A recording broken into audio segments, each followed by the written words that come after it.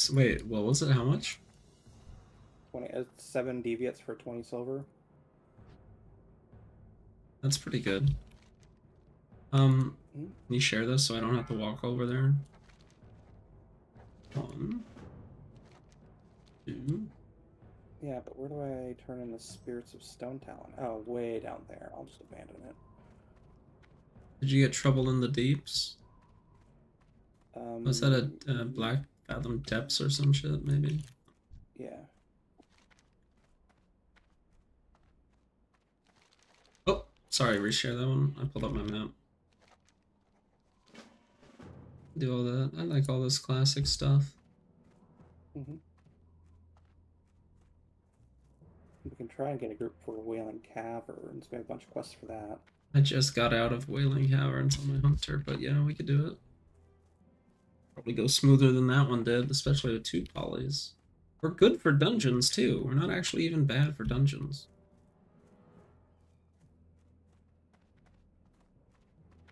Who wouldn't want 2 mages? Hmm. 2 shippies.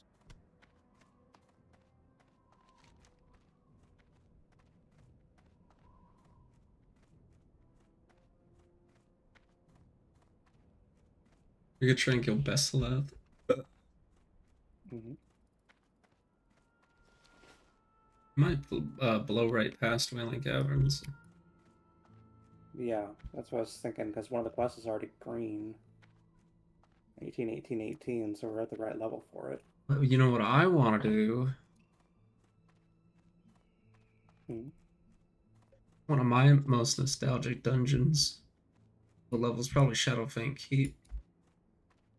Didn't we already pass that one, though? It's like level 26, dude. Oh. Yeah, it's pretty high.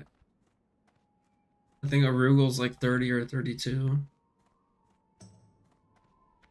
Arugal. Aru. I didn't get the deep mosaic, did I? Yeah, I did. Ooh.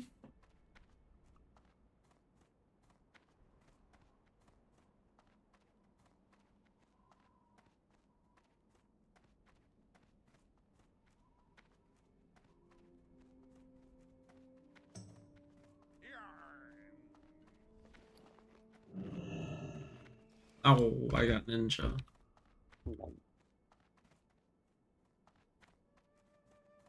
then we died of Besseleth immediately. Cool. Hmm. Yar. I did kind of always think it's unfair that the pirate one gets to a sound effect, but the ninja doesn't. But it's like, well, I am a ninja, though, I guess. Yep, looks like somebody else has already gone for Besseleth. Is they, though? Is they got what it takes? I don't think so.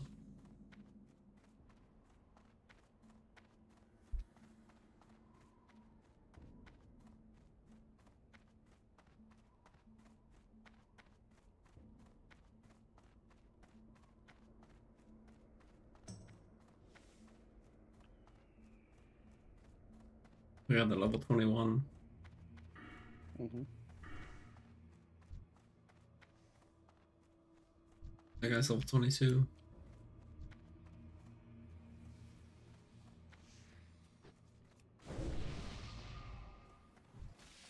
Alright, there it is.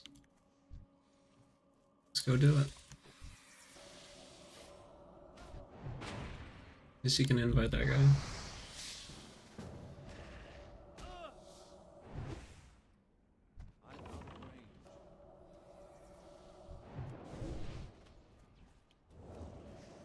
There's that other one.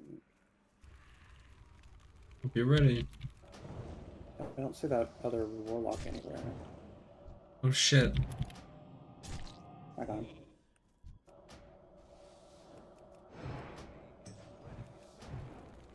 Other one. There was a warlock here.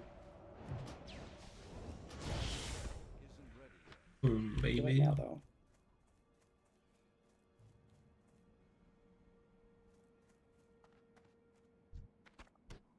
Smolder. Oh god. You already got the Eggums. Mm-hmm. Come on, evocation. Okay. Well, I think we'll get it at like 20. Does it exist? It's real? Yeah. Mm-hmm. It's got a long-ass cooldown, though. Like 8 I don't minutes. believe you. Not doesn't exist. You get everything at 20, and thank you. I get Cheetah at 20. Everything's always at 20. 20 is a good level. Yeah, I get Ghost Wolf at 20.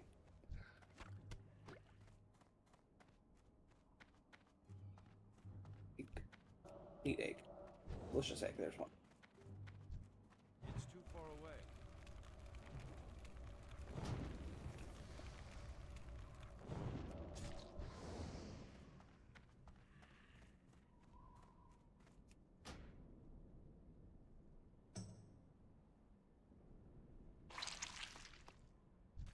Ah.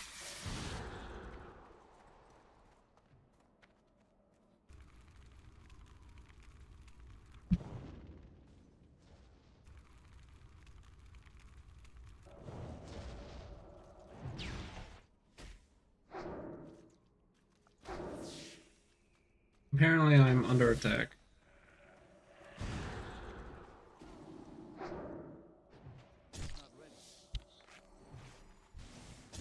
Okay, he's spitting on me.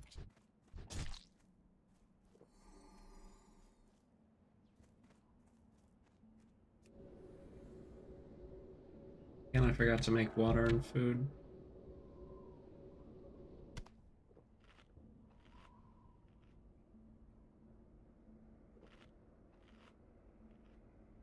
I want to find a good video of his. I used to like watching Asmongold. I really did. I do not like watching his current stuff, man. He used to talk about WoW. You gotta Mm-hmm. understand, I used to actually like his stuff. And then he figured out that political content gets him way more engagement. Yeah, and everyone calls him out, and he doesn't even try and deny it or anything. But it is also like, oh, the game is boring. It's repetitive. I've played everything, and he has like over 35,000 hours in the game. I'm like, okay.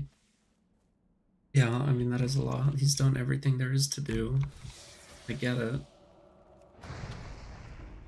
And even, you know, he used to play it a lot with his mom. I used to play it a lot with my dad, too, so I guess I kind of get it. Like, his mom passing away really kind of fucked him over in terms of his Mm-hmm. enjoyment of the game, I guess.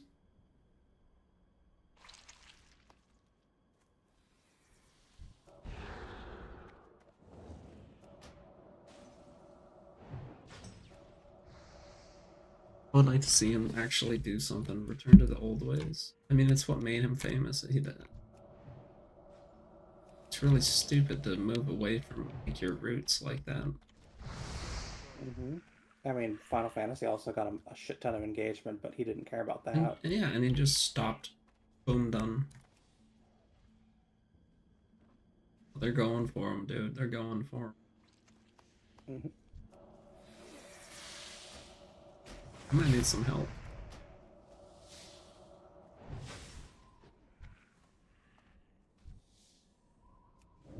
Mm-hmm.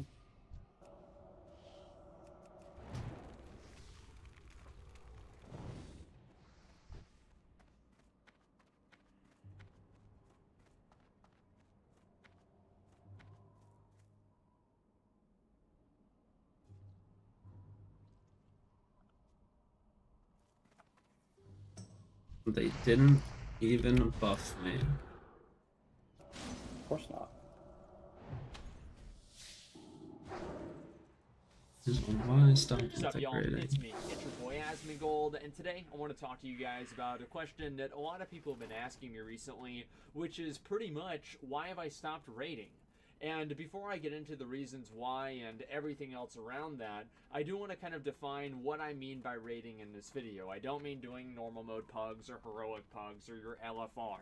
I don't mean doing old raids on the weekends with your friends. I mean doing the current raid at mythic difficulty with a guild on a specific time schedule, right? So like my Bring 'em guild over raids here. Monday, Tuesday, Wednesday. So I would have to be online raiding on Monday, Tuesday, Wednesday, 8 to 12. You know what? So I have effectively stopped doing You that. resist I it. have Just come to kill a them. couple of Fucking raids. Jesus I've killed a couple of Christ. mythic bosses in Antorus, but in terms of like my guild actually expecting me to be there, that is no longer the case. He's gonna get That another has been the hatchling case probably. for I guess probably at least a few months now, because I stopped raiding whenever my guild was doing Mythic Mistress, and honestly, I'm gonna say right now, like, one of the reasons I stopped raiding was that fucking boss. I just had no fun doing that boss. I thought it sucked. But there were a number of other reasons for why I stopped, and I wanted to explain those to you guys right now.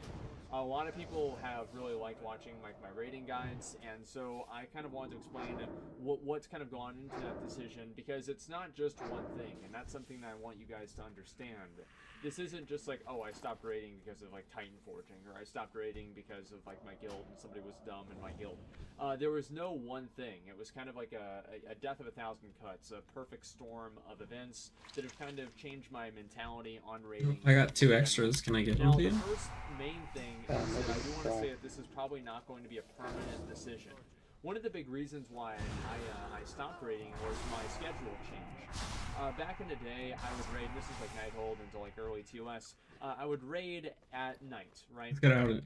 And I would also Here, wake up very late. I would actually sometimes have to wake up early for my split, raids. and My raids trade. started at 8 Nope. p.m. Nope. So I had a completely ridiculous schedule, and Not that I because saw of that that, here. it was very, very weird for me. One and guy's it trying pretty to much get cut him. me off of any sort of social interaction that I Mage. could have. Yep. It made my streams unfun. It made everything a rush, and it just basically made me unhappy in general. And I was not.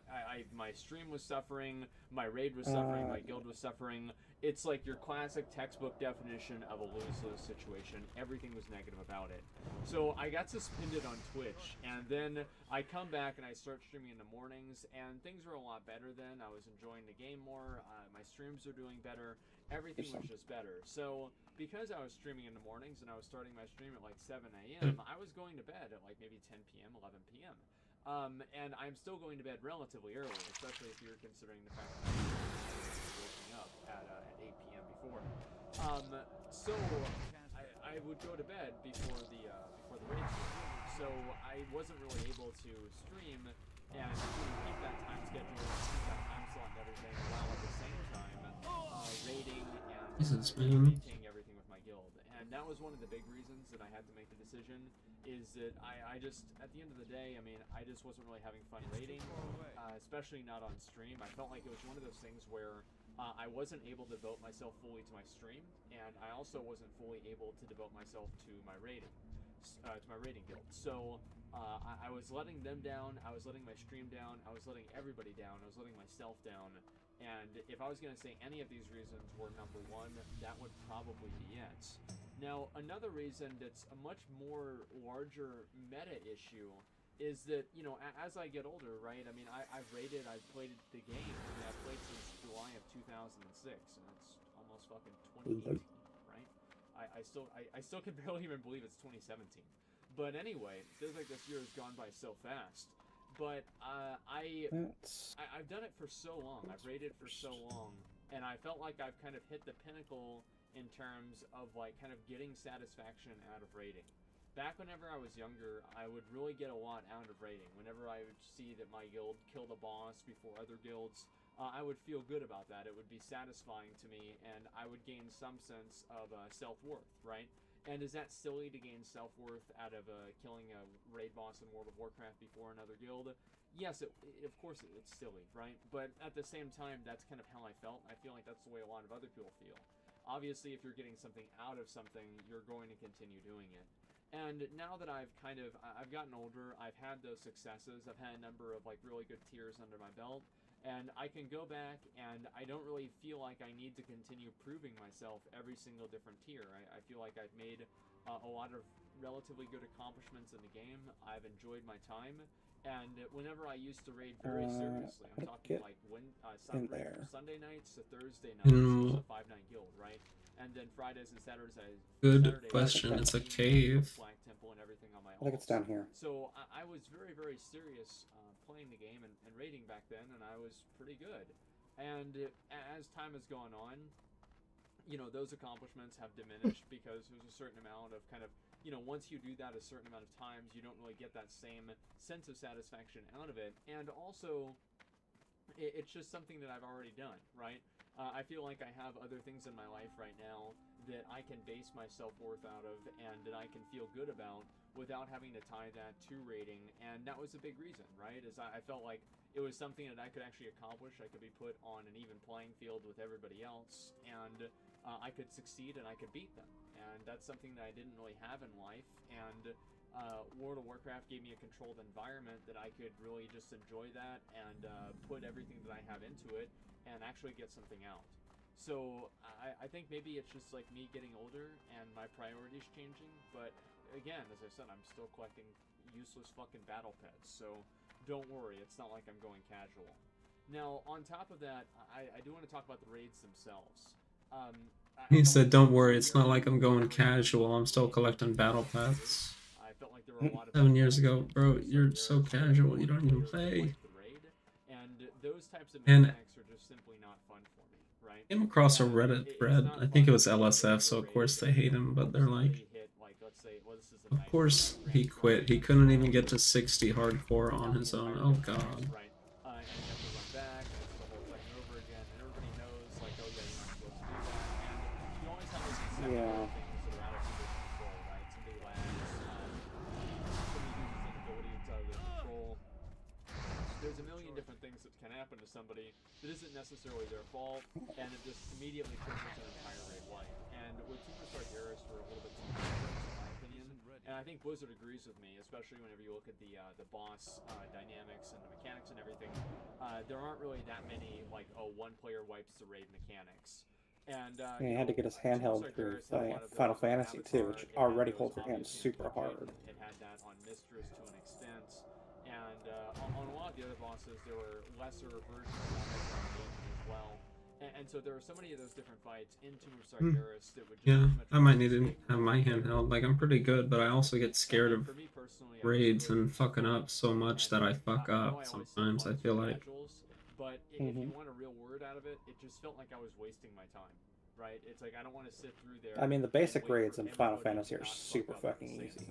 Because that's what it felt like whenever I was doing. Relatively speaking, they've gotten better air quotes in Dawn Trail. Honestly. Now, the next thing that I want, but they're still, like, the Savages are really hard, and it's mostly about memorizing the mechanics now, historically, raiding is and proper positioning and shit like that.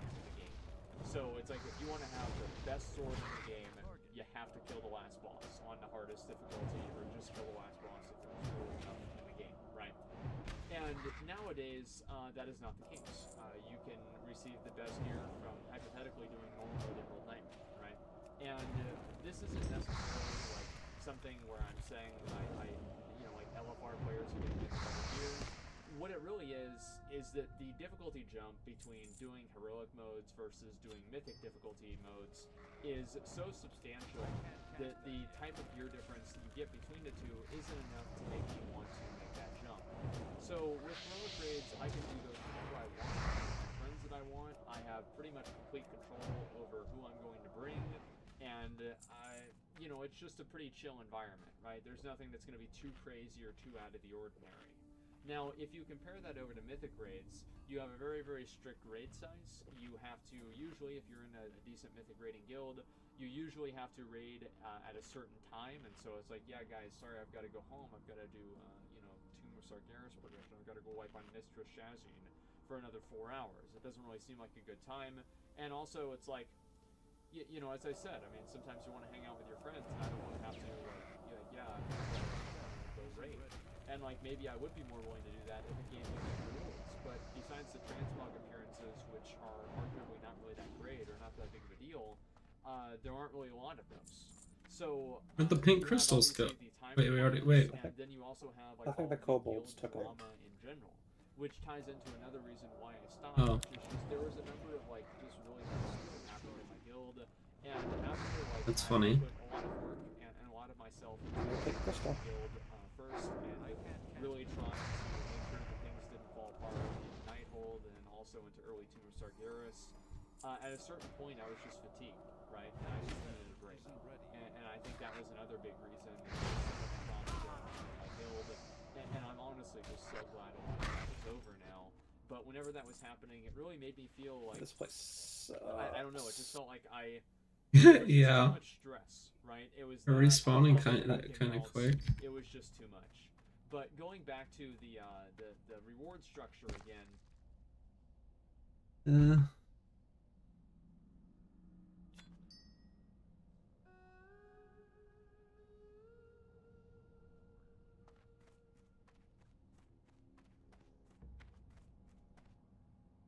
There's one up here to the left.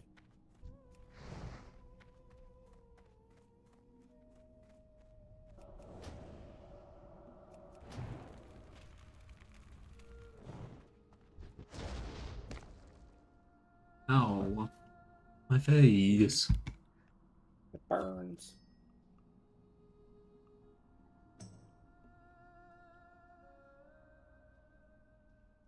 Sup, y'all? It's me. It's your boy Asmongold, and welcome to This Week in Warcraft. And guys, I think I'm just gonna get right into it. Patch 7.3, the Argus patch came out on the PTR. I'm hyped. Everybody's hyped. It looks absolutely fucking amazing. The art and design team at Blizzard needs a raise, etc., etc., etc. I love it. It's on the PTRs right now, so you guys can go ahead and check it out yourselves if you're curious. I made videos about it. Everybody made videos about it. There's content about it on Wowhead, on YouTube, on MMO Champion. Anywhere you go, you're going to be seeing content about Argus, and for good reason. It's absolutely fucking amazing. So guys, I'm going to talk about some of the things you need to know about Argus, some ways to prepare for Argus, a new raid. I'm not really going to get into the tier sets, but I want to talk about some general things, pretty much what to expect from the patch. So Argus, as a lot of you guys know, we kill Jaden. Illidan has some kind of like magic, like a green candy corn, and he uses it, and somehow Argus appears in the sky. And obviously, we're gonna get in a spaceship, and we're gonna fly over there and kill some demons. We're gonna be respawning so the way any this sec. works is I have no idea, but over there, there's gonna be a couple of very, very important NPCs. There's Valeria Windrunner, We grew up on a fight about it. 3 Windrunners, and obviously Sylvanas is one of those. So I guess that would be kind of an awkward reunion. And also, I think Turalian, Can't believe Legion came out 8-9 years ago, man. I just can't. I don't understand where time is going. In the past is where it's going. I don't like it. Alaria and Turalian haven't been seen. I mean, Legion's the last time I played this game like 10 seriously. years ago, so this is like dozens of years at this And even point. then, I quit halfway through because of artifact power. You quit because of artifact power? Come on now. Go back to the That front. shit We'll get one on the way sucks. out. No. That's still recharging. Oh, come on. I thought you were making a joke about artifact power when you said that. Yeah, artifact is. power sucked. I didn't mind. Well, it did suck, but I didn't mind it too bad. I remember, was I talking? I didn't know if I talked to you back in Legion. Yeah, that was when we like just had barely met. No, wait, that was BFA. So we might have met just a little bit, but yeah. The main time we played together, I think for the first time, was like BFA. Maybe Warlords. I think I went Legion, Warlords, and then BFA, right? No, Or is that Warlords, backwards? Legion, and then BFA. So we met in Warlords then, because I played a bunch with Matt in Warlords. We might have played like once or twice together, but I don't remember really like talking to you or anything like Okay, that. well then how did we go from not Oh, talking to talking? What? We missed a quest up here to go further in. Do you want to just abandon it? Oh, no, never mind. We can't. It's part of that other quest. Let's go. Great.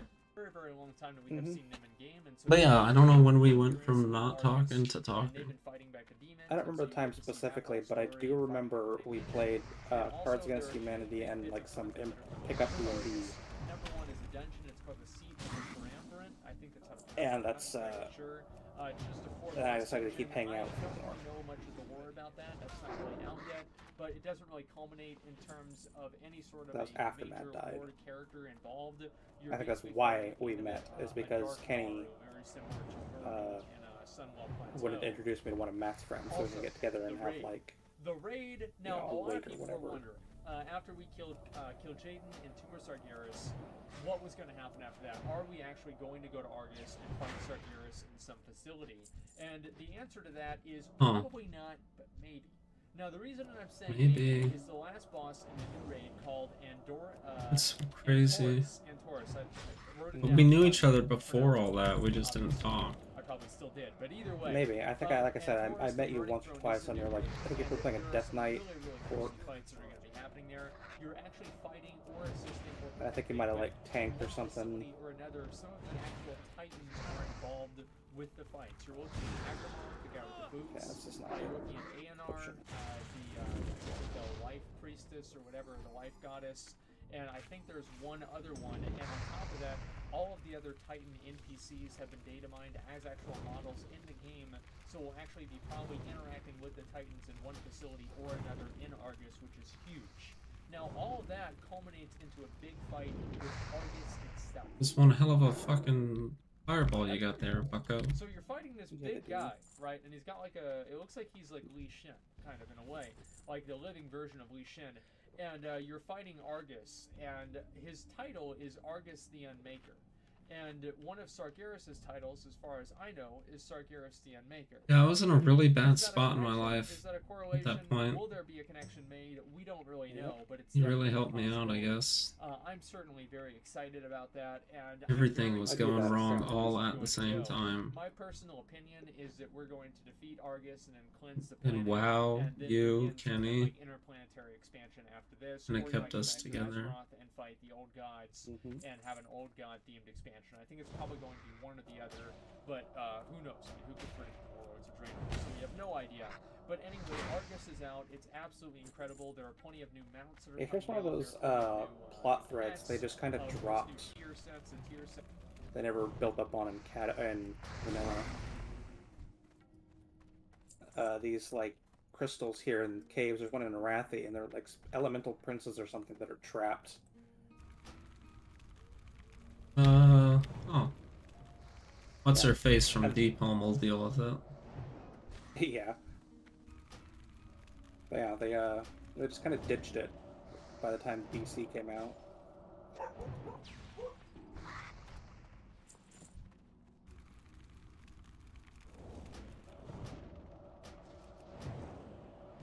They were probably going to go a whole elemental route, but elemental and old gods kind of thing going on.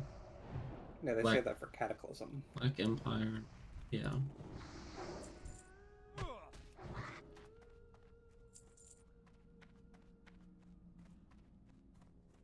I'm just gonna run.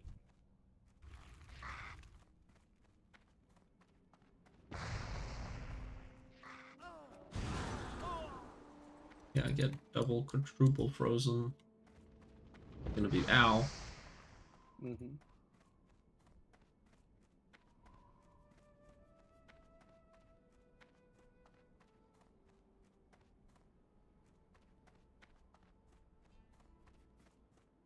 Soon we'll have Blink.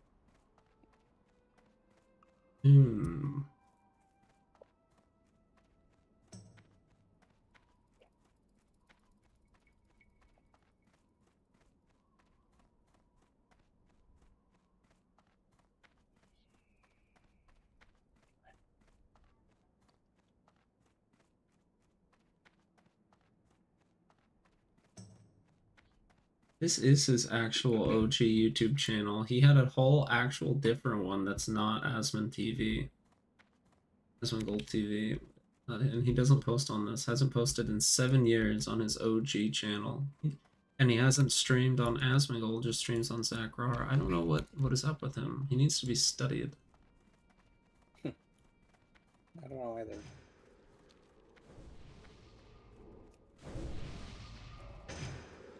Those guys purging us, and I just didn't notice. Asmongold, and today I want to show you guys everything you need to know for how to complete the High Lord's Return, which is the tank. Probably would have taken our costume if they were. Scenario. There was added in patch 7.2 that's a magic that's that available whenever the Mage Tower is active in the Broken Shore. Each time that you attempt this is 100 Nether Shards beyond the first time.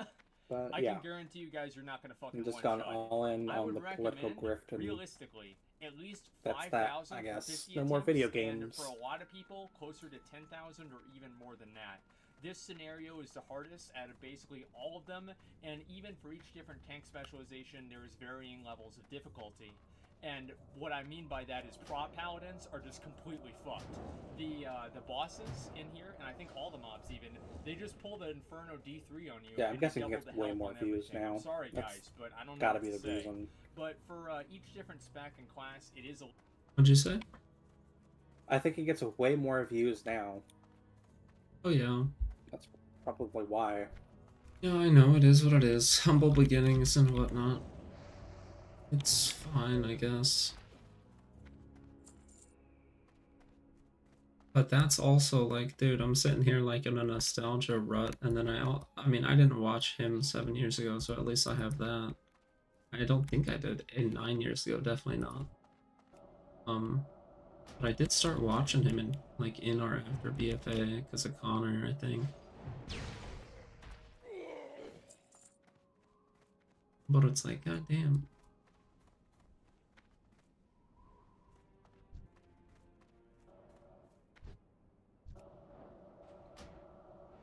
Yeah, I don't even remember who I was watching 9 years ago. Let's do AoE. You get left, I get right.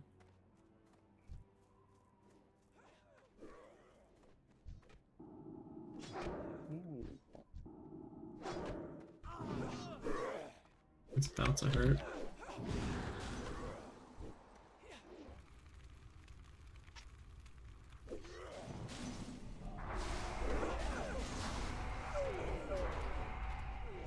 Got him. I didn't even take that much mana, really. It's just our health goes low. Which is why we get Ice Barrier. Yep. And Mana Shield. We don't want to use Mana Shield. Yeah. Maybe bad idea. Not that bad of an idea, but yeah, it does kind of blow through your mana. Okay, I'll get right. We gotta take the sorcerer outside.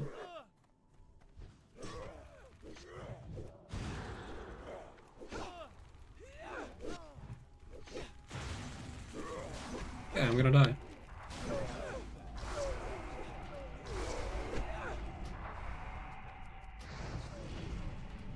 Good freaking lord. That's what potions are for. Yeah, mine was on cooldown. Mm-hmm. Okay. That was all of them, actually. Yeah. We're done. Goodbye. AoE mage, fist bump. Yeah. I also throw bombs at them, but most of them just blow through my old ones, which don't do much damage. I still stun them, right? Yeah, gouges for 1 sec, so they instantly fall out since we're blowing them up, but yeah. Where are you going? Turn it in. Oh, I thought it was up in, Sunrock. Grabbed it on my way, because when you were AFK, I figured I'll just go get us over here and get the... I didn't get the fight point, but I just put us in the inn. I was feeling kind of... meh. Mm-hmm.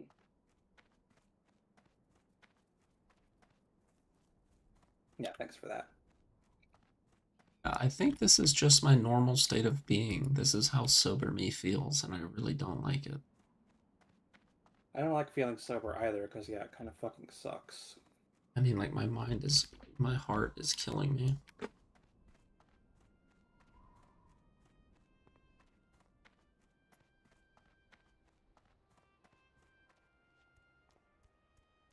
Ain't got no weed.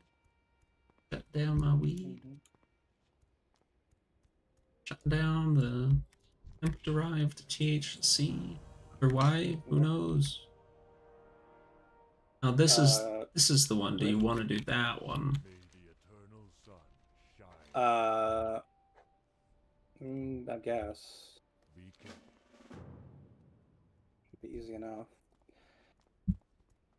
Yeah, well, I guess from what I understand, the states that have it legalized are safe. Yeah, cool. The other Thanks. states have been doing some. Well, when you move over here, you can buy weed. I guess you're right. Carts and flour and edibles and drinks. How It's the am it's I gonna the take my gun? Can I get my gun sent, shipped over? based on what I was googling, it's from the ATF website. It's legal. There are some guns that have to be like registered with them, but I'd imagine you just have some basic ass guns, right? Yeah. You know, it should be fine. I guess you could try try googling your specific guns and like, is it legal to cross state lines with them? Keep them as disassembled as you can, separated, you know. Unloaded, Keep them separated in the thing, and preferably locked. Yeah, some people are also saying to like remove the bolts or whatever. I'm also Slide. kind of I don't know I how kind of that almost works. don't want to do that though, because like if I might even just sleep in my car though. That's what I'm saying. Yeah, unfortunately, that's usually not very legal. Oh, yeah. But yeah, you could just try selling them. Thing is I only need a few hours of sleep, so But I'd prefer you get extra rest and stuff so you drive extra safe and etc. yeah, me too. Okay, AoE. Let's get. And whatever. It's too far away. That's better.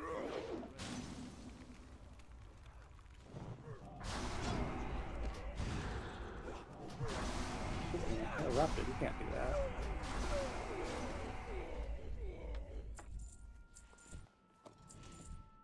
I can't. Okay. Inventory's full. Oops. Yeah, me too. Minor potion, I need that. Let's throw this garbage out.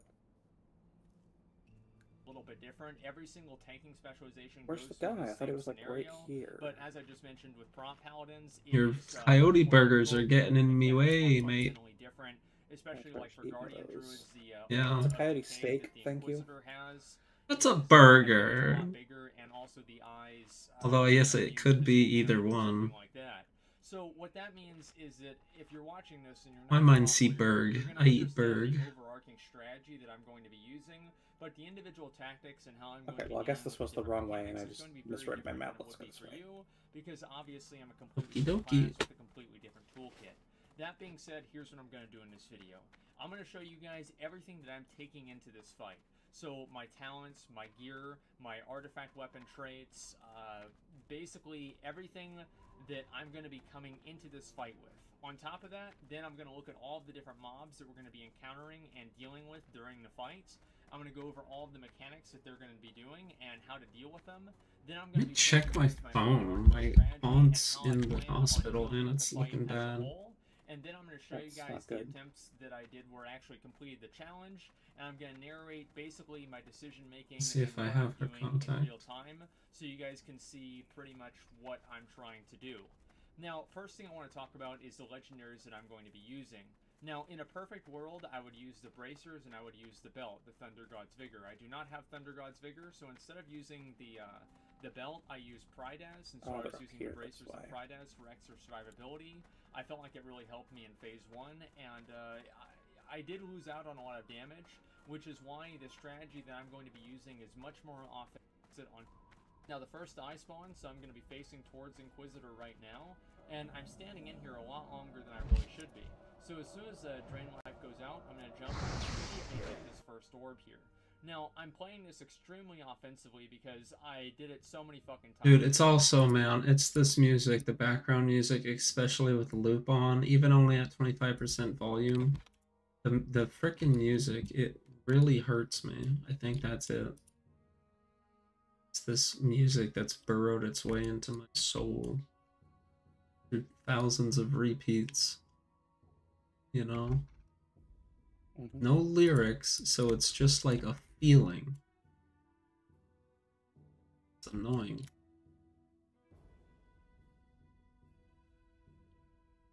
It used to kind of be why I liked music that didn't have lyrics, like electronic music. It's like, it's all about what you're feeling from it. Indeed.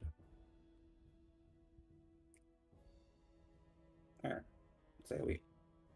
Okay. Pull them outside. No. Or inside. Whatever. Doesn't matter. Shit, that was a bad idea. I'm gonna die. Yeah, you are. Shit. Yeah, there it goes. I tried to bandage and got blasted for it, and this fucking warrior did not help us at all. I can see why.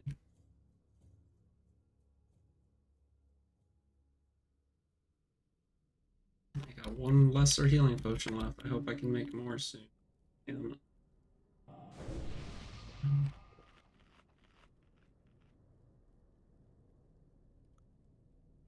I gotta get rid of something, and I don't even want these storm stouts. Yeah, vendor for 63, delete.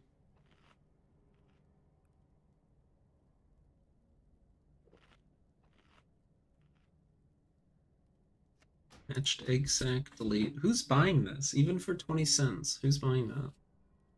No idea. Hatched eggs. Used egg sack.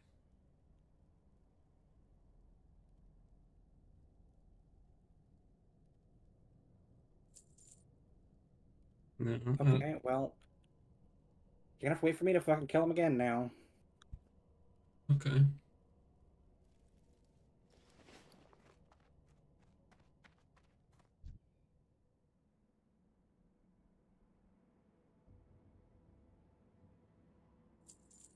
I need one more brute now. I gotta kill that guy. Warhoof, the black? Grunted Dark Cloud? I don't even see him or his corpse. Well, then I guess the fucking warrior did it.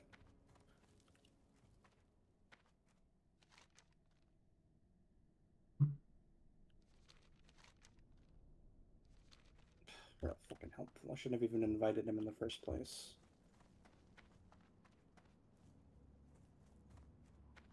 Oh yeah, I didn't even notice. I was like, wait, how do I see him? I didn't know you invited him at all. Yeah, I'm sitting here. I'll wait. That's what I was saying, like, why the fuck didn't he help us?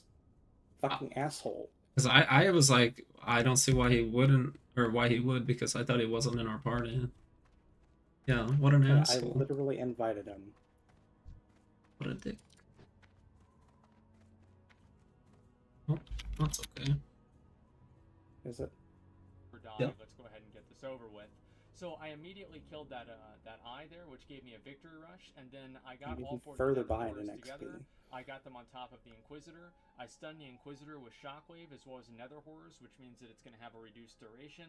And then I'm going to go back and damage as much of Varus as possible. And I use Shockwave also to stop the Mind Rend cast. After that, I go back out, I kill the eye. I'm killing this other eye right here. And my health is Maybe I very can low. polymorph I'm him going to try and forever. survive this one right here. I went to Yeah. the Infernal, which takes a lot of extra damage, and I used that as a victory rush. I got back on him. I'm going to use Shockwave right there to stun that ad. I used Demo Shouts and also Battle Cry again, to where I have extra damage added and also extra rage to damage down those ads. And then I damage those down with the Shockwave by CCing the Inquisitor. And then I move back out. As you guys just saw, I clicked the yellow orb, which interrupted his Drain Life cast. You cannot let that get off. And at this point, I'm basically waiting for the next set of ads to spawn while I clean up the Tormenting Eyes so they don't overwhelm me. And there's a lot of ad. Yeah, he went over here. So Okay. make sure that you guys are aware of that. I'm going to go ahead and use my Victory Rush right there on the Infernal, and I'm going to go ahead and pick up all the ads. Yeah, he wasn't near us. He was cleaving away over here. And, or sorry, not the Drain Life, excuse me. And, Where does the boss spawn? It doesn't tell me anymore. And I just cleaved down the ads Over here with, somewhere. Battle Cry, and that was able to kill them.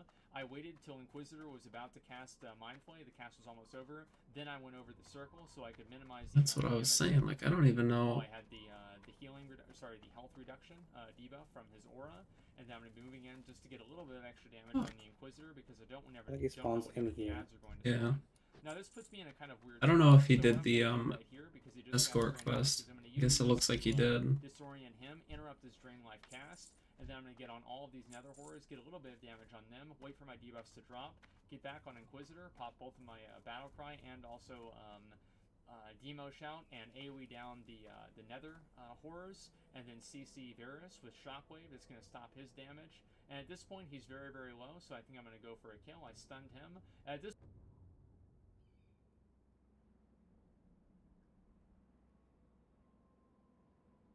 I think it's because those were all WoW videos. Like it's all just old WoW videos, and then he started to branch out. Maybe. Mm-hmm. I think it did like Dark Souls and stuff too. Yeah, those were some of my favorite streams.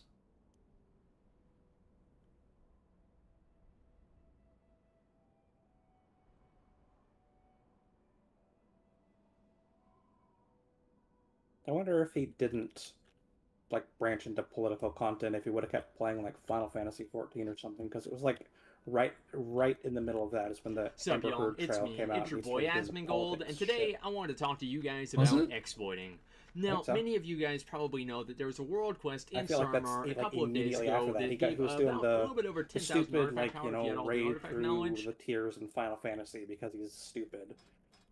And then yeah, and then that came out, and that was all he did, like all he did, to the point that even you were like, I don't want to watch this anymore.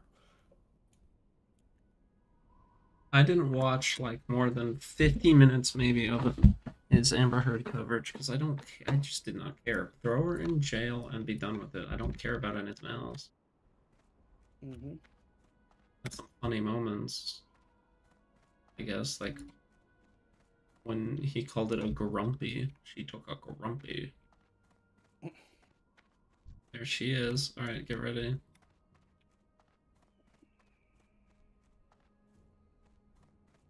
Still don't see that one guy's corpse, so Probably despawn. We'll be respawning any second. yeah, any second The map probably says it's right first. here. Probably in this room with us right now.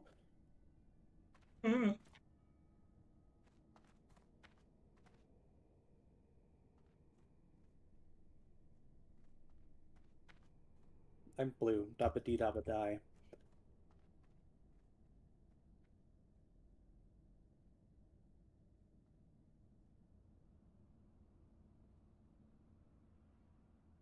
Let's see.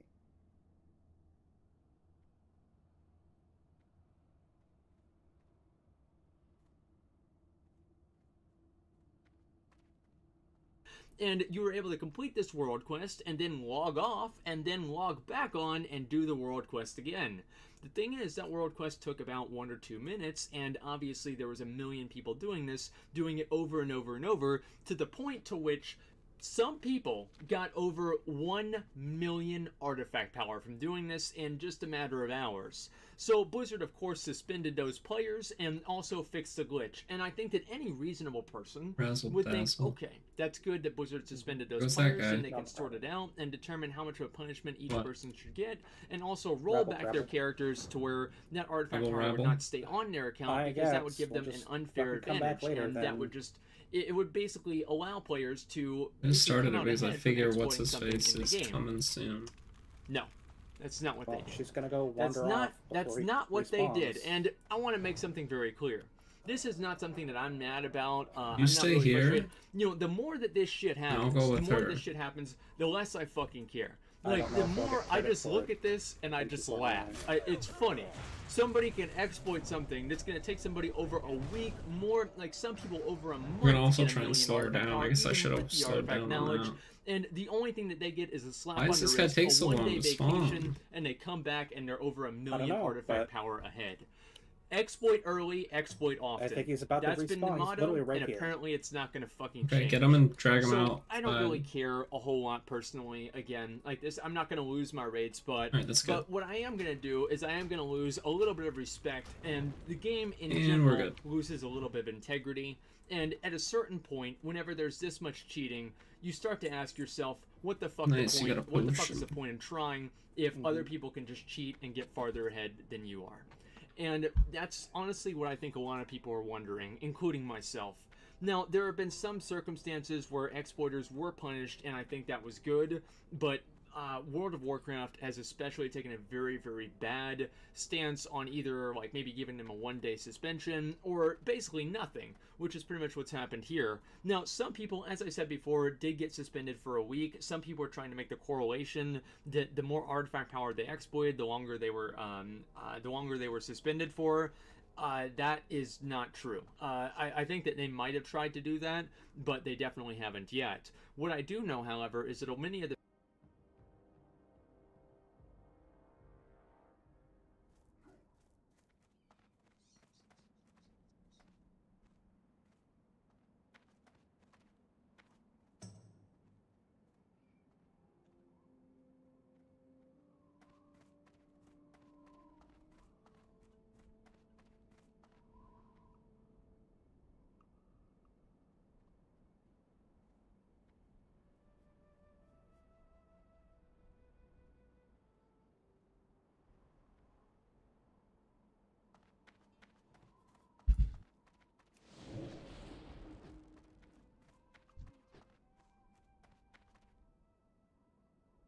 Sup y'all, it's me, it's your boy Asmongold, and today I wanted to show you guys a new spot that I've been using to make a lot of gold recently. Now, I've showed this a few times on my stream while I was just farming it naturally, but I've never really done a full video to do, I guess, like an exposition of the spot to show the gold making potential, and also show more of, I guess, like the nuts and bolts and the intricacies of what really kind of goes into it.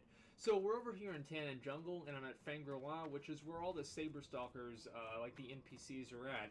And so we're going to go ahead and talk to the Quartermaster, who the fuck knows the Walker, and he obviously has all of the other things. As you guys will see very soon here, I am very, very exalted with the Saber Stalkers. And of course you guys can buy the mounts, but what we're really looking to buy here is the Savage Cub.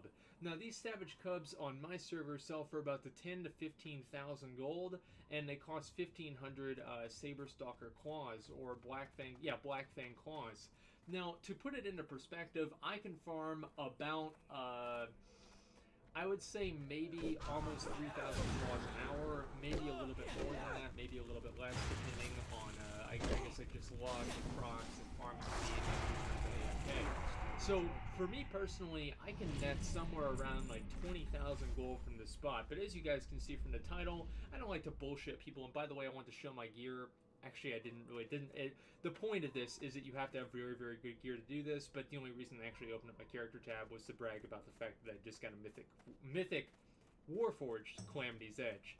Very, very happy about that. Anyway, the next thing I wanted to say is that obviously I'm not going to just bullshit you guys and tell you that everybody can make 20,000 gold.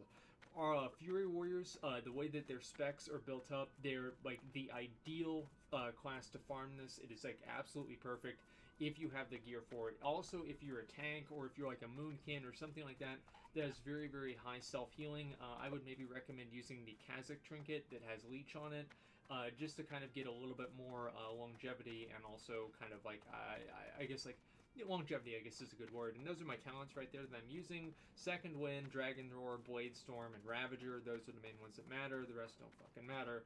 But as you guys can see, I was just able to AoE down those guys very, very easily, and I got something like 55 Black Fang Claws.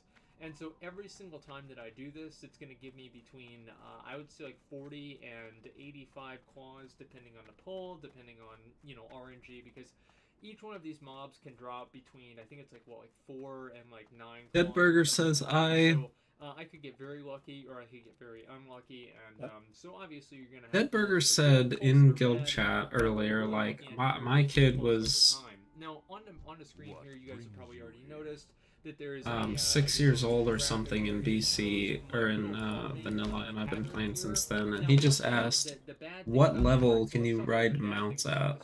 So I don't believe him anymore. A lot of gear. If you're not at least, I would say 735 item level, this spot might not really be very efficient for you, depending on your class and spec. Also, the second thing is... Sup y'all, it's me, it's your boy Asmongold, and a few days ago whenever I was streaming, I had somebody ask if I could make a video showing my key bindings and also explaining the logic behind them, and I'll be honest guys, whenever I first got the question, I thought it was pretty stupid, but the more I thought about it, the more I thought that maybe from a new player's perspective, you know, a video like this could really help them understand key binding, and also, anyways, now that we're both 20, let's help them understand the logic head and back the to Sunrock. philosophy. Actually, where's your use Earth that at? word of what Well, let's go to spells bind the Sunrock, keys and turn in the why. quest, and then That's really go. what I want to do Oh, for you guys in yeah, this good video. point. I'm going to explain what I Fly have there. found, what key, and also why I do that, and also just some overarching like why I get training, like, I guess like swing around the philosophies caps, that I get have portals on what or I think is teleports. important and what's really not. Unfortunately, So they do before I cost at really this get into level, but I that, think what it's I like want to 1 say is I did make silver a per really great reagent. picture. It's amazing. Okay, guys, let's be real. Let's take a look at it on the screen here. Of a keyboard. It's a keyboard, and it's also got the mouse on the side, and I have overlaid over the keys that have the spells bound to those keys. I have the actual spells themselves, so you guys can see exactly what I have bound to what key right now, and I'll also have a link to my Twitter where I'll post that picture as well, so you guys can also see the picture as a visual aid if you want to, for whatever other reason. And I also will have a second picture for all of the shift modifier key bindings as well. So anyway, guys, let me just go ahead and get right into it. So 1 through 5, I have those. Those are your main spells and abilities. Okay, 1 through 5, F, R, E, and Q. Okay, those abilities right there, those are the abilities. It's very easy to press, and then also 1 through 5. So you want to make sure those are your main abilities that you're always using, your main rotational abilities. You don't want to put like you don't want to put like Raging Blow or something like that, or Mortal Strike on F3, right? Because that's ridiculous. Why would you do that? You want to have that on like 2 or 3 or 4 or something that's very easily clickable. Maybe a mouse button if you like to play like that. But I think it's very important to make sure that your main rotational abilities are right there, right in front of you. Because even just like that little tiny like tenth of a second or something like that, it could make a difference. It can make a difference once or twice, and it's also gonna help make your hands not really all that tired from moving around all across the keyboard. So also past 5, you don't go past 5, okay? Don't go past 5. I mean, unless you're an NBA player, you're like 7 feet tall or something like that. Don't go past 5. Like your hands are probably not big enough to hit 6 accurately every single time. And I can even do it occasionally. Like I'm a pretty tall guy, but even at the same time, it's just really not something I would recommend. Okay, so I have 1 is Charge, 2 is Bloodthirst, 3 is Raging Blow, 4 is Hamstring, and 5 is Execute. Now past that, Pummel is E. So E is my interrupt key, is right there next to there, and so I can easily hit that whenever I need to, because interrupt is the most important thing that you could can invite do you to as you my actually Bongo something else. server. So that's why I think it's so important to make sure, excuse me, Doesn't mean that Boa can't it's on a have very, another very easy key meltdown to hit. like it After does like that, you every have day G, for me. which is Whirlwind. I think mine already had a meltdown. Obviously, is you're not always using it, and so I have it a little bit farther off. G is as far as I go. I don't use T, I don't use H, I don't use B. So that's kind of where I'm at. Also, I turned my guy around. Doing this live, by the way, so I apologize for any fuck-ups. Q is Berserker Rage. The only reason I bound it to Q, honestly, is back in Burning Crusade whenever I set my key bindings for the first time, which it was Berserker Rage in Burning Crusade, too. I put it on Q because people would keep about Berserker Rage. Like, that's the only reason I thought it was funny. So, but you also need to use Berserker Rage reflexively, or I guess not reflexively, but reactively to other spells, so I can just hit that right there. Wow, meat. Easy, no Got meat. V Yep. is my, this is my everyman for himself. This is my default PvP trinket key. And now I also want to share with you guys a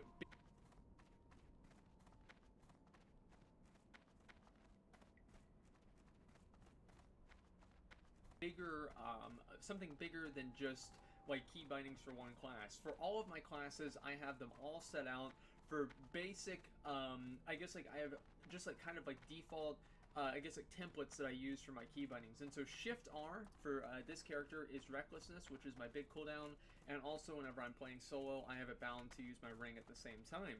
And so Shift R for all of my characters is large damage cooldown. Okay, so I press Shift R. On my Death Knight, it does Empower Rune Weapon. I press Shift R for my Warlock. It does, I believe, Dark Soul. I press Shift R for any other character. It does some sort of ability that increases my damage a lot. And then also, we're going to look at G. G is usually my AoE key, and E, which is my interrupt ability. Interrupt is bound to E on every single character. And I think that's very, very important to make sure that, you know, if you do need to interrupt on any character, you automatically know it's E. So you don't have to be like, oh, on this character it's F, on this character it's 5, on this character it's spacebar, some kind of bullshit like that. No. Every character interrupt is bound to E. Very, very simple. Okay, after that, I also have Shift G is usually a defensive ability. For this character, it's Spell Reflection.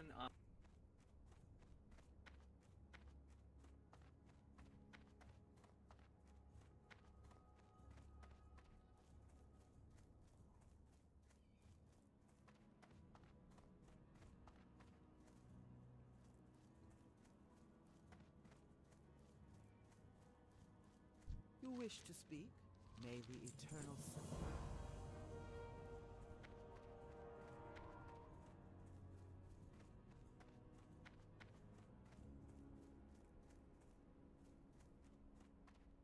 Ooh.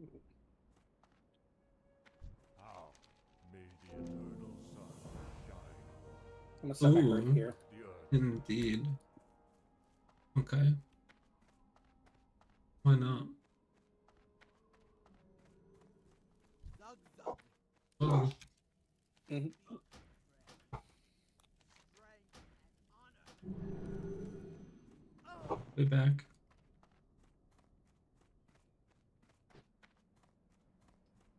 What's up, y'all? Guess who? That's right. It's me. It's your boy Asmongold. Today, I'm going to show y'all how to get the Drake of the South Wind. That's the mount that drops from out here in Throne of the Four Winds in Oldham. And I'll show you guys where that is on the map. You know why y'all might know that, right? But as I said before, you gotta start from the bottom to get to the top. So, it's down at the bottom here in Oldham? Not Oldwar. Not Oldwar. Okay, in Kalimdor, and so all you gotta do is fly down here, and it's up in the air, and so all you gotta do is fly up here and zone in. This mount is very, very rare. Okay, so as a special occasion, it is very warm outside, and I am actually wearing my WoW hoodie here We shall for good luck, and I actually Yeah, pass talked on to that one. Blizzard recently, Yeah. and they said that I don't if know you're where it was wearing telling their us to go, but merchandise at the same time you're playing the game, Back into the Kobold Cave. the mounts have a 400% chance to drop. So bye. I'm That's what I was expecting to get thinking of 4, doing. and I'll give one to my friend Jaeger, who's with me right now. Isn't that right, Jaeger? I'm a nice guy, right? Okay. So to get to Alakir, you have to kill the first boss, which is kind of a cock block because you have to have more than one person. If you don't have more than one person, what happens is they do these different abilities, basically when they're not engaged by anyone else, and they one of them silences you, one of them pacifies you, and one of them gives you like 500 minus haste. So you want to have one of your friends stand where my cursor is now at Rohash. No, not Rohash. Anshal's platform, the Earth boss, and another friend stand at Rohash's platform, the Wind boss. And basically, you two DPS down those two, and as soon as they die, the first one, and then both of you, after the second one dies, will go to the middle platform where Nazir is, the Ice boss, and kill him. And you have a 2-minute timer to kill him as soon as the first one dies or they heal. And so anyway, so how you get to Alakir is you just go ahead and take this portal. And Alakir can still be a bitch to solo. For some classes, like I have to go prot to do it, but I have a very easy time with it. And so, you always want to do it on 10 normal. The mount has no higher chance to drop on like 25 or heroic or anything like that. So, the first phase of the fight, complete fucking joke. Okay. The only thing that ever made it hard was having to have multiple people all do the same thing correctly at the same time. And so he's gonna put down these frost patches. They slow you, and they do very minimal damage. He's doing wind burst right now. Pretty much just knocks you back. That was a tank ability, and basically, at this point in time with current gear, there's no reason for me even really to explain Wind Burst other than you need to move on top of him because it knocks you back. And it can knock you into the tornadoes. Tornadoes don't really do a lot of damage. Next time the tornadoes come around, I'll jump in one of them and show you guys what they do. Okay, here they are. And so, how much damage am I taking here? 5,000 damage per second. And so, you're probably not going to die if you get hit by tornadoes. Okay. Not a big deal. My debuffs continue to stay on him as I'm just going to go ahead. Oh, okay, perfect fucking timing. And I'm pretty negligible. And so he's dead. And that's all there is to it. Again, this is very easy encounter. especially if you are geared correctly. Jaeger didn't drop. I had the hoodie on.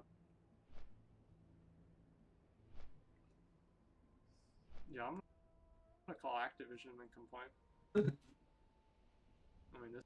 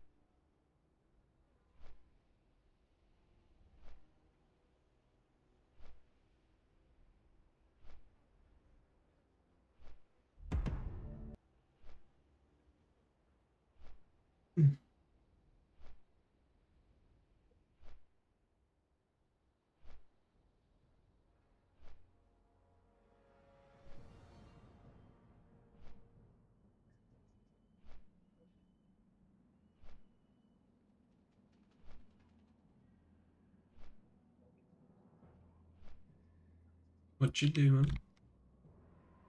Flying to Orgrimmar.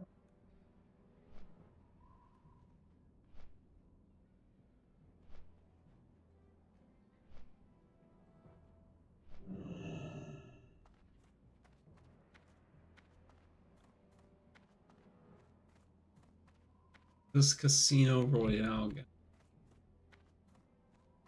Hmm? Yeah. 20 to 200 gold. Yeah.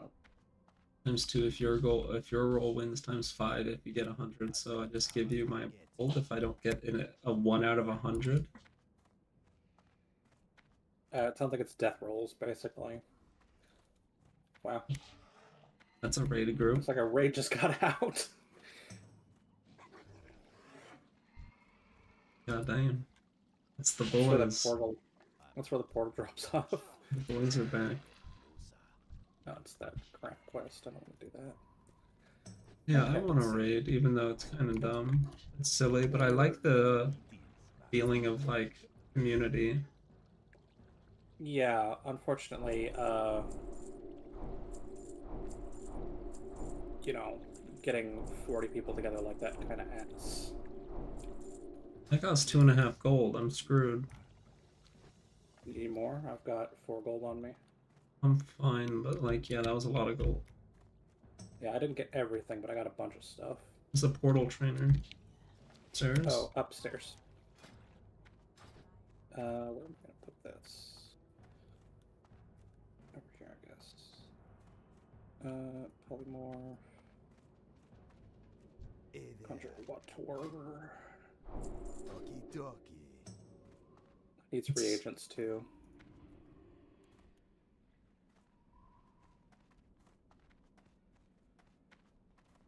Better get them.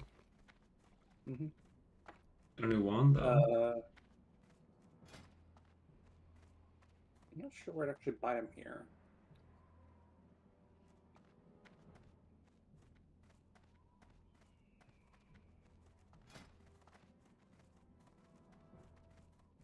But that was a staff, not a wand. I thought it was a wand for some reason. No, yeah, full ass staff. Where are you going? Regions? Yeah, I'm they're gonna Google right that. down I'm below also gonna us. swing by. I Okay. think. If I remember, yeah, it's literally right here, Spite Fury reagent. I remember that for whatever reason. I'm also gonna swing by the engineering trainer and vendor some crap. And vendor it here. Oh, those are more expensive than I remembered. Okay, I'm only gonna buy a few. 10 silver apiece. Like 3. I'll buy 3. Jesus.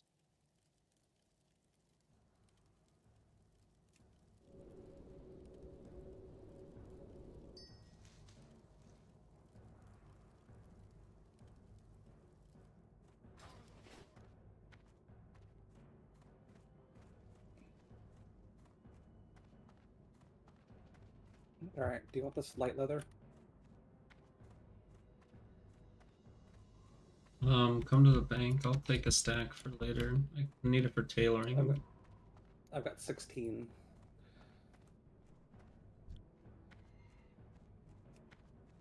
I grab a couple out of the bank. Oh, Strength and honor. I'm here, and I will enchant your staff as well. Okay. Strength.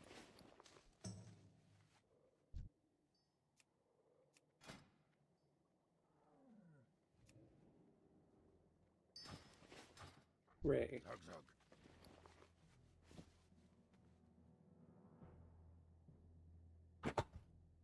Free money estate. Mm-hmm.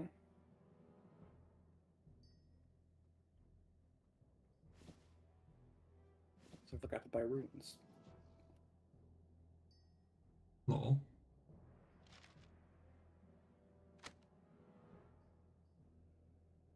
Anyway, so now that we're 20, we can also get the expert tier of crafting. Should I have a shadow gem for you? Okay. The expert tier of crafting. Mm-hmm. At 125. Not 125 yet. Oh. 122 enchanting. I could be 125 if I wanted to, I guess. I'm gonna put this stuff in my bank and wait to do that.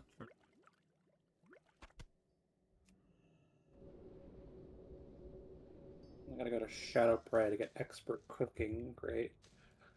Power. There's a new South Park episode if you want to watch that. Sure.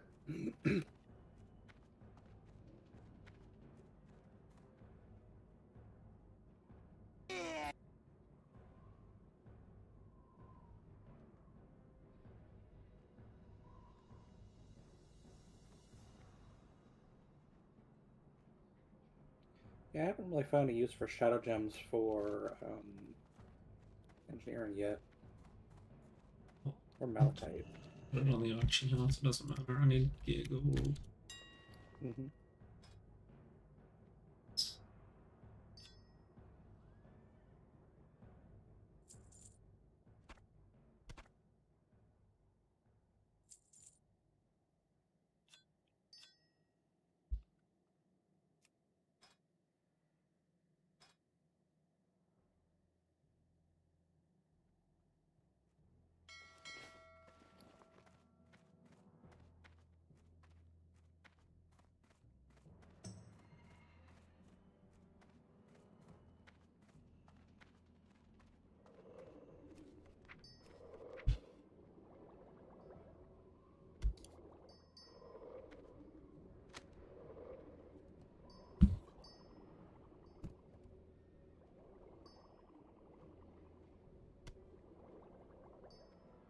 Bob Ishamuel.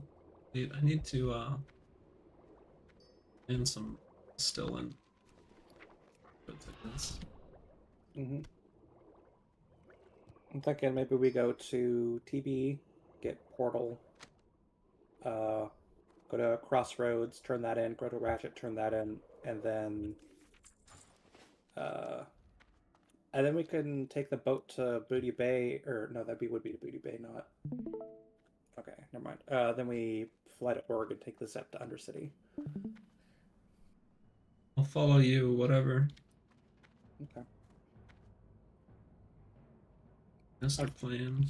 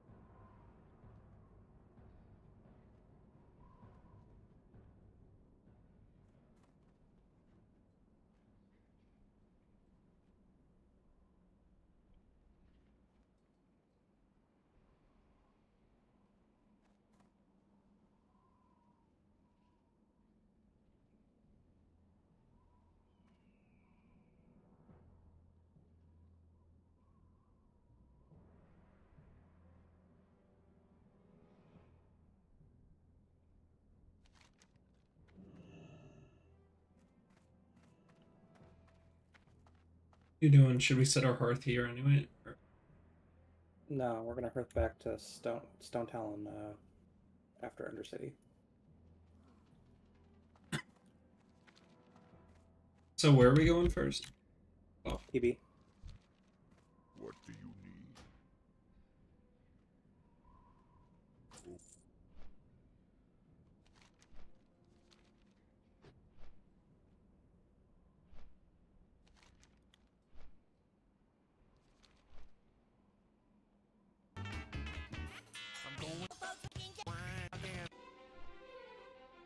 it's again with the stuff, whatever.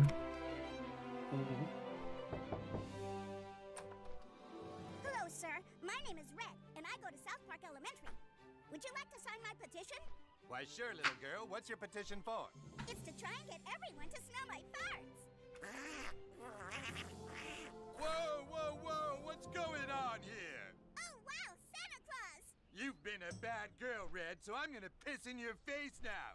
Oh, no, you better not, Santa. Ho, ho, ho, ho, ho, ho. Ho, ho, ho, ho.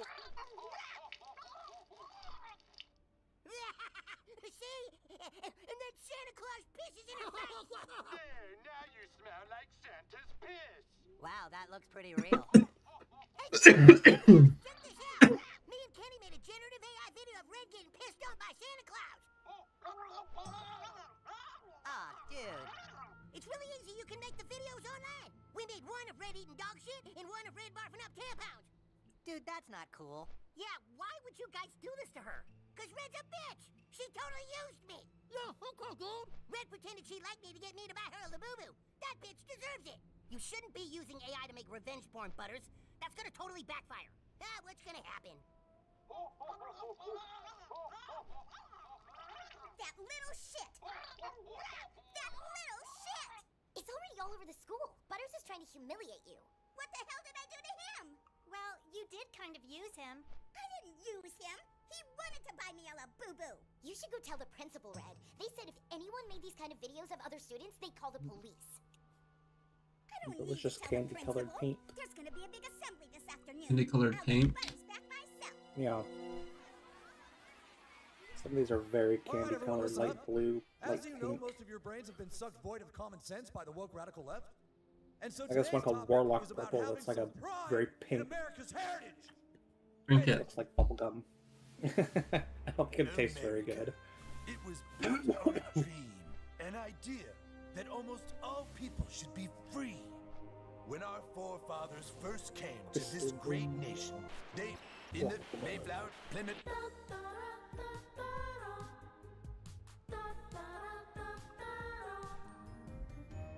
Oh, hey, everybody. It's me, Butters. And this is my friend Totoro. And you know what I'm gonna do? I'm gonna fuck him. Yep, that's right. I'm Butters, and I'm gonna have sex with Totoro right now. Don't. Don't. Whoa! Oh, you bitch! What the hell is this? I told him. All right, Ms. Cartman, let me get this straight. You say the government took your child. You took my chair. Very sick. The doctor said he My only had dear. another 6 or 7 weeks to live. And these people said they could help him if they took him to Washington. 6, 7. And they didn't invite you to go along. Seems a little far-fetched. It was all so confusing. They said it was about national security. I've been getting updates and emails, but I don't even know what to believe anymore. Detective Harris, sir, we need to get down to the school right away. What's the matter? There's a young boy there, sir. Appears he's been molested by Totoro. Holy shit! Sorry, Miss Carbon. We'll look into it for you when we can. But what about Eric?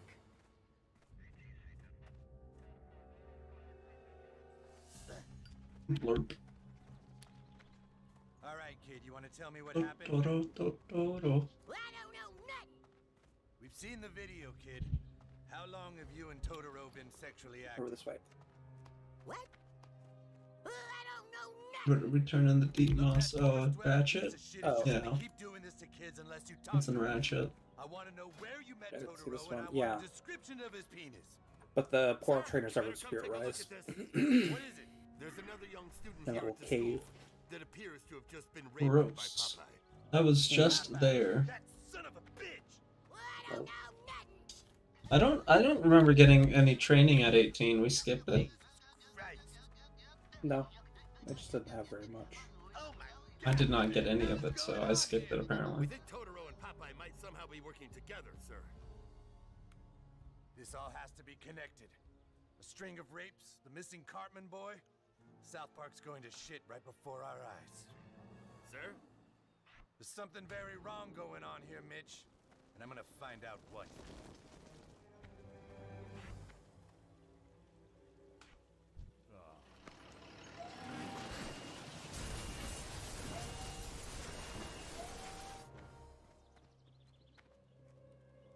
How may I aid you?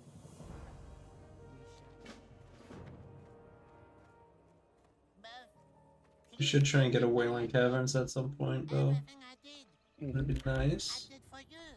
You were manipulating me. This whole time you've been trying to get me to get rid of Satan's baby. Yes, because I know you want And there's to a get rid of the healer baby, looking bud. for Dead Mines and Wailing Caverns. I was just trying to help you. I would do anything for you. You are the greatest buff.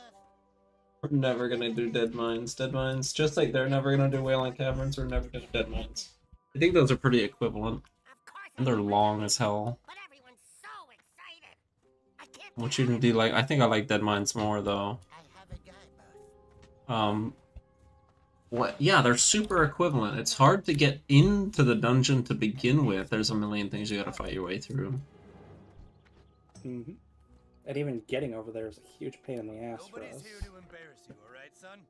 We just want to know what happened. Yeah, well, to get to between Dead you Mines and is a pain in the ass for us. To get to Wailing Caverns for them is also a pain in the ass. How do they do it? From Dark Shore? You're gonna run all the way from Dark Shore. Jesus. We don't know nothing. Ashen Vale, yeah. Did Totoro tell you to say that? You don't need to protect these scumbags. Sir, there's a Studio Ghibli here that wants to talk to the kid. What's a Studio Wait. Ghibli? Some Japanese guys say they represent Totoro. Yeah, you can blink to instantly teleport to the ground, but it's kind of janky. Totoro's already got some lawyers, huh? Tell. It takes hundreds of artists 3 years to make a Totoro, and in 2 minutes you I spit guess out they didn't your want to shit. do... And the Oh, fucking Thunderblock at 30? What the fuck? Studio Ghibli no Shakuin? What? And that's not supposed to happen. Yeah, I can't thought they were understand all a at word 20, you know? anyone here is saying. Classic bullshit. Stop. Not like this is even a Shishu useful place to and teleport to. Shishu. What do you mean this is not useful to Let's teleport get him to? outta here. Uh-huh. Totoro no meo ga kega sarata. You cannot off the just crossroads, do then. whatever you want with someone else's IP. Making the new water. Mm-hmm. Okay, I need a mailbox. Gotta mail the water. Can't mail water. Mm-hmm. Nope, it disappears. There's a castle at the end of the street and everyone smells like popcorn. This is unreal. Forever. Just want to let everyone know I'm safe and sound. No, kitty, that's my pet. Here's dampen, amplify, and detect magic. You do magic, I got it. Eric, Mommy misses you. Mailbox? Mailbox. Remove lesser curse, that's probably a big deal too. Mom, he's doing good. It's He'll be useful. home soon. Hey, dude, Yeah. fuck you. That is totally not cool what you're doing. The boy is fat and authoritative. Let's see. Hey, Mom. Thanks for getting here. I love cheesy poops. I'm just stoked to be feeling better and I'll be home soon. Respect my dog time. I love Bro, cheesy everyone's boots. gonna know that's not really me. I haven't even talked about cheesy poops in like 5 years. You shut up! We'll be going to Washington soon. And then you're gonna Don't I help send me stop something the else? Antichrist Honestly. from being born. And we're gonna save the I world. need bank. Not for free, dude. If you want to use me, then you gotta pay a motherfucker. You don't get to make me go do a bunch of weird shit that I would normally never do. It's the world you live in, kid. Anyone can make you do anything they want. No, kitty. That's my authority. Hot power. Or I'm gonna have too many abilities that all my action bars are gonna be full, huh? Uh-huh. Fire ward. Ugh. Works. I Words are on the kind of man. Don't think I even bought it. No! Lol. You fell. You did this. Nuh-uh. I was on follow. You killed me. But this baby just won't die. And that is how my guy in Colorado can help us, boss. Only he can stop the Antichrist. If we I swear to God, if Undercity is like level 40 teleport. Are we crossroads now? Yeah. Level 40 for Undercity, yeah. What are you talking about? Well, we might as well not even go to Undercity. Okay, so I guess I'm going to No, the we should. pediatrician by myself again. Here, I'll look it up. You're such a piece Because of if it shit. is, it'll be a lot easier to get over there than fucking zeppelining every time. always bitching at me. I should be treated better than that. Yes, boss. You should. That's why you need to trust me. Nobody feels for you the way that I Yeah, do. level 20. Nobody, boss.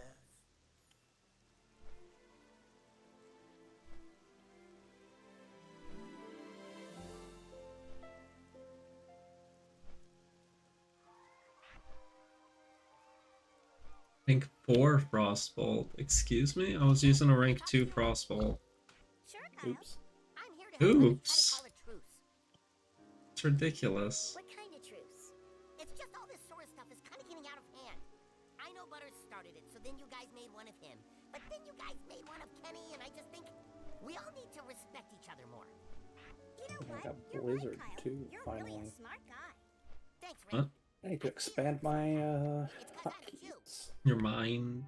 Excuse me, is your And your mind. Oh wow, it's Droopy Keep on Dog. it. Let's Hey, see. Droopy Dog. Yeah, I'm Kyle. You know what? I'm gonna take a shit in your mouth. Oh no, Droopy Dog, don't shit in my mouth. Sure. Here it comes. You like that, you dumb Jew? Of course, that's gotta be You see? Hartman. The girls did one about you now. Mm-hmm. What the hell did I do? But it wasn't actually. It was literally That's red. just a bitch.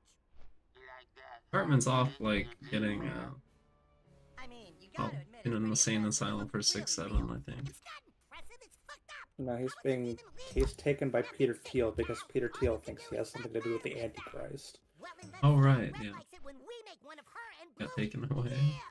Because 6-7. Let's do not.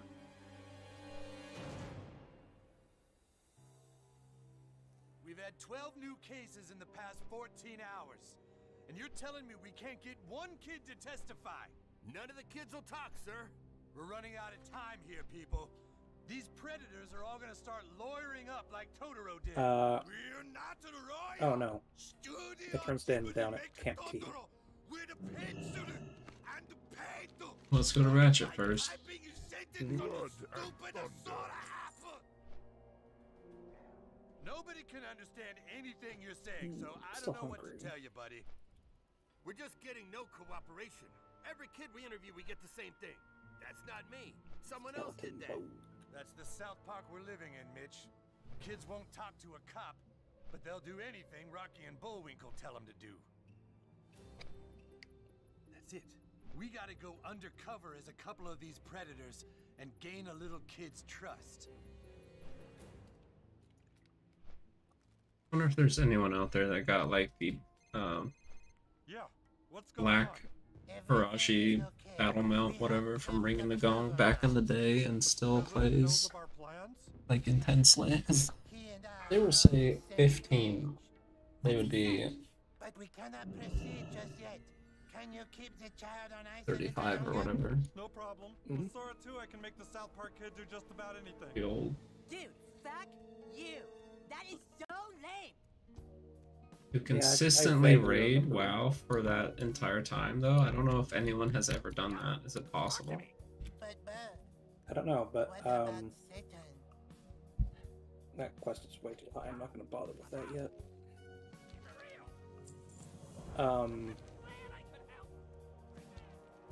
I do think I remember one guy who got it. I remember saying a few years ago he doesn't play anymore. It's so big. Yeah, that's how I figure most of them are. It's like so old now. What are they gonna do? Yeah. Maybe they sold their account or something. But I feel like somehow they actually figure that shit out pretty fast, especially when it's like, okay, here's my geared out max level rogue, PvP rogue, and then you're seen with them, and you change the name, still have the warglaives and everything, and then are shit at the character. That guy immediately got banned. Yeah. You remember when things made sense? You put your time in, you did the work, but now this stuff we're seeing, it's like someone shook the snow globe and said, here you go, make sense of this. I don't understand it much either, sir. Maybe we're just too old. We used to go after normal criminals, but now the criminals have faces that can just start turning into oranges that eat other oranges. That's when you realize maybe the job doesn't need you anymore. Hey, look, kid's coming out. Let's do this. Hey there, little girl. It's Rocky and Bullwinkle. You looking for a good time?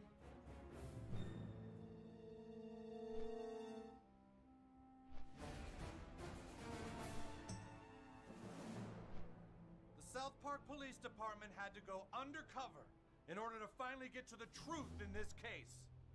And what the evidence will show is that an innocent girl was humiliated by the actions of these boys. All right, little girl, you say the boys just used you, is that right? That's right. They made me do things I would normally never do.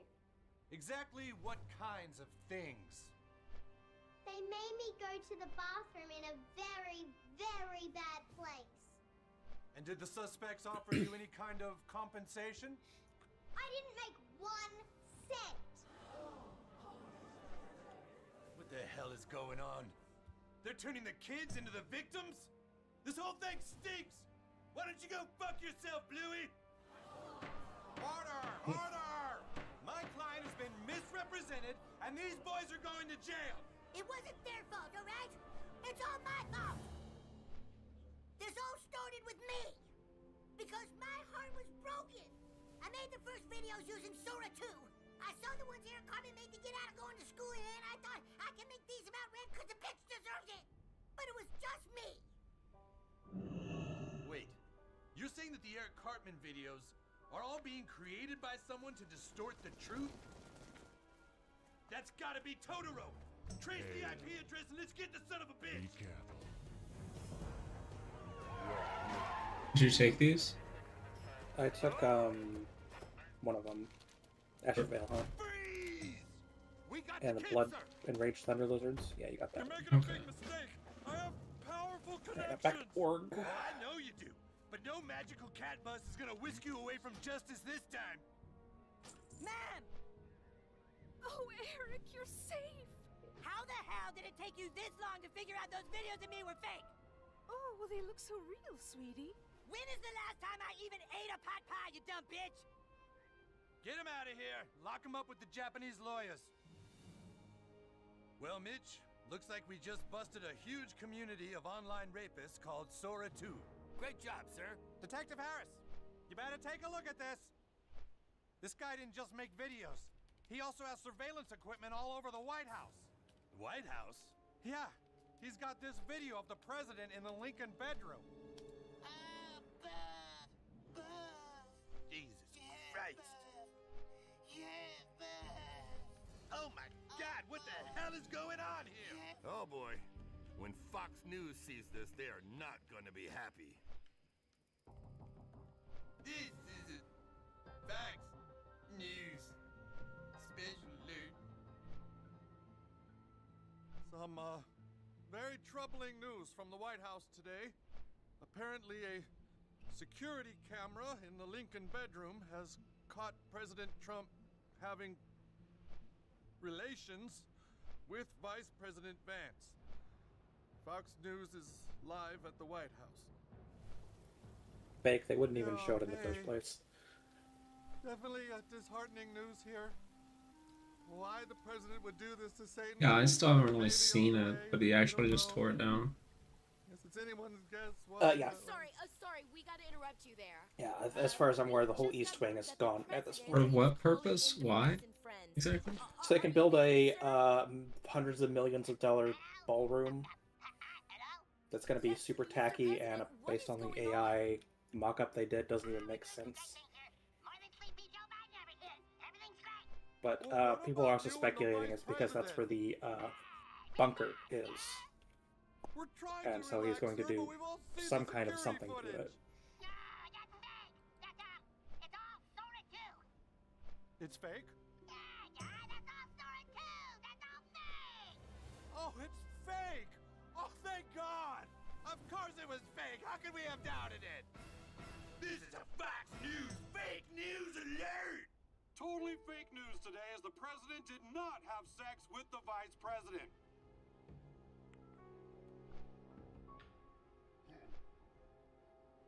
You swear on everything that video was fake. Of course it's fake, Satan! Okay, because it looks really real. Satan, I swear on the baby! I wouldn't do that to you! Relax, huh? Okay. Great! Well, I gotta go get a snack. You want anything from downstairs? No, I'm good.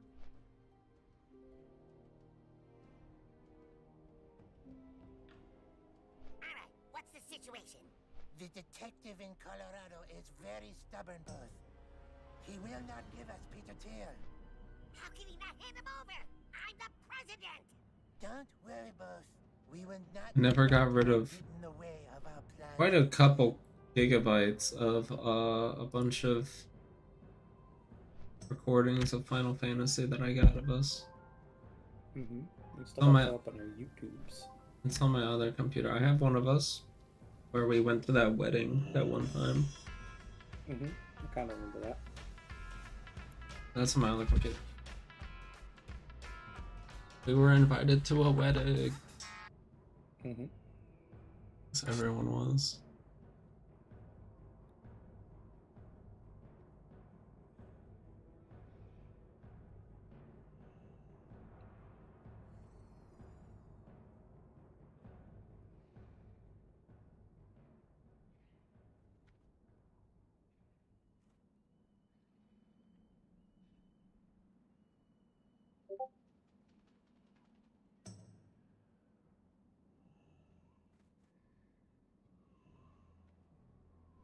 Hmm.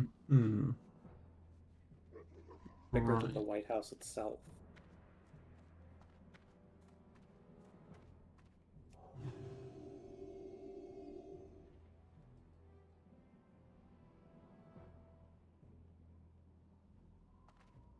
And of course, it's going to be tacky gold garbage. You're tacky. Is it though? Is it really? Can we change it? We're gonna change it immediately, right? Maybe, but it's going to cost a lot of fucking money to tear down. Yeah, that's rebuild like shit. the genius of his stupidity. Super expensive to tear down again, so it's like might as well just leave it up, I guess. Something like that.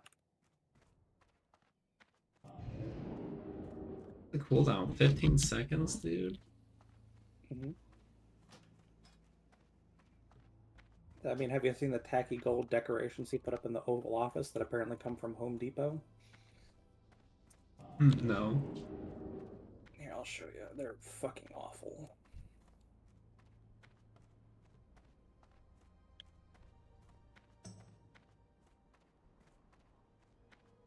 Let's see.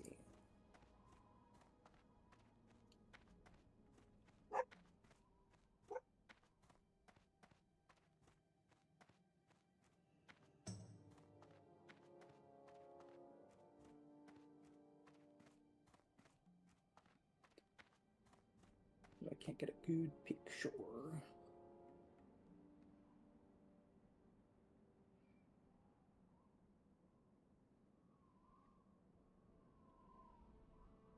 I made it just in time.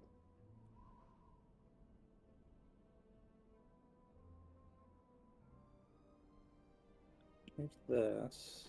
Not a great picture, but apparently these are all over.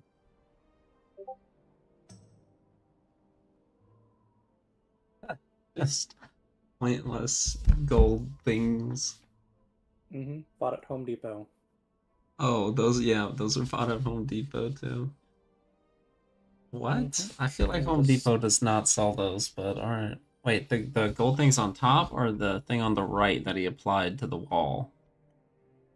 the thing on the right that they spray painted gold. Okay, yeah. That checks out. I mean, here's. Oops. I don't know why they cropped it so hard on that picture, but yeah. Where are they supposed to buy it from? Lowe's? That is it.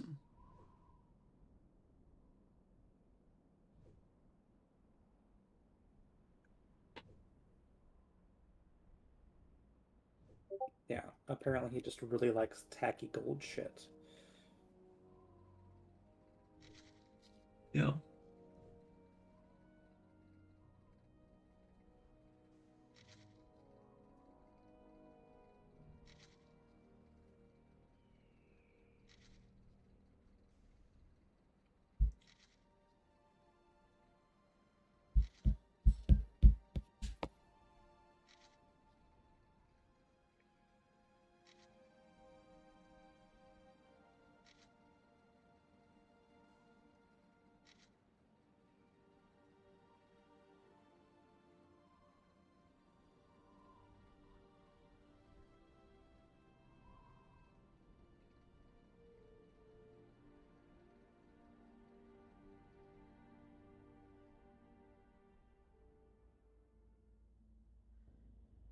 I'll be at 17.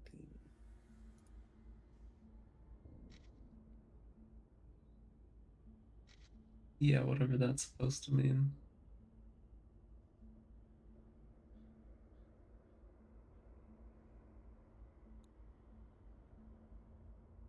I'm noob. How do I do that? Mhm. I was gonna watch. Let's stock up. Whatever that is. Movie about something. How much is Blizzard? 300. Oh my Mm-hmm. Jesus. Doobie doo. 300 to do 200 damage. Or you could do 65 to do 82 damage. Mm-hmm.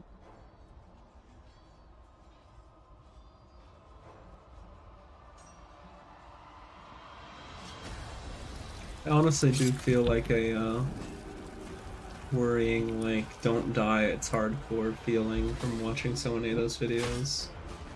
Yeah.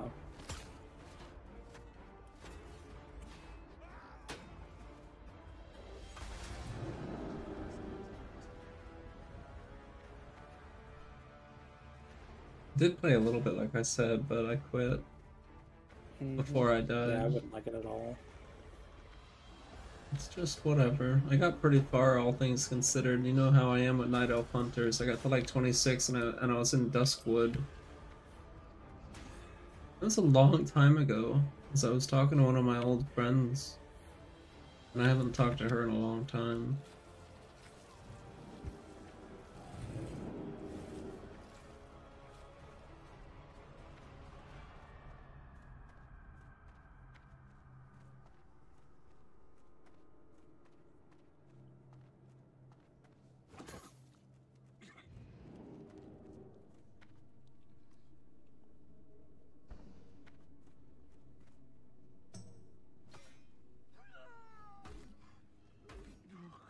Wow, those are some very rubbery suits.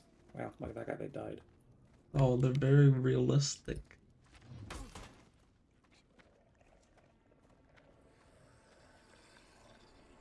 I'm impressed.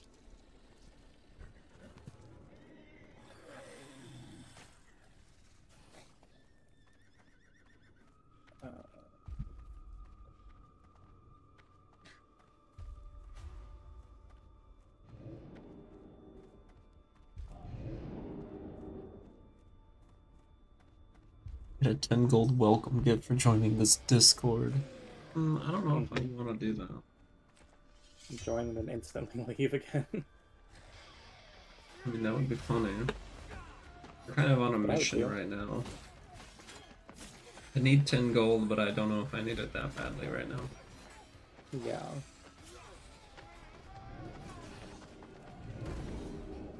Don't touch the goop. Yeah, no need to swim when I can just teleport across.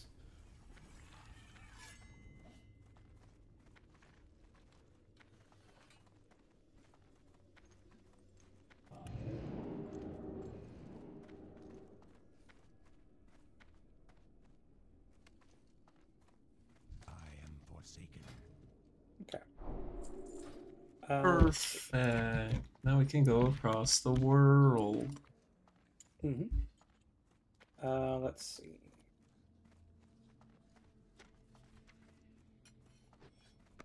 I don't think we need anything else here. I do need repairs, though.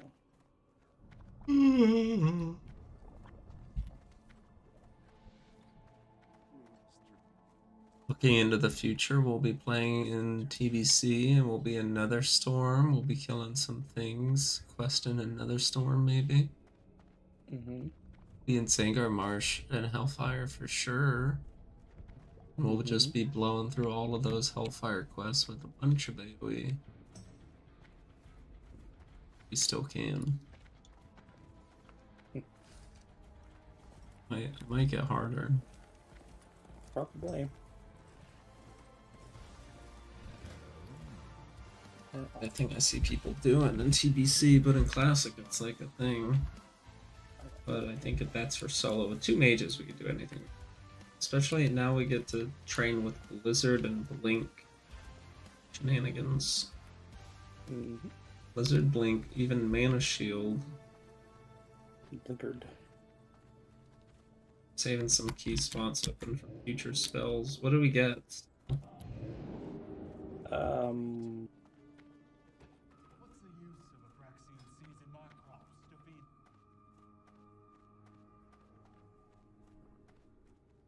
Nothing particularly important off the top of my head. Better conjures. There's also a frost ward, but again, it's kind of too specialized.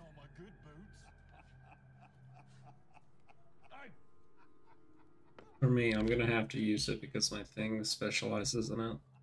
It's tough. Yeah, all it does is protect against frost spells. They're the only ones profiting from all this. Picking through the corpses. And the bombs. Like vultures. Here comes one now. Look at this handsome specimen. He'd strip us bare before our bodies were even cold, he would. Makes me sick. Oi!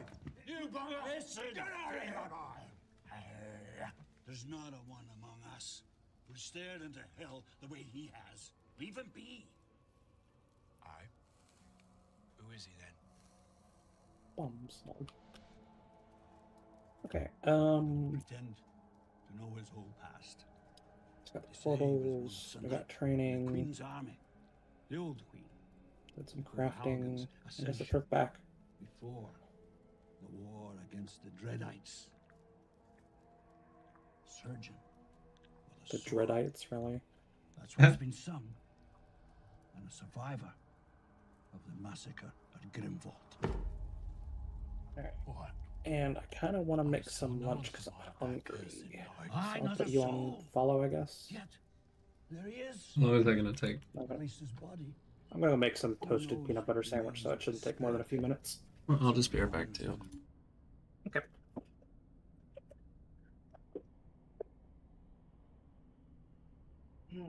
Should get some more water too, I guess.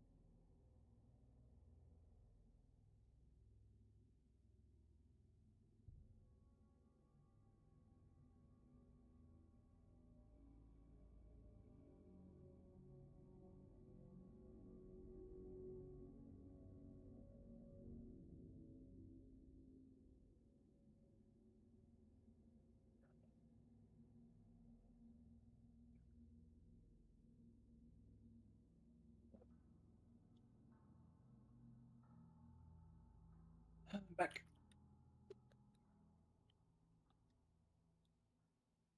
Yeah.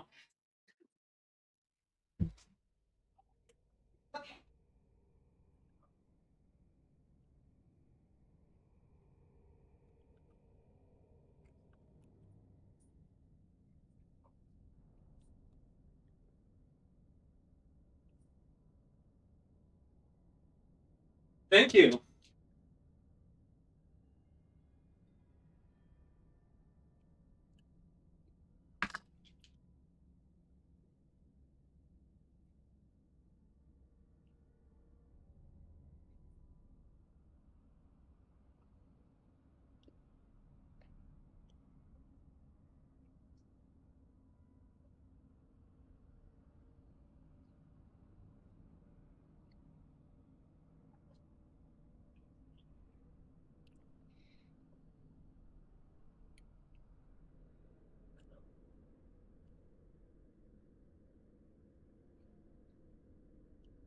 Hey.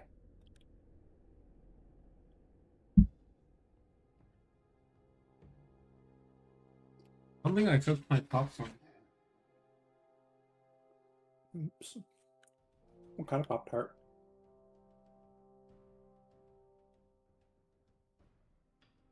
Popcorn.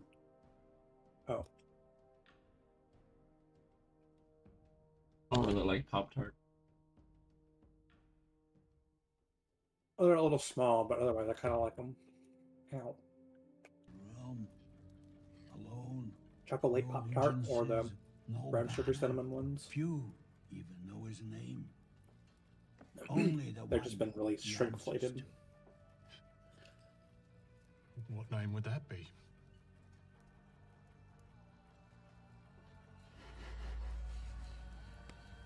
They call him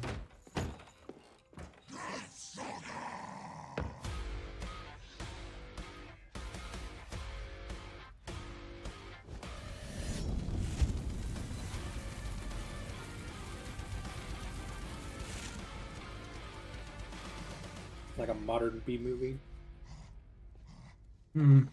Looks like that.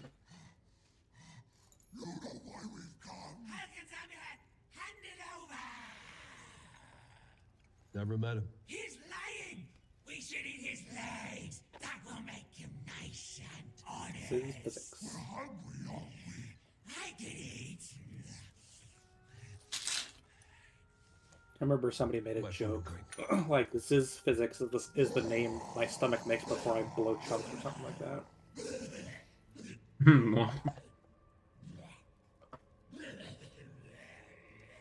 This is for the chair. Oh wow.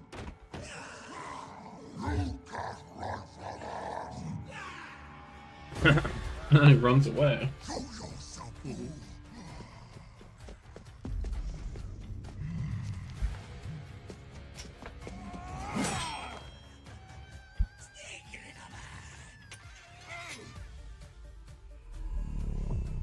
Ooh, 47 crit. 2 against 1. Not very fair.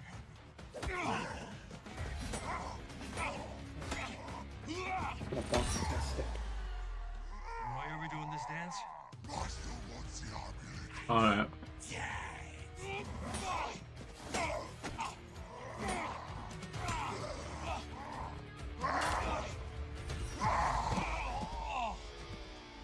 I hate trolls.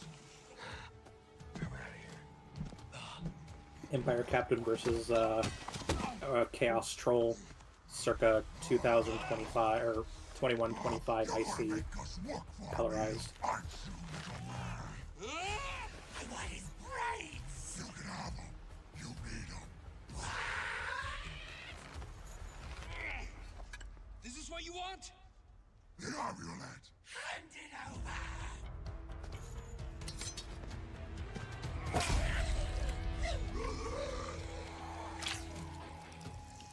Brother.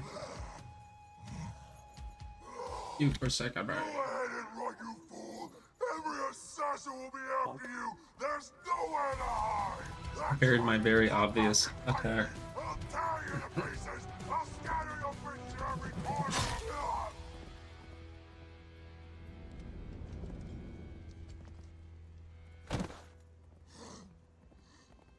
As a deforester.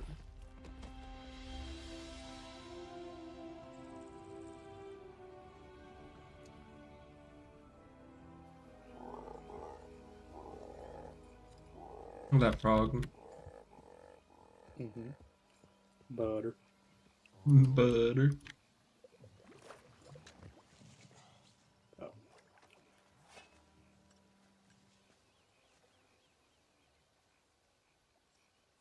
Yeah. My shiny Roserade is not a frog. Good riddance. Nope. But it is butter.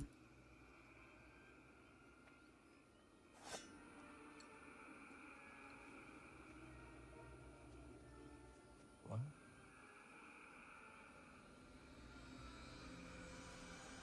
Yeah, okay.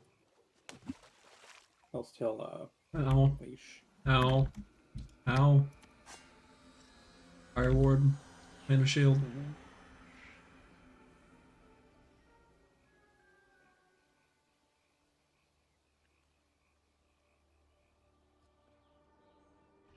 Fire ward works. Mm-hmm.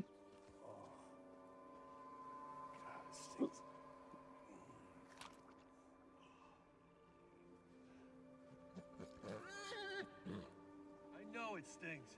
Calm down. That's nasty.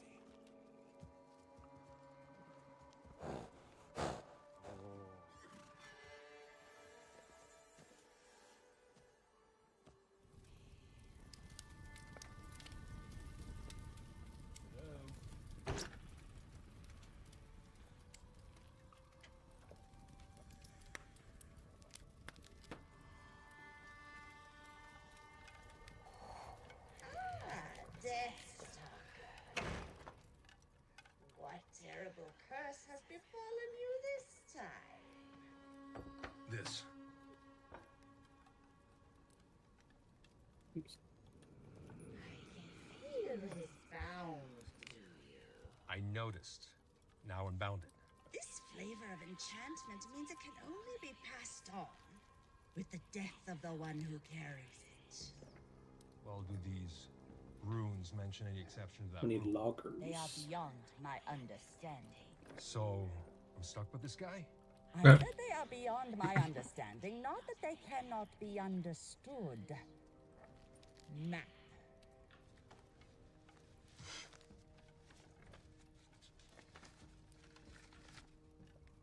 A symbol.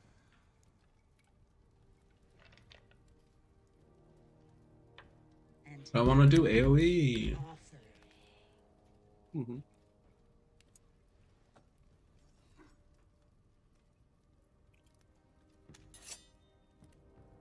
Nice.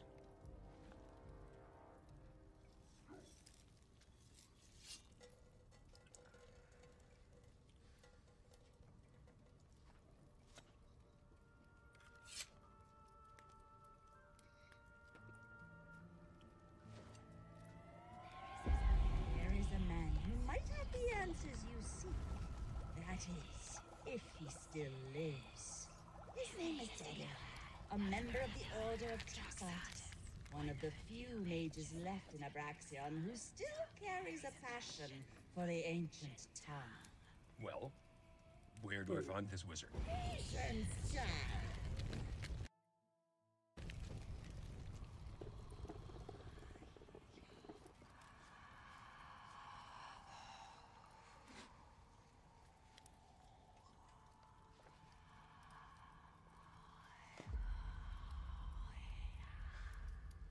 Oh, great. Not the destination you were hoping for? Thanks for your help, Tarova. Something for your stew. Move my things around a little bit. Danger. Mm-hmm. I'm sure he does.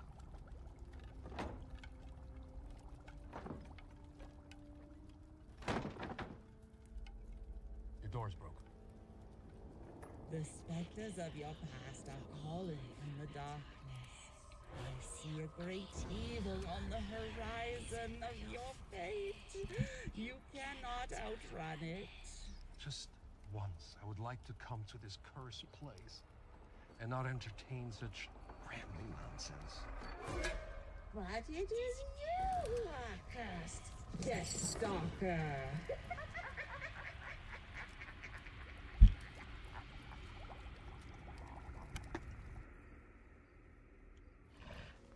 Whoa. Easy, Calibus. Wait here, okay?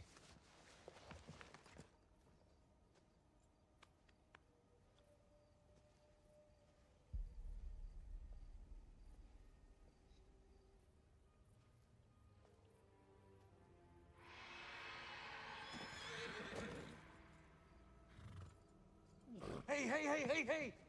Calibus! Damn it. He's a Death There might Stalker. be some kind of quest over here. Oh, it's all the way inside. Probably an escort quest. No.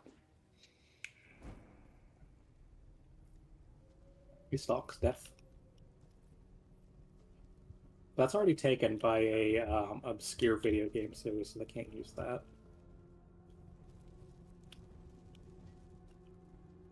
How do you know this isn't that?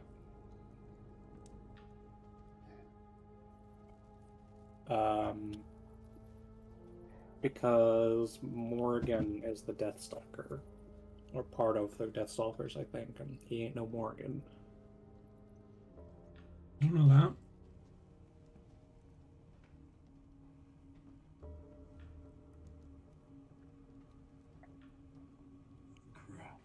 All I know is it's in SNK versus Capcom. My first intro to that kind of fighter game.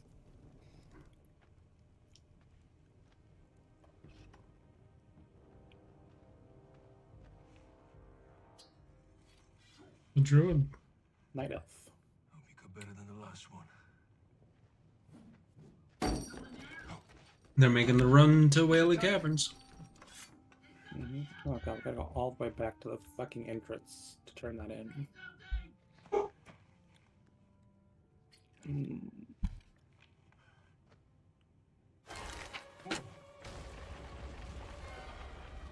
Oh, this shit's red. You wanna go to Ashenvale?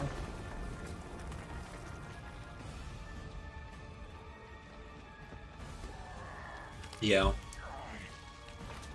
Okay. I'm gonna ditch all these orange and red quests. Where did we turn this in? It's way at the entrance to Stone Talon, so it's on the way. The ones from here you're gonna abandon? Okay. Yeah, all of these red. Starry's Legacy, Elemental War, Harpy's Threaten. What are you doing down there? You always come back. Maybe these Camps T stuff, Enraged Thunder Lizards. Yeah. Ditch Serena's Head, because that one sucks.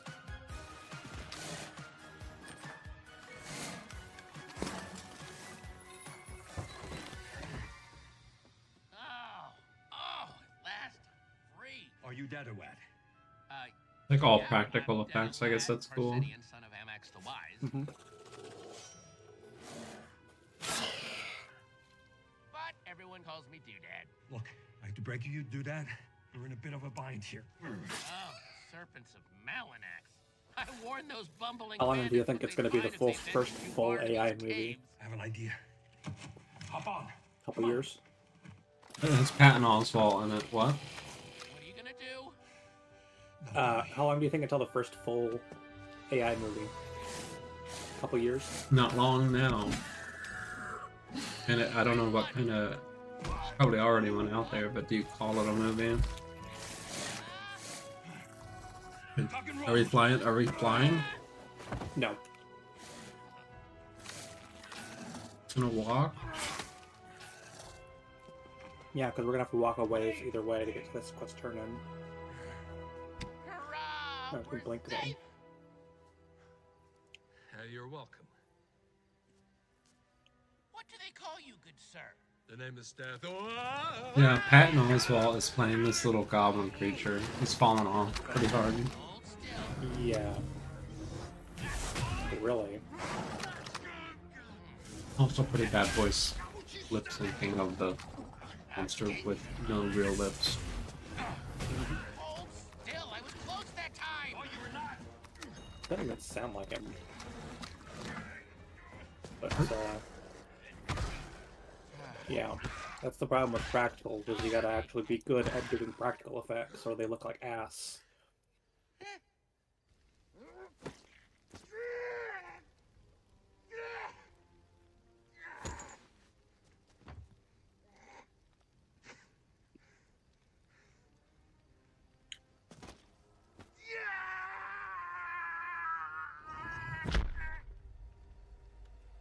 Yeah, but it's fun to see anyway.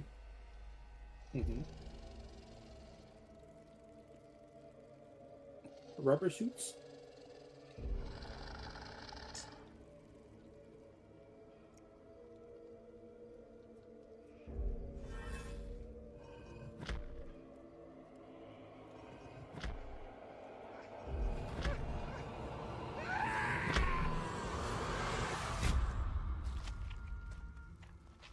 So, you stole this from Prince Halgan?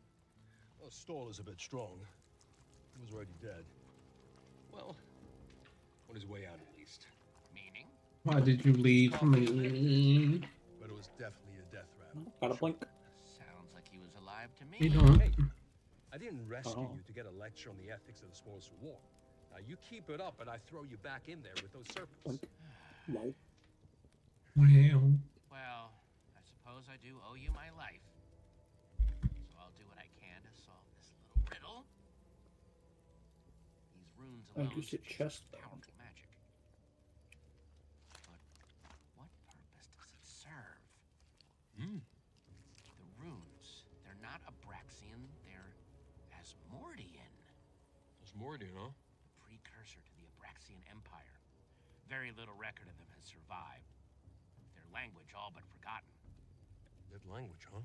Dead to everyone but a fellow member of the Sorcerer's Order, the Great Wizard Zodin. Skilled in all the ancient tongues, Hyperion, Atlantean... Wait. So you can't read it either? Crap. Where did we find this Todine guy? In his crypt, I imagine. He's dead? Very much so. But he would be in tune with his scrolls, and I'm certain that one of them will contain the Asmordian cipher. And with that, you can read the amulet and reverse the curse? I believe so. Great. We'll head out at sunrise. Oh no, I can't go to Zodin's crypt. With so many assassins in pursuit of the amulet, it's far too dangerous. You go there and get it, and bring it back to me at Munkar's Tavern. Hey, if it wasn't for me, you would still be locked in that trunk. And besides, do you really think you're gonna last out here on your own?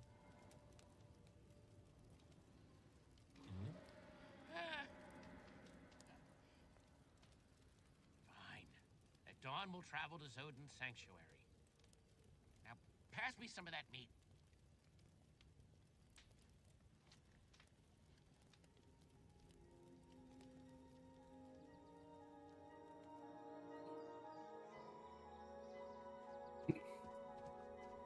I noticed something strange with the assassin I slayed back at Munker's No, Tavern. that's free weed, I guess. A marking on his shoulder. A guild marking, perhaps. No, this was something else. Not doing these ones. Maybe you know what it means. Rhythm's return to Magatha in Thunderbluff. Something like this. I guess if you want to go all the way to TB, I guess. Eventually, maybe. I'll get rid of it when That's not possible.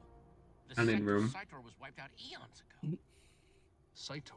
An ancient cult of sorcerers, obsessed with the mysteries of the outer realms.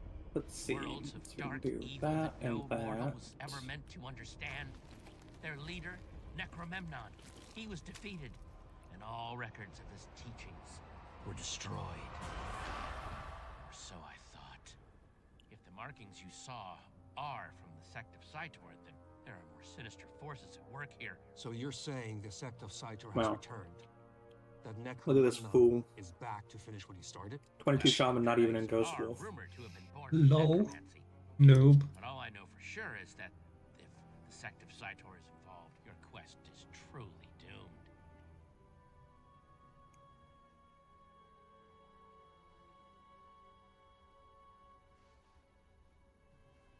We should keep moving. Let's hop on.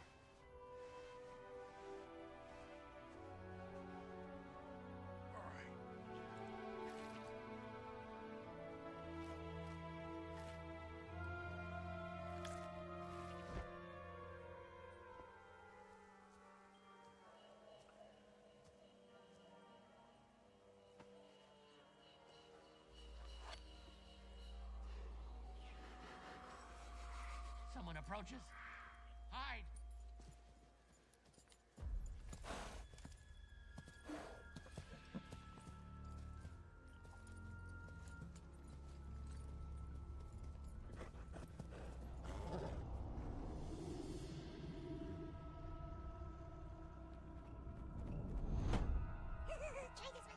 Where is he? Excellent. We've got him.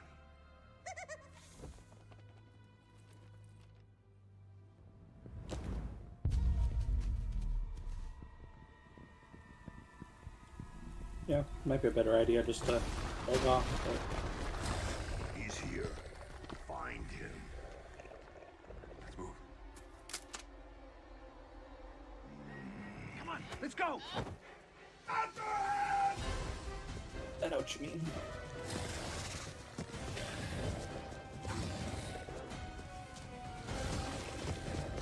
Hide behind those rocks.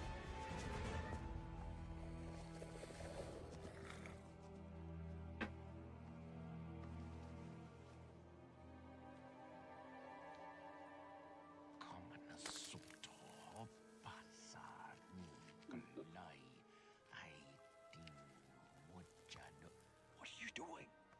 When it happens, you'll thank me. What happens? Whoa! Go that way! No, that way! Now go the other way! How is this helping? God damn it! The other way! What is this? That way! Go! Mind me, just gotta make a little money for it in a sec. For a sec. I was gonna go and level up fishing when I was feeling really sad earlier. But I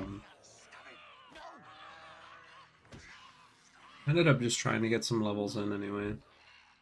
Can't fish here, so I didn't even bother. Yeah, I needed about 50 before I could start catching these. I am gonna go just relax and fish one of these days. But like, yeah, I don't know. I'm telling you, my mind is on fire. It has to be side effects or withdrawals or something. On you. I guess withdrawals, yeah. I gave up that name long ago. Ah, yes.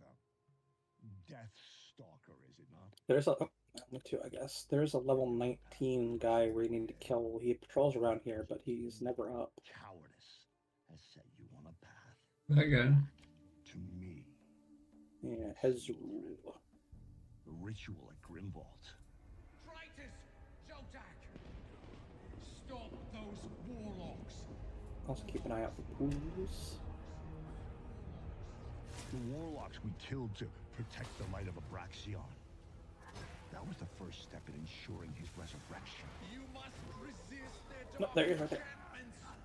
No. Fuck him up. Time to engage.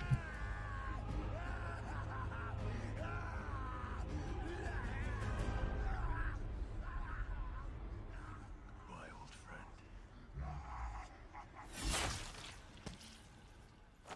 Got him. Your blade should have ended me that night. But what you failed to Alright, realize that turns it up is here. that my fate was in his hands, not yours. And now Necromemnon has returned. And this time he'll bring the entire world to his Necromemnon. knees.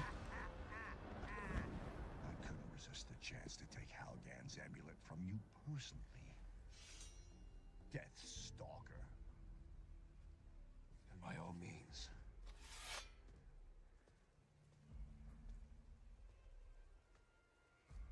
Come and get it. No! He's mine.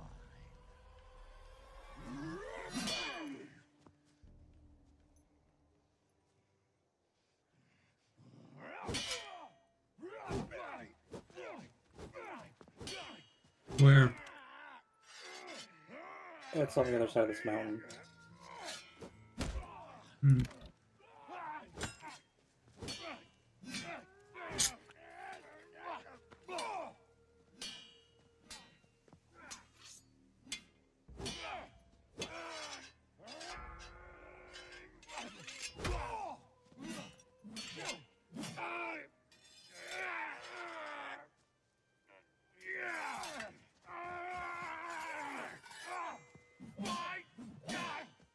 Over Wailing Caverns. What? Guy invited a guy for Wailing Caverns. Okay, are you in, you put us in queue? Okay. Yeah.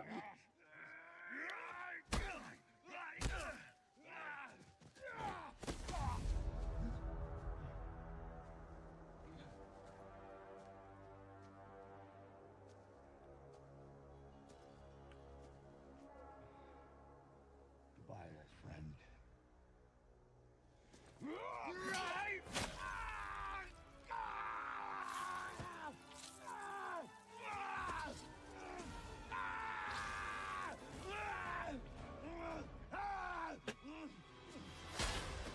Donut, let's go! Come on!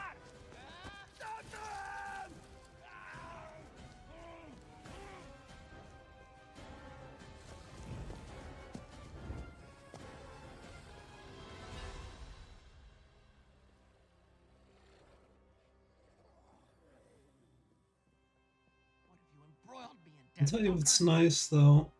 Hey, this is no mere curse reverse. If Necromemnon has truly returned from the outer realms, then Abraxian is on the brink of annihilation. We must decipher those ruins, and quickly. At this rate, we'll be lucky. I almost ran out of arrows and my bow broke, and I had to pick up a random bow that I found. Otherwise, I was stuck meleeing the whole Wailing Caverns. Mages don't have to deal with either of those, ammo or weapon break. I mean, maybe my wand breaks, but yeah. Machinations of the gods, huh? I like that. Lead the way, little guy. Come on, let's go.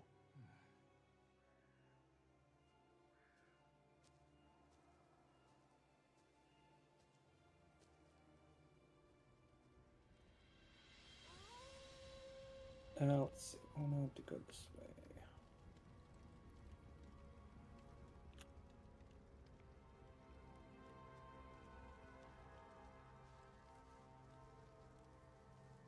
No one in the guild wants to do it, I guess. Necromemnon's minions on this sacred ground. Why? There's no way past those third eyes without being seen. Look, Zodin scrolls will be buried with him, and among them will be the Asmodean translation. Oh, that translation is my only chance of deciphering the amulet if I could just get my hands on it. We have to find a way in there.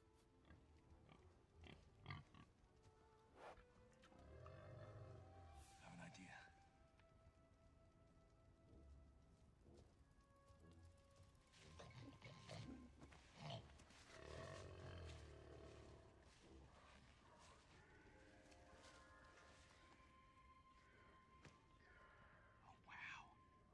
The acolytes of Cultus. I should have known they'd played a part in this madness. This was a bad idea. This was your idea. What is this? This is gross. Quiet. Hey. They'll hear you. Shut up. You shut up. Maybe both of you could shut up.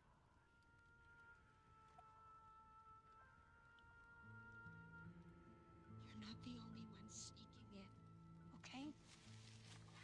Could you shush, please? Sorry.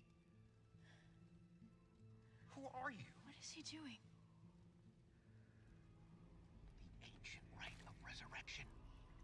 A ritual that can only be performed by those who share lineage with ageless beings that rule the I'm outer just swinging by the pools to see if they got any fishing spots.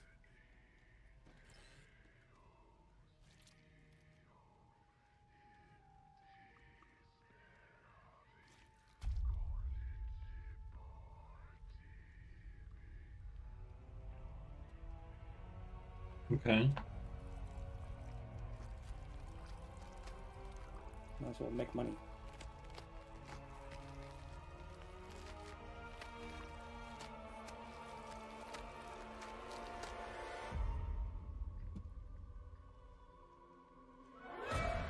So this is how he makes his army, by enslaving the corpses of his enemies.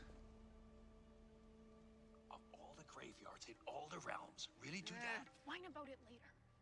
What's the plan here, guys? First of all, This is our plan, and it was working fine before you showed up. And who the hell are you anyway? Who are you? I don't know who you are. Path to Zodin's crypt is clear. Now's my chance. You're not. Where you going? Keep an eye on the acolytes. I will return. That's some plan. Wait for me. Hey! What the hell? Why? Why are you doing this? So I could get maximum view of all of the lake for fishing spots.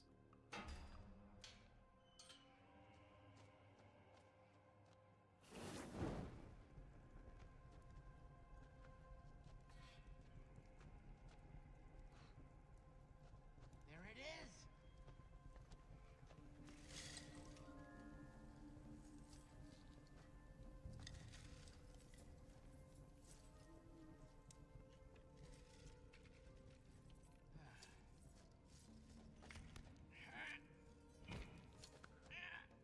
Help me. Just a sec.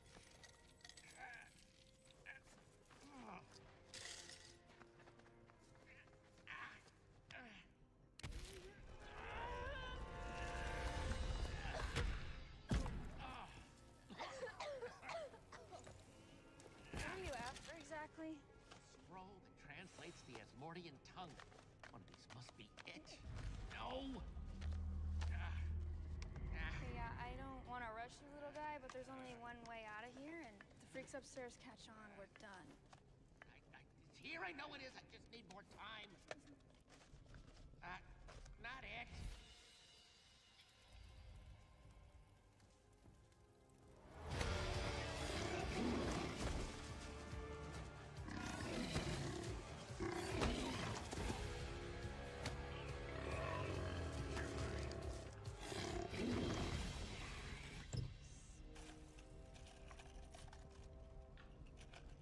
Under snout.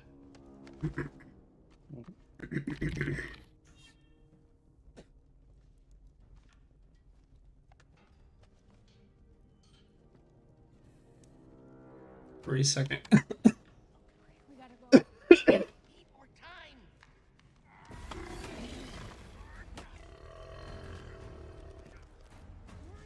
Atlantean.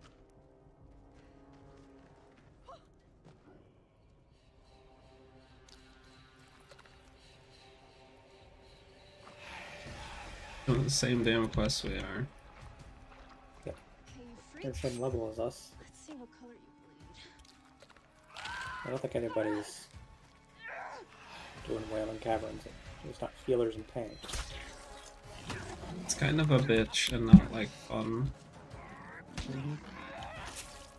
Like I said, I already did it today, and I was like, yeah, this was not really worth it. It was cool or whatever. It was making me super freaking depressed too. Everything was, man.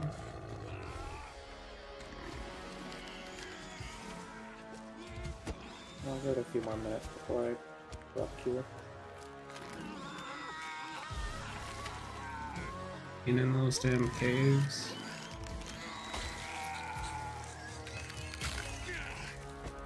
No, he killed that thing.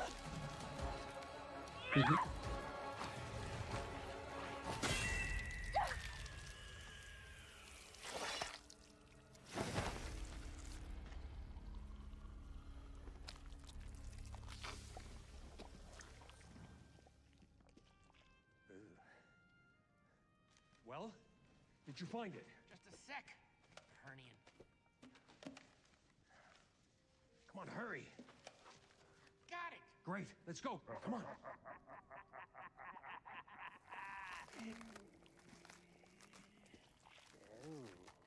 You are the one they call Death Stalker. You have something though I might be able to use. I'll have to go through my shit on my storage. I'll need a minute, so I'll do that later. Okay. If I kept my It's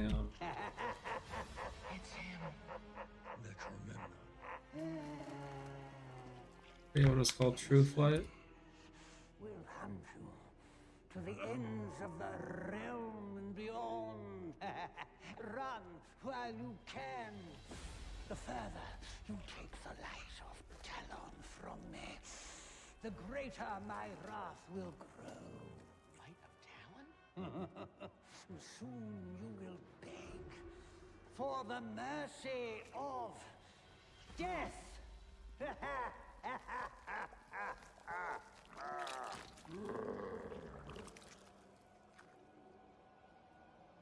Here.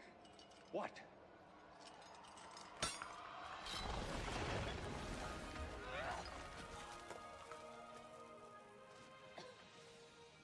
A way out. Let's go.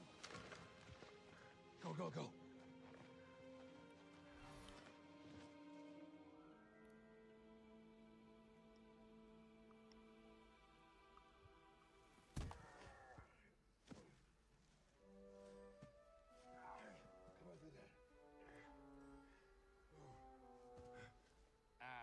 Hi.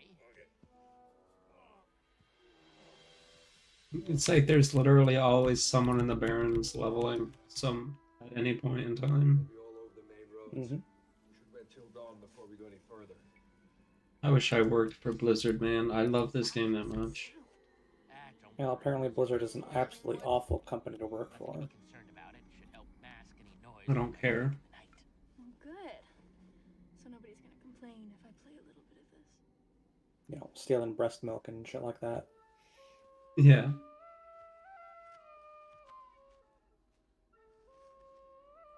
Hey. Thanks for your help back there. I never got your name. It's Brisbane. Thief extraordinaire. Don't worry, I'm not gonna steal any of your precious scrolls. Prefer my treasures to have a little more sparkle to them. Well, I'm not worried.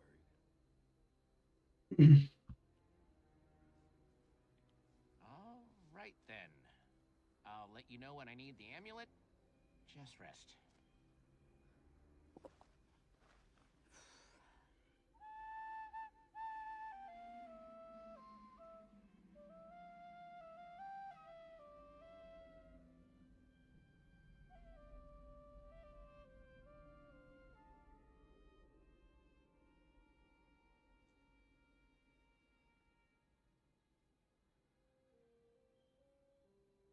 That's It's one of those things. What? I was gonna say that they should have just put in, you know, group finder better. I think most people would be okay with something like that. Do that. For Spain.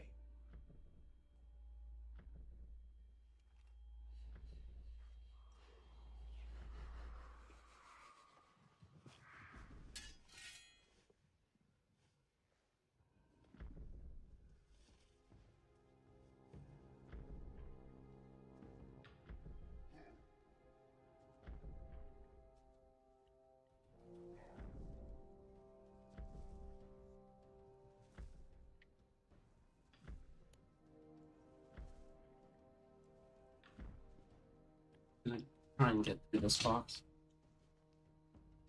Show yourself.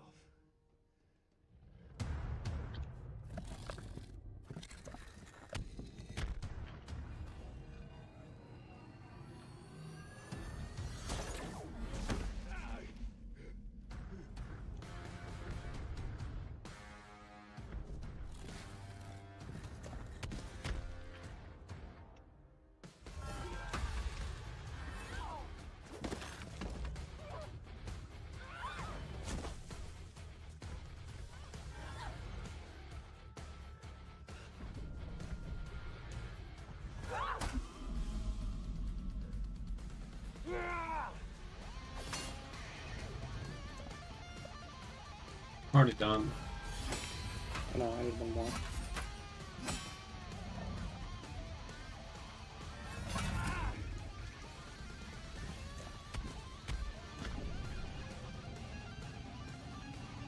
Ain't got no blood.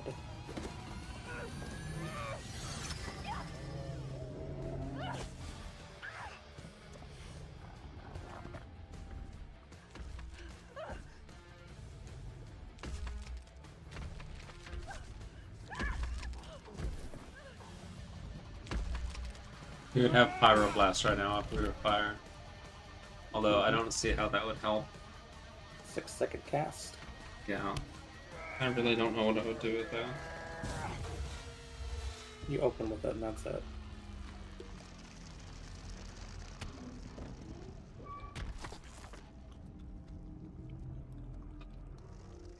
Turn this in and then we'll head up to Ashenvale.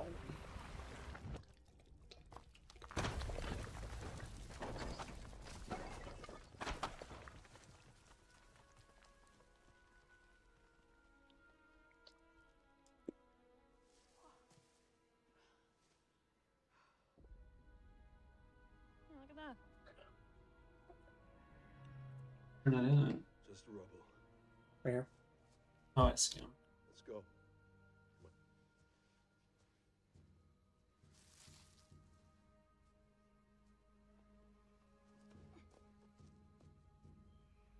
Are you doing that?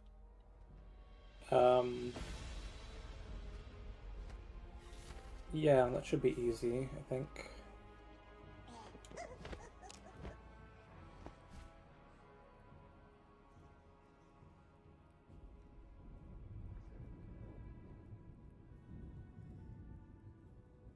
I'm a pirate again.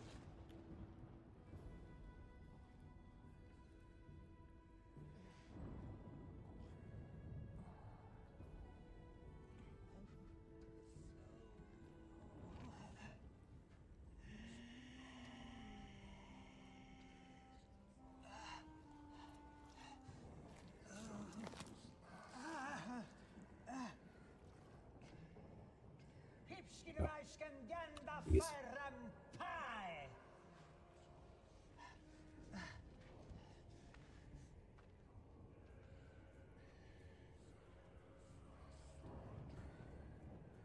Me am human.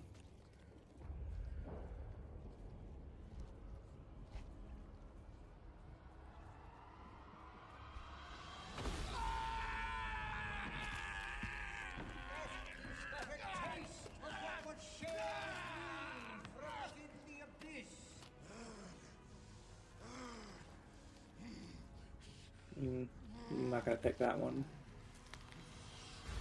Okay. I want to do every quest in the game, though. Okay. No. Have fun. I mean, I did Lore Walker once. That was a thing that I did. I got my Lore Walker tabard.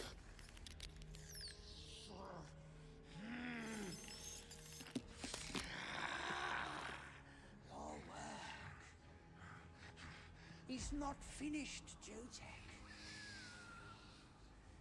It is the will of Saitor herself.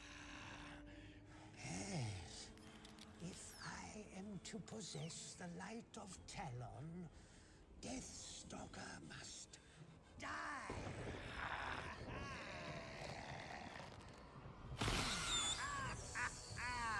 Oh, yes!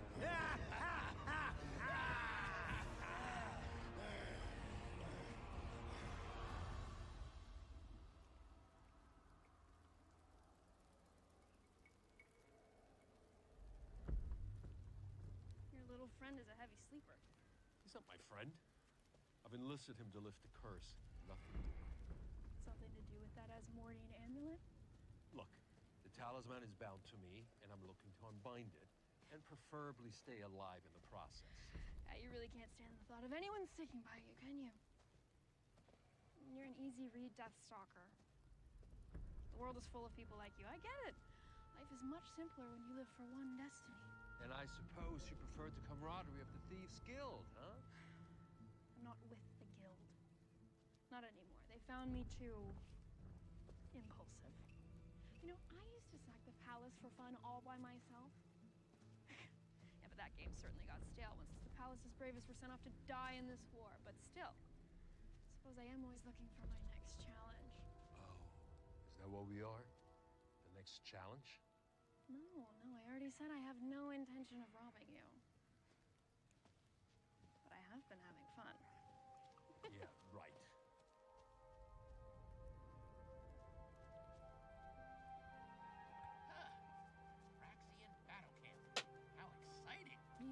guys have some food? Wait.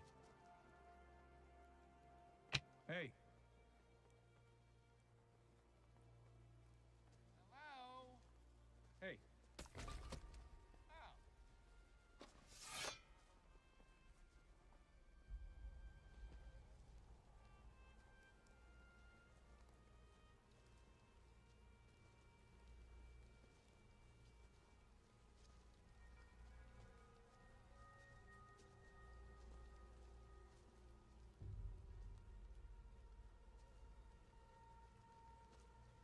Trellites.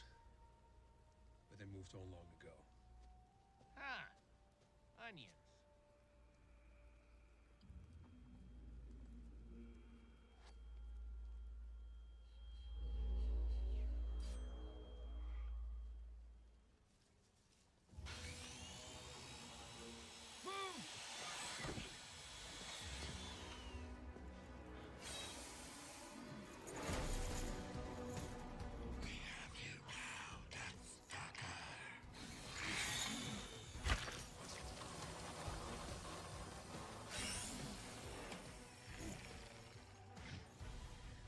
Where you going?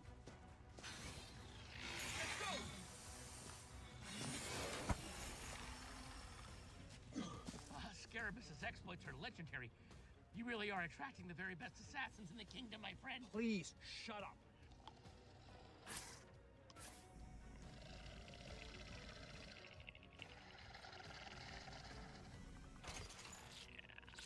I can use my magic to protect you. I don't think your wizarding ways getting me killed. Excuse me? My powers have been nothing but helpful. Yeah, I hear him now. Patton Oswalt. Yeah.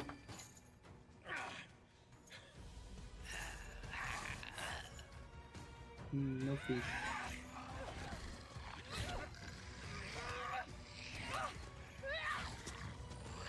Yeah, he's hyper slumming it.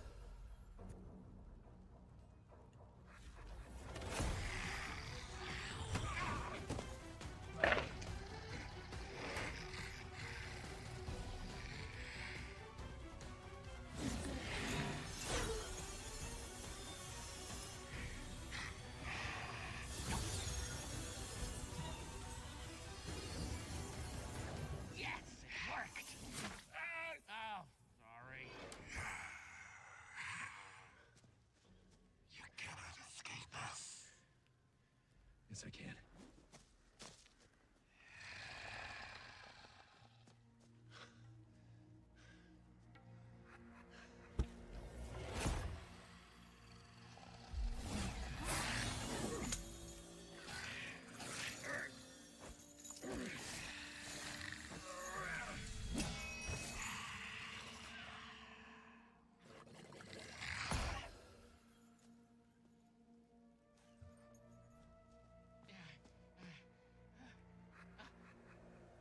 There!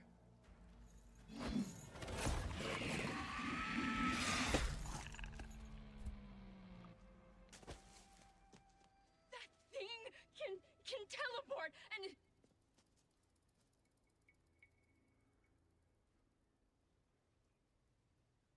I need another minute. Okay. How to open this thing up. I have to. I'm not going to.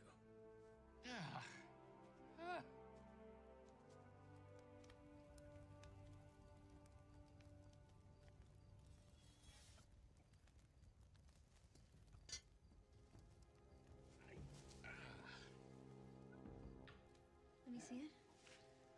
Yeah, I found my bracelet I wanted to wear. They stitch me up. Nice. No, I got some. Knew I would never get rid of it. Hold these healing crystals against your arm. What are those? The amethyst is going to purify the cut. The bloodstone helps with circulation, and the tiger's eye will help to lessen your fear. My fear. Yes, your fear of dying from your wounds.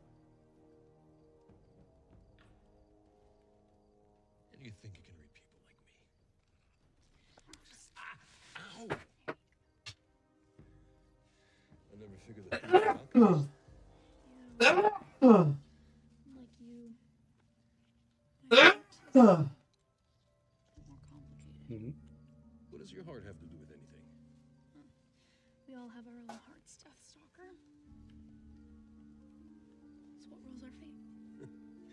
I've seen more than a fair share of hearts at the end of my sword, and they all look the same to me. Ow!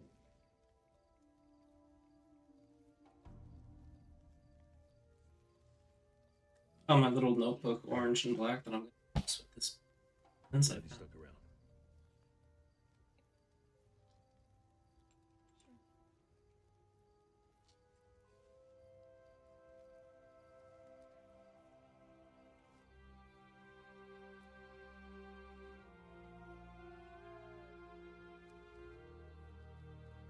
That's it. What? The runes. I've deciphered them. What does it say? Ah. Salinjar. Tegan. It's done. You're now free from the amulet's bonds. Oh. Thank you, my friend. But wait, there's more. Behold, Talon's prophecy. This kingdom was once ruled by the magic of two supreme beings. Talon, the wizard king of light. Sator, the witch lord of darkness. Together these titans battled over the fate of existence, using the mortals as their pawns. As Sator's power grew too strong to defeat, Talon created a weapon so powerful that only those that walked between the worlds of life and death could wield it. It was hidden within this magic amulet, passed down through the generations until its true purpose was completely forgotten. What kind of weapon does it hide? A weapon unlike any that has ever existed in this world before. A weapon known as the Light of Talon. It's beautiful. Perfect sword. One day a warrior will rise to wield its four blades to extinguish the four hearts of evil, saving the kingdom from a never-ending reign of darkness.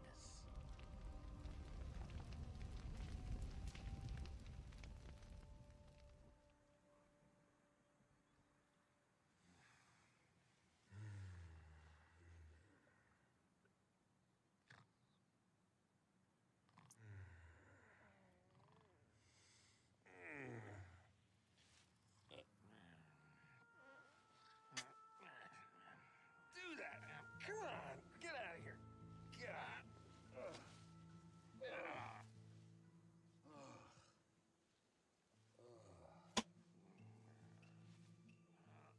For Spain.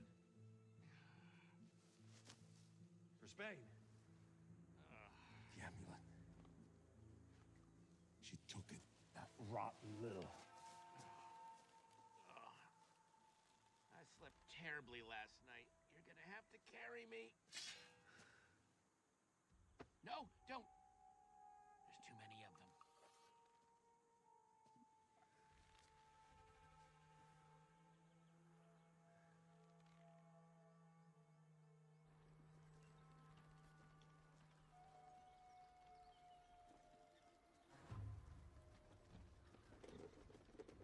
I know this path. We are headed to the dead swamps. It's a dangerous place. If we do not tread lightly, we'll awaken the ancient curse that lives below. Perfect. It's just what we need right now. What evil lives in these swamps? I only know rumors.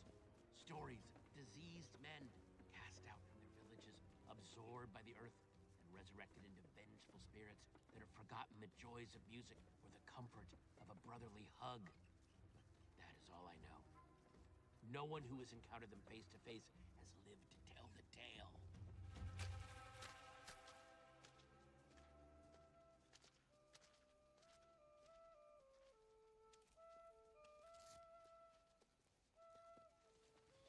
What else do you have?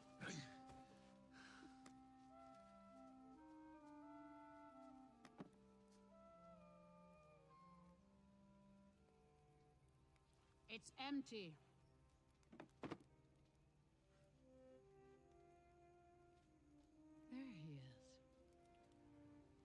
one who got away. Brisbane's really proven herself worthy by helping us capture you. And bringing me the most valuable item in the kingdom. Halcon's precious amulet. Mwah. And you brought us here to give us our share of the reward, right? I don't remember you being so generous, Grendel.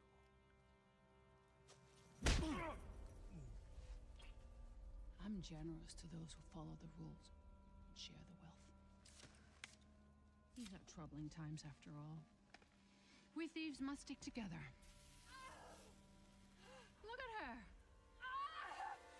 Brisbane! You're one of us forever now! Bravo! Hooray! Hey, stop it. We're family here. For a family to get along, there has to be rules. You know this. Did I not warn you years ago that there would be a price for not paying us our proper share of your bounties? Yeah, you warned me. I just didn't care. Do them fast. Prince Baldur expects us to meet him at Grimmauld before nightfall. Truly despicable act, I must say. Robbing a dead prince of his most precious family heirloom. I'm sure Baldur will appreciate its return. For a tidy sum, of course. We have a saying in the guild. If you only serve yourself, a reckoning will be served.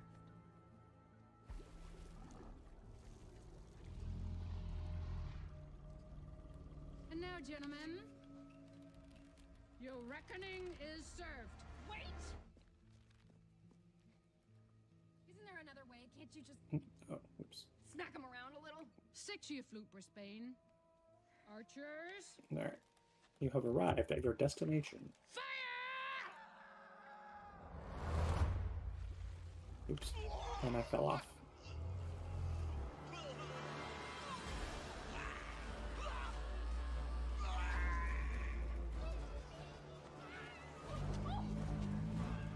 It's not in there. Hold on, I'm gonna check my claws.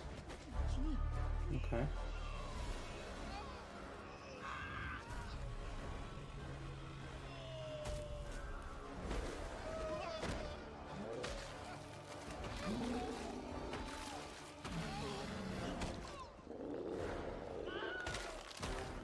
Get them!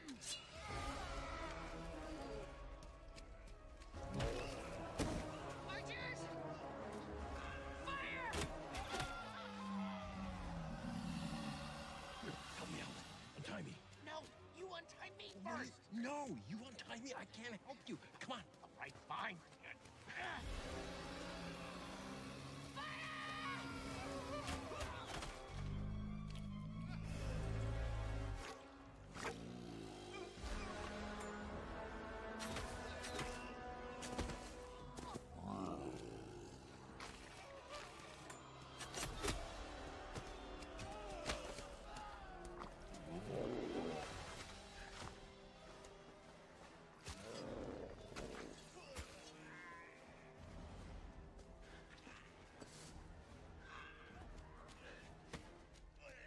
No!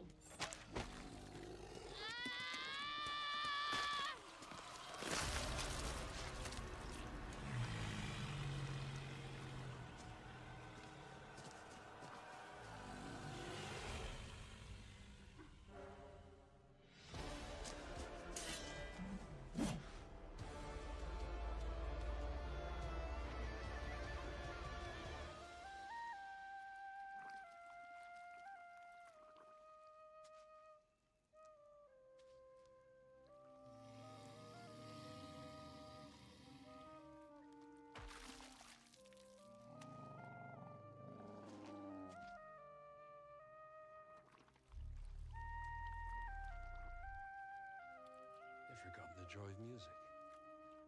Or the comfort of a brotherly hug. Wait. No. That's right. Oh no. Yes.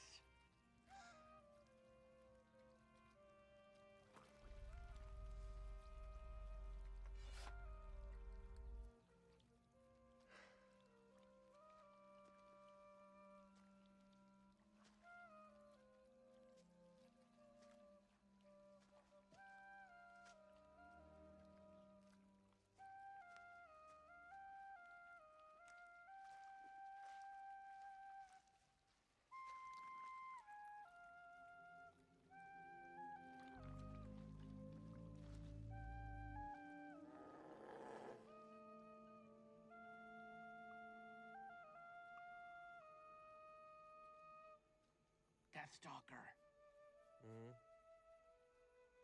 We can leave now. Okay.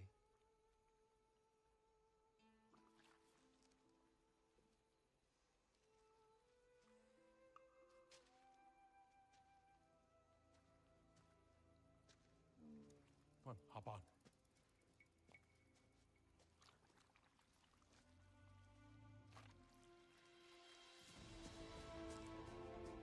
Still following you, but I still need a minute.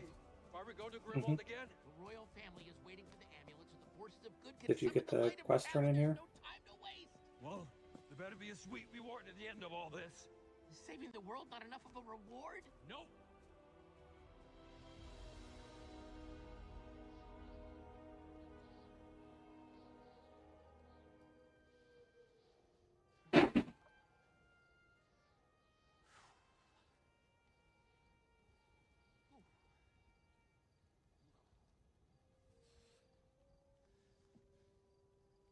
I'm cold.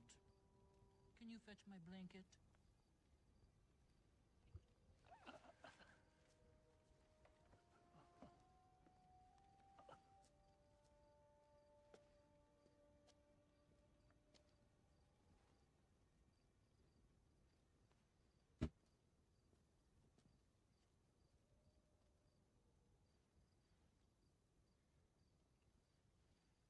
Something wrong, my lord? It's just... Oh my god, you're gonna hate me. Now I'm a little warm.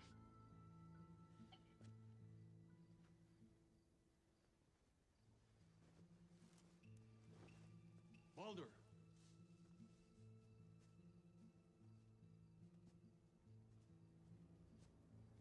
You're not that lady from the Thieves Guild. My name is Deathstalker, and I'm here for the reward. Deathstalker?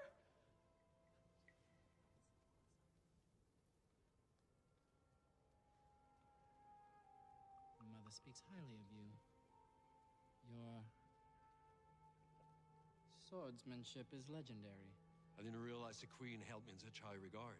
Yes, she says of all the traitorous parasites sucking the kingdom dry, you are the most handsome. That is so sweet. Yeah, wish she'd say such nice things about me.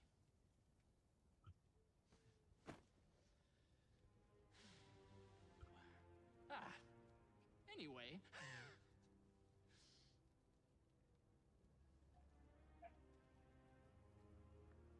Sure it was a rough road getting here. We were pursued by many foes.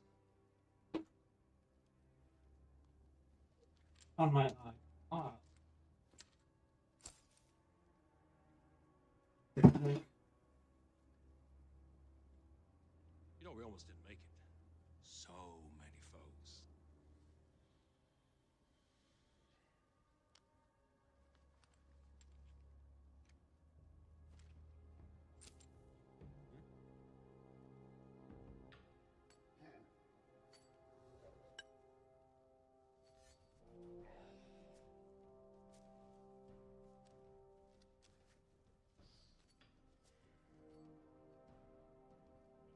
Poor Halgan. He always was the unlucky one.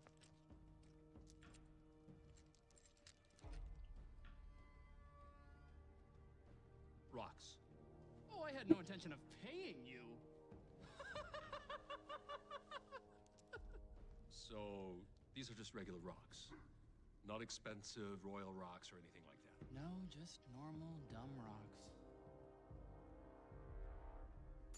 Mother will be pleased when I bring her the head of the kingdom's most notorious deserter and thief. The once mighty Deathstalker! You forgot handsome. And you know what else you would really like? This. Get him! Get him!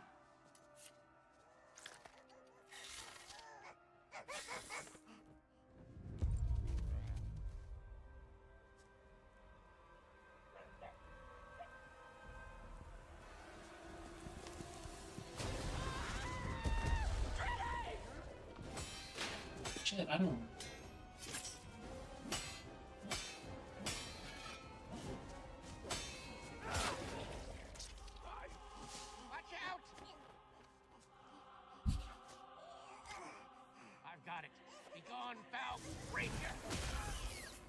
Nice shot. Let's go.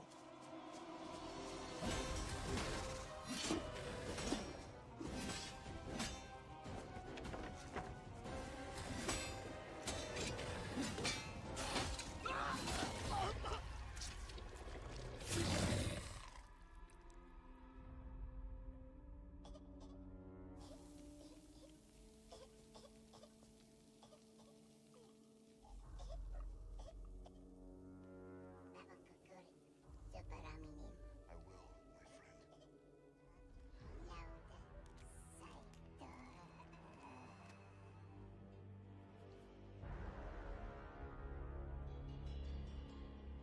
I told you this wasn't over.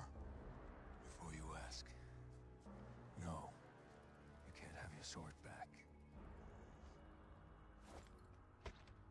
Keep it. Stay back. Again, you hide behind steel. True power comes from more than just the sword. Your madness ends tonight, Joe Tack. Even if I have to do it with my bare hands. My eyes have been opened, Tritus. The only way you will know the truth is in death!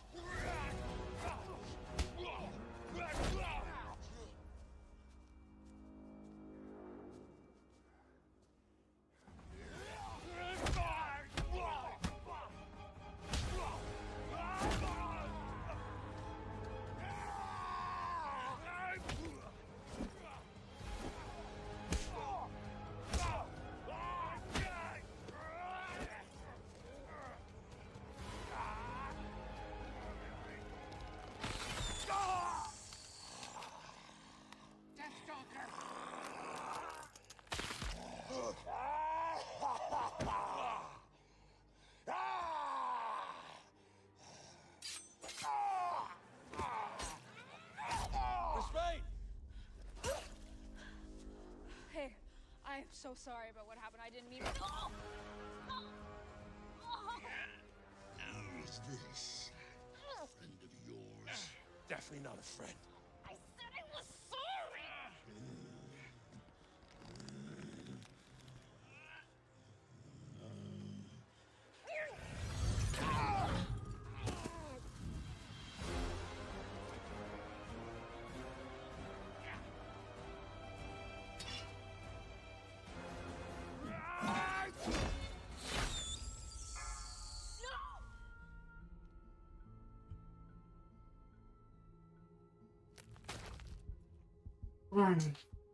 You there? Maybe. I'm back. Didn't find the thing that I was looking for, but I found a bunch of other things. Well. They don't actually help me.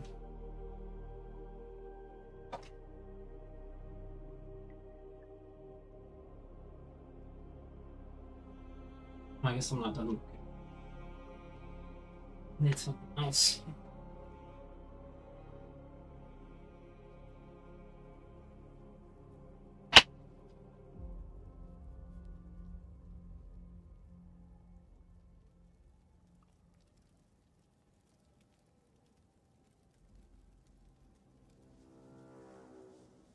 Let me go, you vile creatures!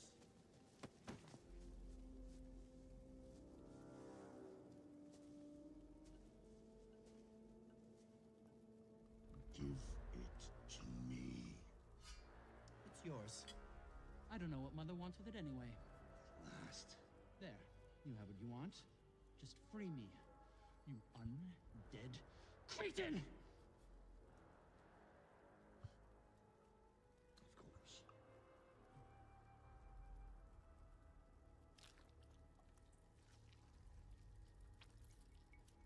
Oh.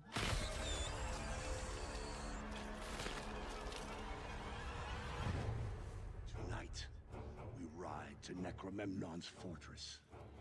And to victory!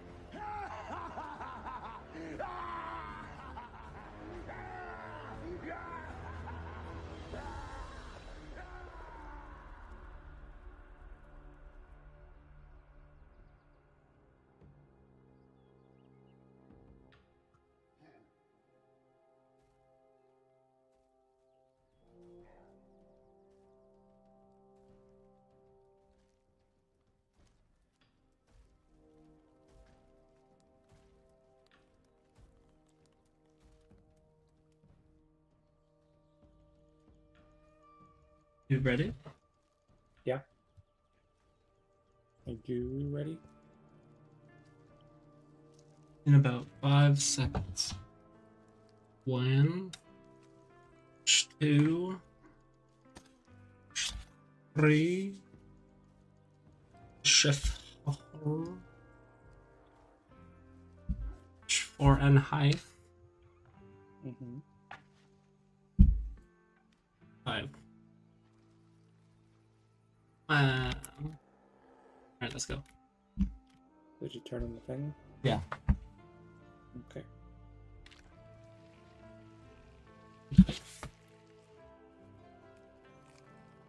Shriggity, 55. Shriggity, shwo.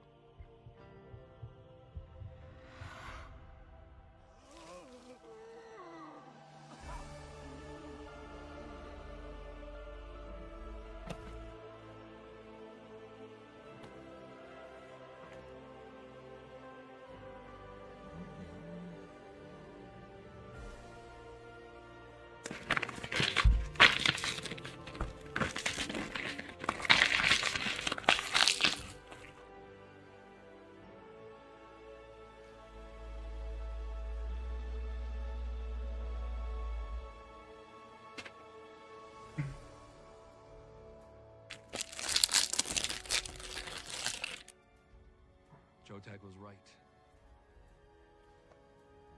Death does open your eyes to a lot. I know what I have to do now. I have to save my friends. And they've got a day start on me. How can I get to them in time?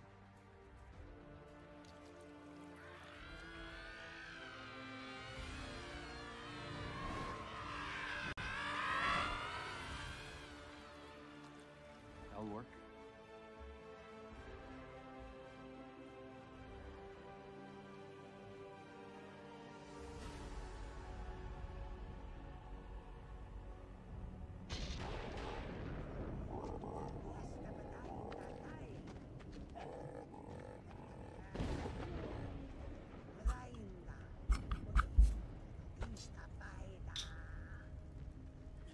Sorry, I don't heal. Okay, then why'd you say anything?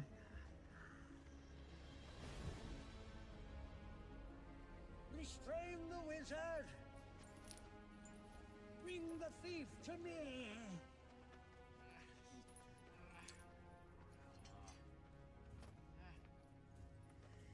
Kneel before your master.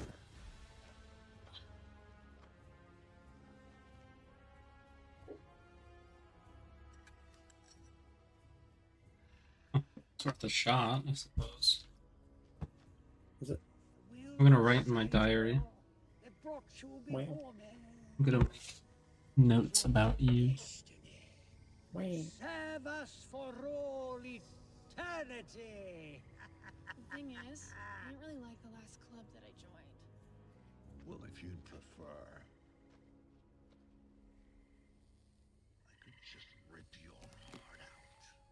But it sounds like I get to live forever in this one, so that sounds good too. All the powers of darkness will be yours. Hang on a sec. Okay, I think this place is a little bit too high level. Rebuilding this world as it was meant to be. In the image of Saito. I think I'll pass. Yes. Okay. No. More. Yes. Yes.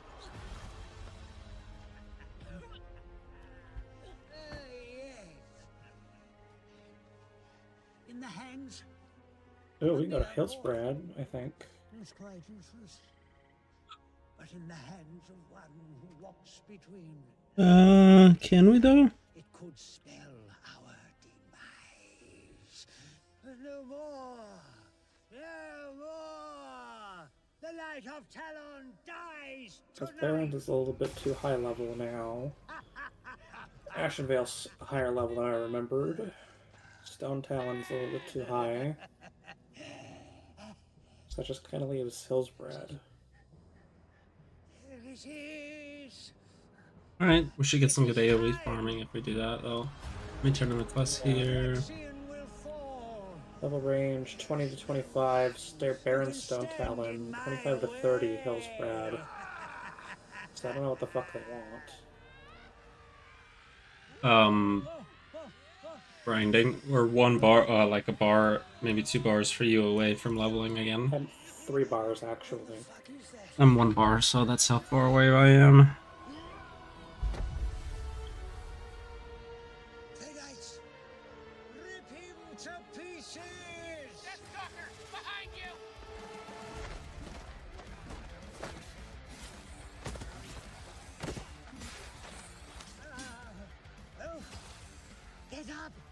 Get up, you fool!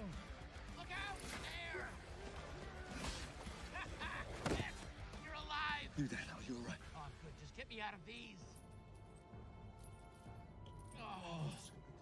What took you so long? The wraith, it got lost, and I was in the swamp, and it got resurrected. There was a lot going on. We have to help Brisbane.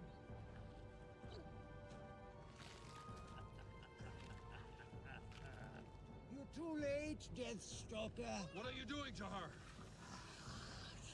Has joined the dark beyond. She is now the vessel of Saito. Don't worry.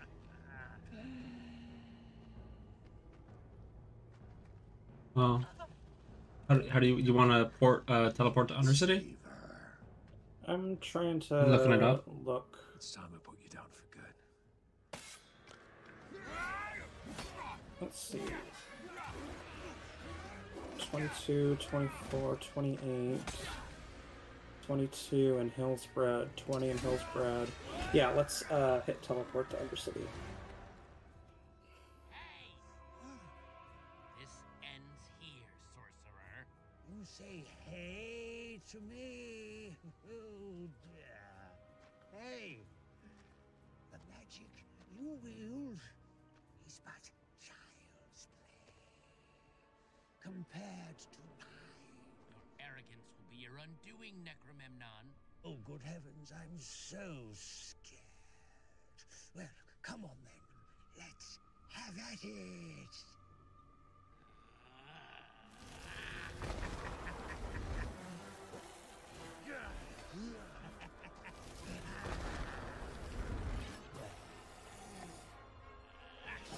Where are we going? I'm just gonna walk there?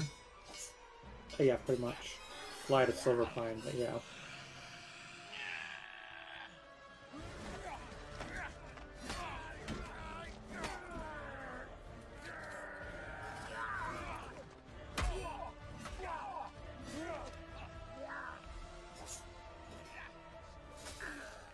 Give it to me.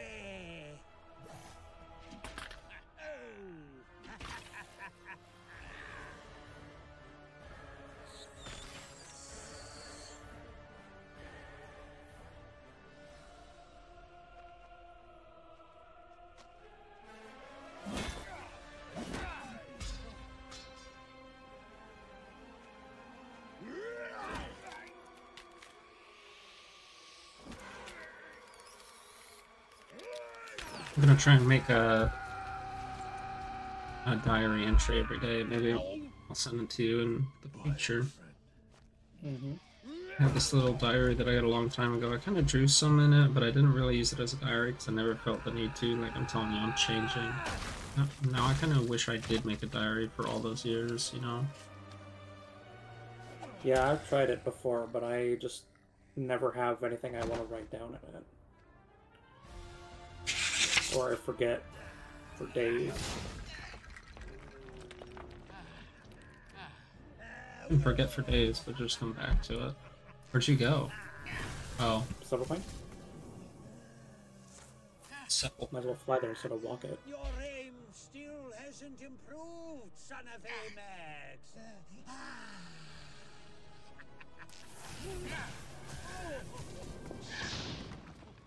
You missed me again.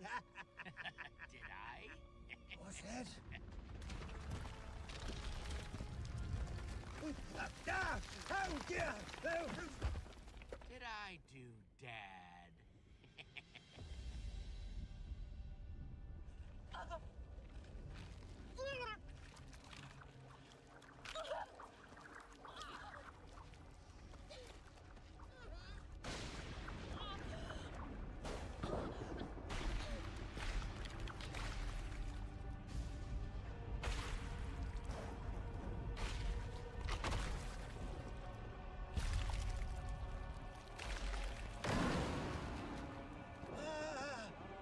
Yes! Oh, yes!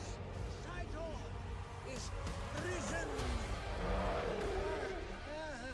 Saito! Yes! You've come! Saito, you've come! You've come! You've come! Come! Come! Come! Oh, my queen! Yes! Yes! Yes!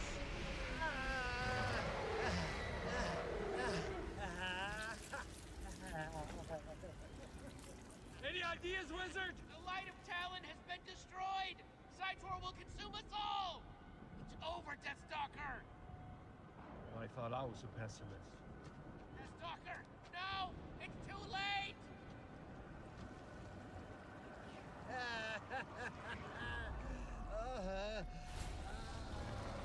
Anything good? Not really.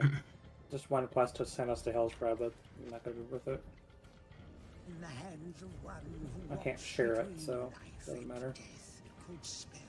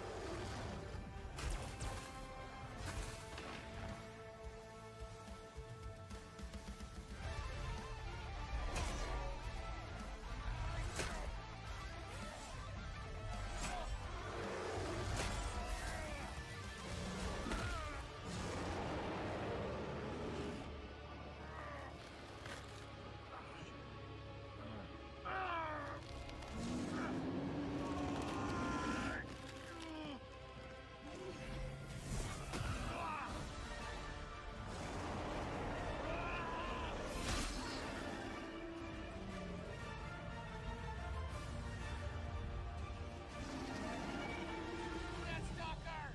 There! Go! We all have our own hearts, Deathstalker. It's what rules our fate. I've seen more than a fair share of hearts at the end of my sword, and they all look the same to me. Wield the four blades to extinguish the four hearts of evil. Hurry, Deathstalker! Fulfill the prophecy! No. I'm doing this my way.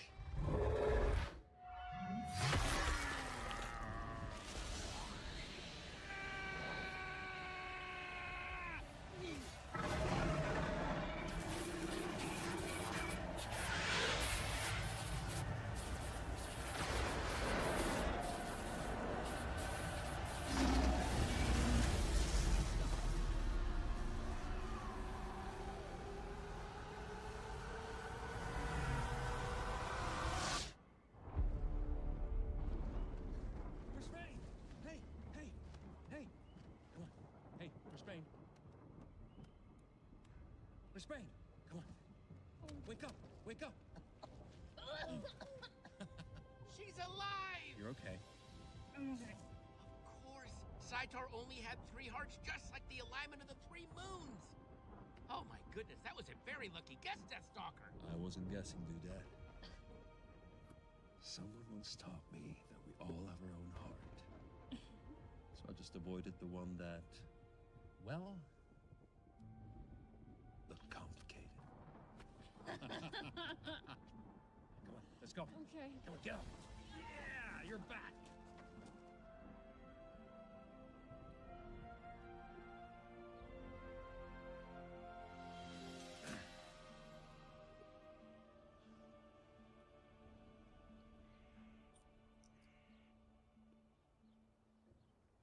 Alright, that's that. Hey. Video and literal diaries. Coming up, dude. Gonna try and give it to you when the time comes. I think we earned ourselves a bit of music. Whoever gets it, really, I guess. Hey, don't you understand what this means, Deathstalker? You've rewritten the I don't know if they'd read through it. The first couple pages are like doodles. Pretty good doodles that I made, but doodles nonetheless in my earlier days. Watch out, you're getting fucked on. I'm just ignoring them. Doodlinos.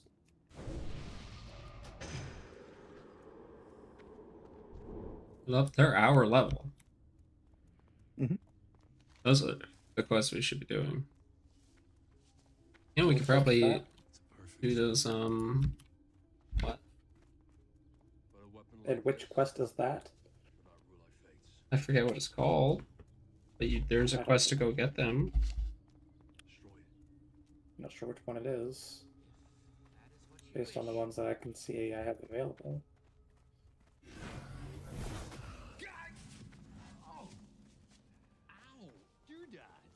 Sorry, just stay still. Once more. What do you mean? I'm standing still. Hold it high.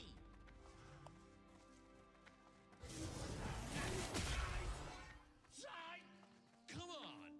The sword is here! Don't move. Don't move. Hold it up. I can do You're this. doing this on purpose. I'm not doing this on purpose, honestly. I'm gonna put it on the No, ground. you can't. You have to hold it up. Why? The one who fulfills the prophecy has to hold it.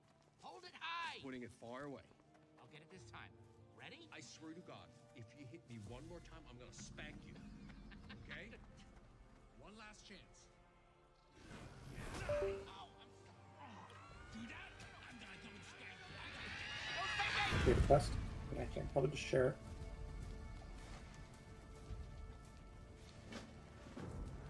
Dude, this movie is what? What the hell? It is a movie of existing time. Oh yeah. A series of images at approximately 24 frames per second that exists in a period of time that is now. Series of unfortunate frames.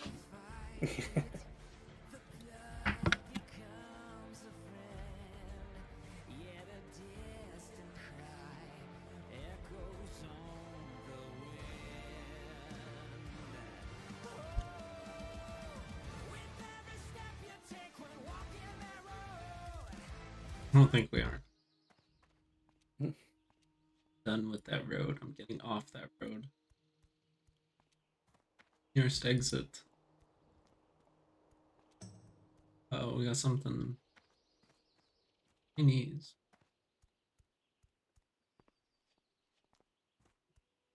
Drake steak. The movie got a 6.3. Like, what are we doing with our lives? Yeah. I mean, it wasn't that bad, I guess. Whatever. I didn't pay any attention. Generic and boring as fuck.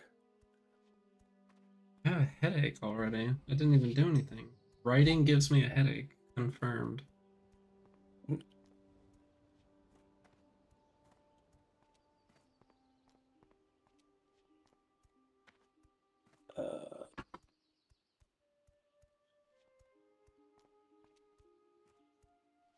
Wet.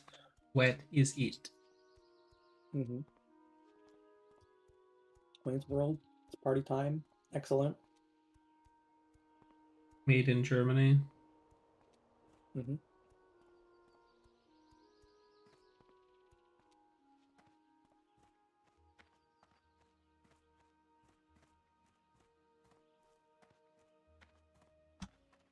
You trust anything Germany makes?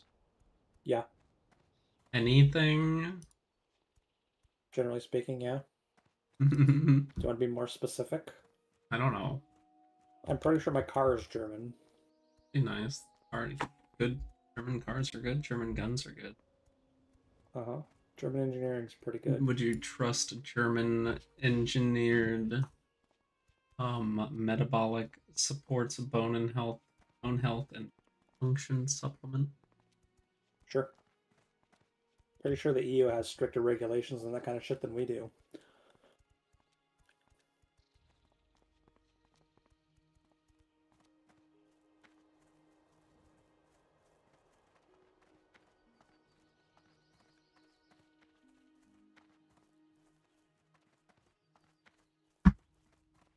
Doesn't taste very good. Sad. Let's look up through my things. I can't even remember where I got them. We got like some free supplement drink things. There's something called Boost with the 2 dots over the O on the first O, and it's German. You buy everything off this guy? He's got nothing. He doesn't have anything. What did you do? Someone else did, I guess. Not much of a merchant if he has no inventory.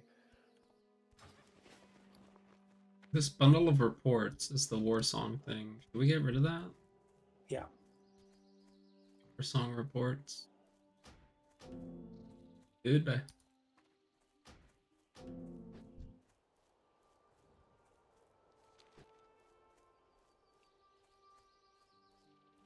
Yeah, it's called Boost. Boost, like Boost. Boost. It's lemon lime flavored magnesium tablet. Gross. It tastes like magnesium. I'm like, I don't know if this is what magnesium tastes like, but it doesn't taste good. Lemon lime my ass.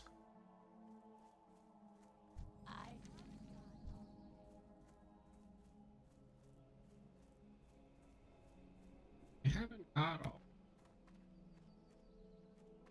You literally do. Mm-hmm. Speak quickly.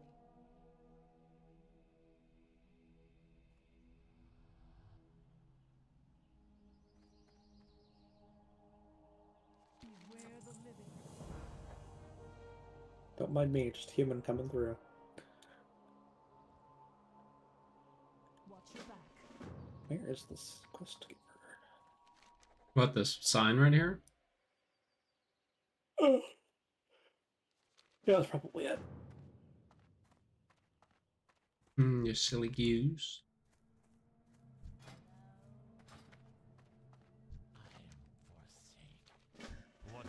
I like how there's still journeyman herbalists like out here willing to teach you, like, hey, you want to begin? Sure. Not gonna be able to herb anything, but all right.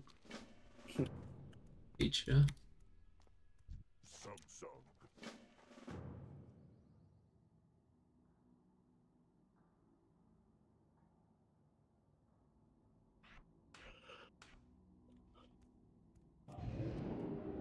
Blink's got to be on Z for some reason. Yep, that's what I have it on. Why? That's what I've always had it on.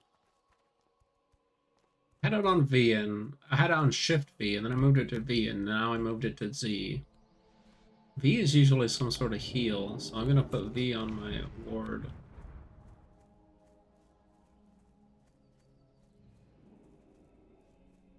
Alright, time to collect some bear asses. If you do that, I'm gonna ding. I'm gonna do it.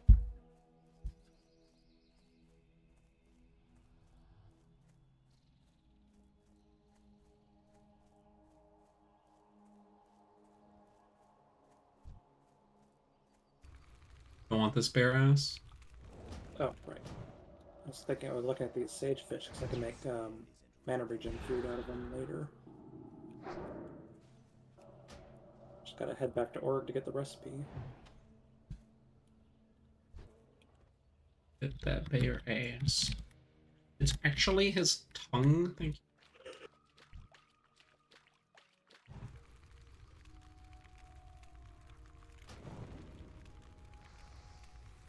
I am Funny Pot.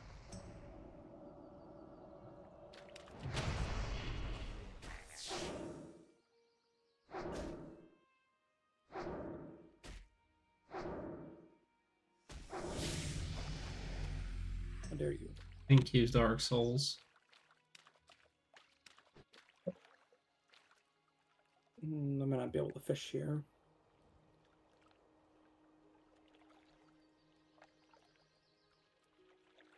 I'm sick. Okay, I'll throw that on my stream, might as well. I don't want to stream like movies or shows, but YouTube videos is fair game. That's React content, basically. I don't feel good. But at least we Not have that no, merch. they're not gonna be mad about audio of a movie or something, but I just won't stream it. You gotta make sure you do the soy jack face with pointing. Oh. Yeah, that. Well, if I do want to make, like, edit content, if I do want to make an edited video of something that ever happened, I can do that as long as I have the VOD, which is the point of streaming constantly. If I just stream constantly, I don't have to have a massive, like, 32 terabyte external hard drive to upload all my videos to and then constantly, whatever, record. I can kill like 3 birds with 1 stone. I can auto stream and then have like anyone who wants to watch can watch. And save them for later for myself, and save them for later for editing, if anything actually happens. I mean, I don't know where YouTube gets the bandwidth or whatever, but 9-hour stream just goes up there as a VOD that might not ever come down. They might get rid of it eventually, but I don't know. I'm hoping not. They have a giant server farm everywhere. I could basically upload a 24-hour video every single day, though. That's what I'm saying. I can never stop streaming, and they would just never get hurt by it. Maybe. With every fiber of their being. And for good reason, as you'll soon find out. Yeah, not gonna be a positive video of the Boy Scouts. Wrong channel. Giving preteens knives can be dangerous, and those on the outside Remember, heavily for joining. British people eat 52 biscuits a second. That's an outlier. That's an outlier. Fuck, how does it go? That's wrong. The average British person eats 1 biscuit per day. Biscuits Georg is an outlier and should not be counted for eating 500 biscuits a day. Yeah. It's a Tumblr copy pasta. I can't remember exactly how it goes. Biscuits Georg. Yeah, it was the original one's about eating spiders, and it's that nobody actually eats spiders. And oh, I remember seeing that. Yeah. No one actually eats spiders. Yeah, he just eats so many that the average is skewed.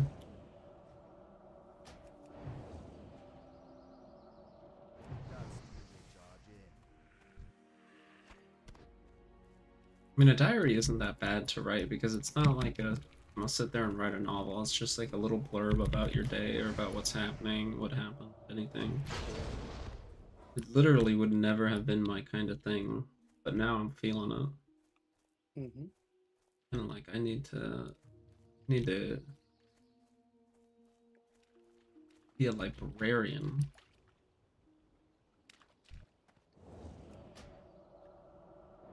Well, I know where to come for my next time I need to grind food.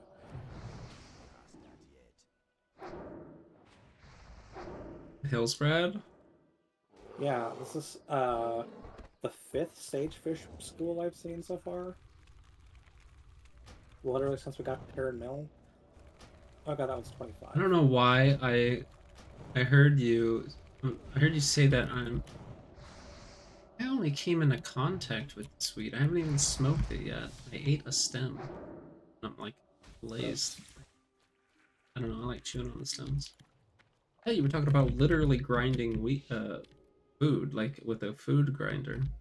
I was like, what are you talking about? Like a coffee grinder.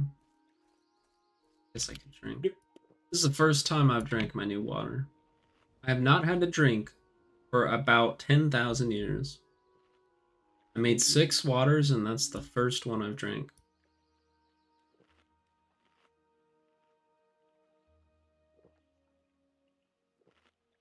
I want weed. Dude, I unironically think that eating the stem did something. Maybe. Shit's crazy. They're like 20s. Get a big group of bears. Not when they're orange Kids coming level. forth and talking about their sexual abuse and stuff. Yeah, all the I'm guys trying are to like, get "It's just to drama." the This syndicate doesn't even include personnel all the class. injuries and dangerous adventures that have occurred on true outings. So put on your sashes and grab your compass as we navigate the crazy world of Boy Scouts. How much of this document is men raping boys? That does not answer. I mean, to be fair, you can't talk about the Boy Scouts without bringing up. It's a problem. It's just drama. Okay, yeah, Relative it costs a drama. lot of money. Most people think that Uh-huh. Scouts is just merit badges and camping. I'm telling you, That's what they that think kind the of Boy shit Scouts is are. very high level But stuff. little do I they know, won't it's say also we could filled do with that until at cult-like least like 40 ceremonies. and you have some think good that it's just talents going out behind and you. palling around, maybe getting touched by I your got my scout leader, first or going tongue. out fishing. My dad was my scout Easy. Did you hear the last thing I just said? Well, Getting touched by your scout leader, and Nick's immediately just like, my dad didn't it? No. Let's just hold on a second.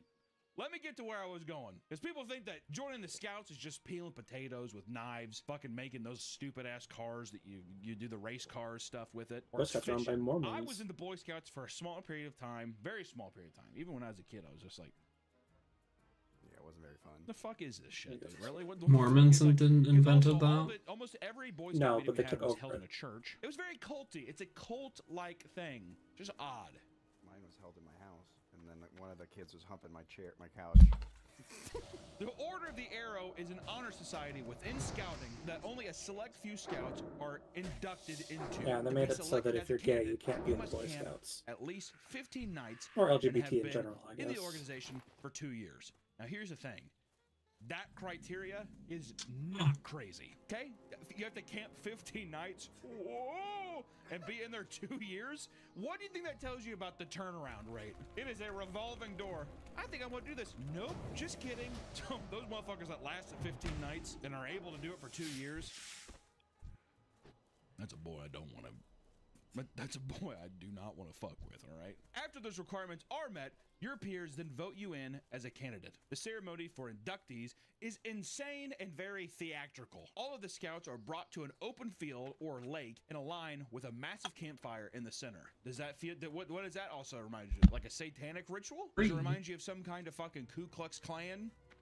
Doesn't it? Yeah, we're gonna put on some spooky Link in there. outfit, guys. We're scouting. Ceremonial I drums like and that one, chants can be unfortunately. heard in the distance as a man in a Native American headdress gives a speech. After the speech is over, 2 other Native Americans. Are these real Native Americans are doing this shit? There's no these fucking way. these are Attacked by 2 troll mages. Okay, What do so you after do? the speech, 2 other men dressed Die. as Native Americans begin running up and down the line, stopping at the candidates, and either yelling at them to run to the fire or yanking them out of line. Once all candidates are gone, the true trial begins. For the next 24 hours, they are prohibited from talking or bathing and are only allowed to eat very light rations. They sleep on the ground in the woods and do manual labor projects. I don't wanna get too much into the graphic shit. But does this not read like, yes, we'll have to strip you for clothes and you'll be... They're weak from not eating, they're delirious, and you can't speak to anyone, can't yell, and you can't bathe, which is just a guy being like, make them stink, make them go up a sweat. They can't bathe. Put that in there. If any of the scouts fail to adhere to these guidelines, they will be instantly kicked and allowed to retry the following year if they are elected into this role again, which good luck, buddy. Otherwise, if they complete the trial, they are awarded a sash and a feast. After you become a member, there are tons of events where Order of the Arrow members gather.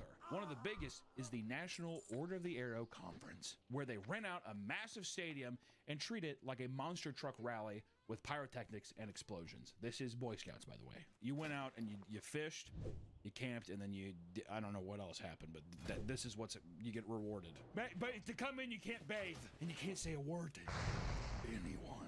Let's go sell popcorn outside of a Walmart. Come on, but don't. Can I get my badge later?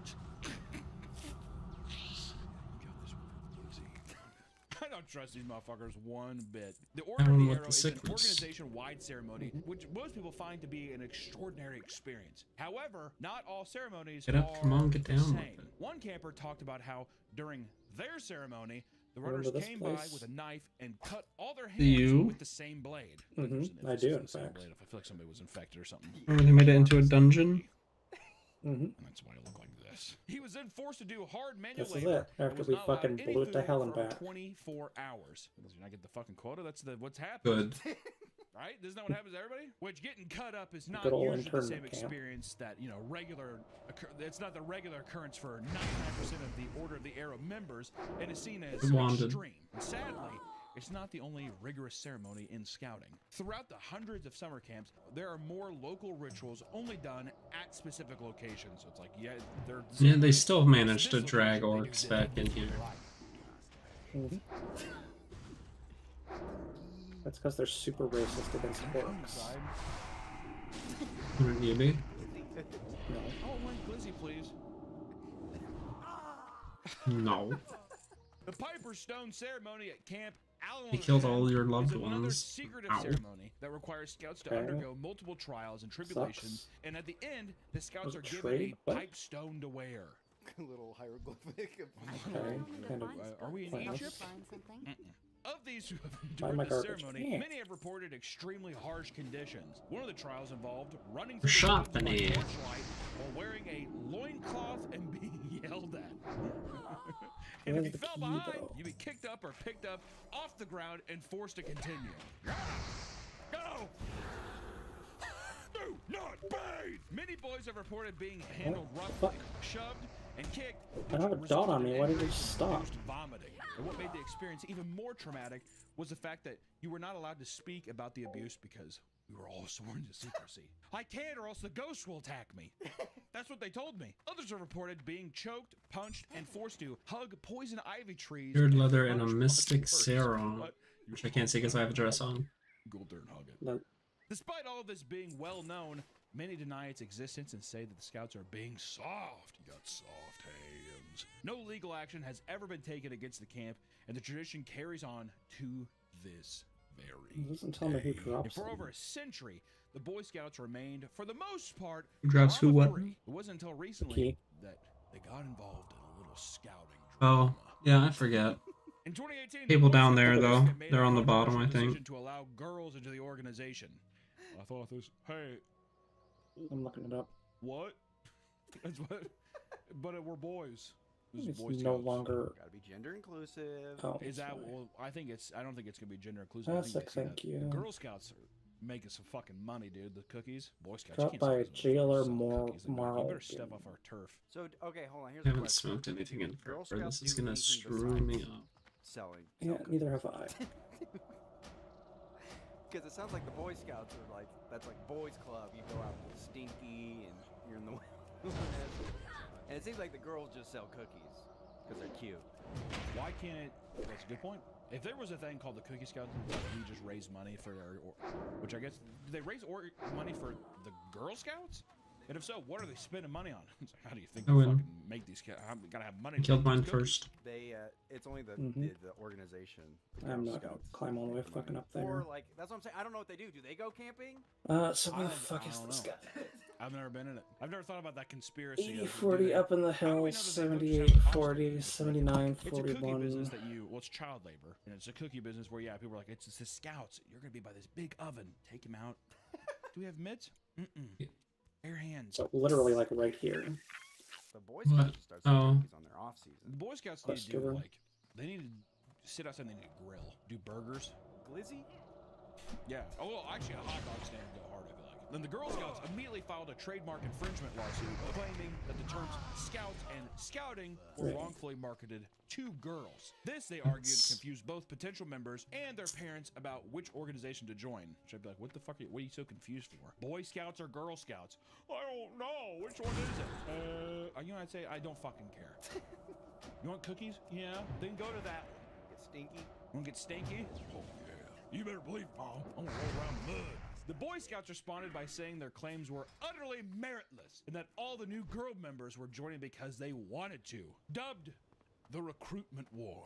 Both organizations fought with each other to get new members while claiming that they are the rightful owners of the term scouting. This lasted for over 3 years until it was settled in court after all claims were dropped. The whole reason why the organization changed was because we're not evolving and being a mostly white and anti-gay organization. All right, that's what the Boy Scouts, a little white boy, little Nazi club. That's what I mean. You know what I mean? Can I join? When they do comply with demands, tons of people and institutions call them out for being woke. No winning. All right, fine. Get on in here, gay kid. Yay! Woke! All right, get out. Aww. That's the same kid just back and forth. It's not just the public that is abandoning the organization, but the Church of Latter-day Saints has also dropped its support. You know what I said earlier on? This fucking Mormon churches, that's all they were in. It's fucked up. For the majority of the existence, the Latter-day Saints Church has been the Boy Scouts' biggest donor and supplier of new scouts. Starting in 2013, when the Boy Scouts started being more friendly towards atheists and eventually allowed gays, the Latter-day Saints Church loyalty was shaky. What are you letting them boys in? Why them boys? I don't know, we just want new people coming in. We need good boys in there. Bad boys. It wasn't until they allowed girls that the line had been crossed. Gays and atheists, people that are completely opposed to their beliefs, whatever. They're like, And then the other one. I don't know. And it wasn't until just a girl came in. They're like, okay, what is this? Well, now you're crossing the line. Now you're crossing a line. Why don't you just call it the Scouts? What are you gonna do? Have heterosexual sex? I'm bored. There's still plenty of boys to have sex with. I know. A stone. This is so stupid. This not only caused the overall enrollment to drop significantly, but also severely worsened their already terrible finances and pushed the organization to near bankruptcy. Most recently, the Boy Scouts have escaped bankruptcy and have changed their name to Scouting I think he has America. two spawn spots, either up there where we just killed shit or down here somewhere. With the phrase, go woke or go broke being thrown around. So the reason they changed their name was so they could be more inclusive. You can be a furry or a transgender, We're looking for or a a stone. female, or a boy, or whatever you want to be, and come to and join the Boy Scouts. I can't win. It's bound to end eventually. Like, it's going to end. It's just such an outdated thing. Oh, the Boy Scouts? What could you possibly do to make it? Gotta make them tech Boy Scouts, like tech bros. You had to almost change it to where it's just like useful stuff. See, back in the day, it's like in the wild, in case you need to support your family. Now it's you need to have like kids come in and be like, you're gonna learn how to code. You're gonna be an AI engineer. Now you gotta do doomsday prepping. Honestly, or you have two extremes. You either do, you want a job when you're out of college, we're gonna help you get there with AI, Imagineering or whatever.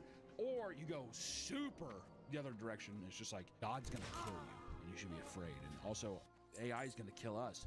Doomsday preppers. And then you get the Oh, they won't ever shut down WoW until it doesn't have enough people to make running the servers worth it at all, right? What is the threshold for that? Oops, wrong button. Pretty low, because there are still games that go on, or at least there were, you know, that hadn't had players basically at all. Let's see. Watchmen.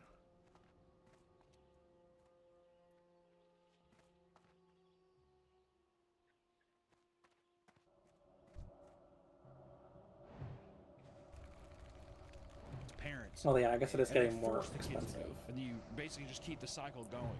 You know what it's like, what it's going to be like? It's going to be hell on earth. You should I be know, scared, but it will and go they're down scared all eventually. growing up, at least in their kids.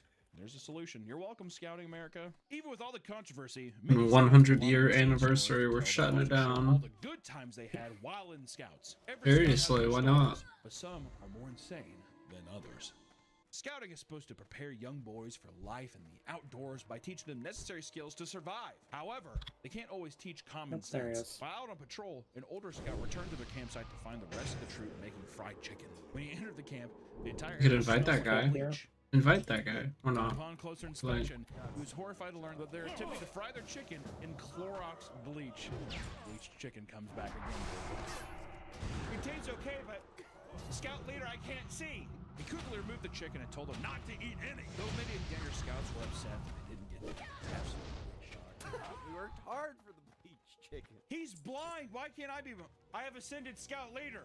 Will I get my badge, scout leader? What is the thought process? I taste mercury in my mouth. Do you think they got bleached chicken badges at least? They better have gotten a Clorox badge at least. And they fucking ingested bleach. What else could you do to not fucking? You know what I mean, come on. One of the major events every scout looks forward to is the Pinewood Derby, which is the only reason. That's the only reason I even joined, because I saw it one time when I was like.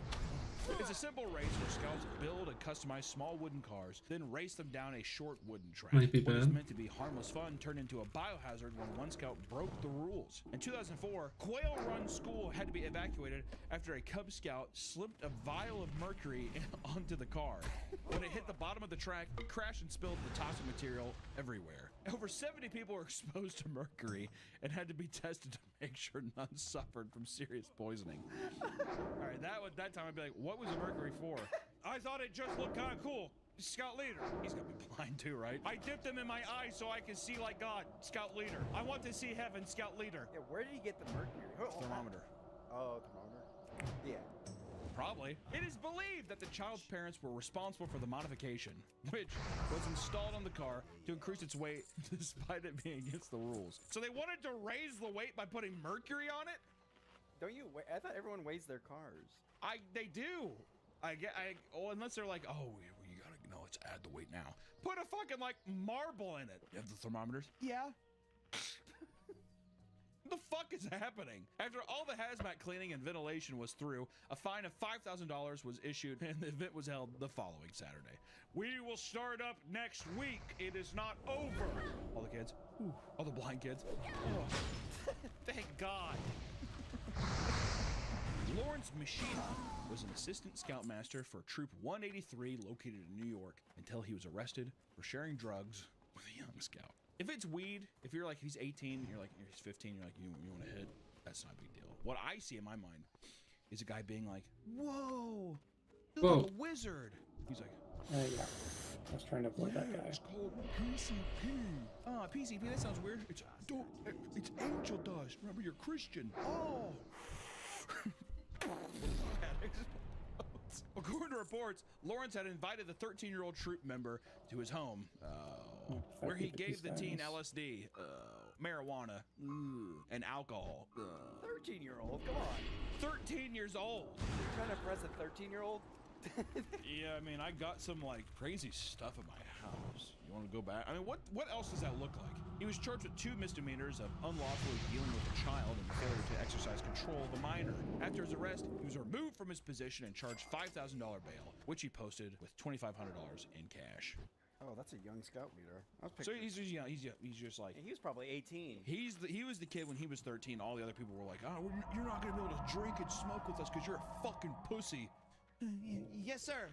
Yes, Scoutmaster. And now he's in control, and he's just like, I'm gonna give you the experience I've never had. But he just comes across as like, you know, a freak. LSD? If it was weed and alcohol, I'd be like, hey, probably like, you want a hit of a joint and beer? Not saying that's appropriate, I'm just saying. LSD's insane. Yeah, for a 13-year-old mind. It's on your tongue.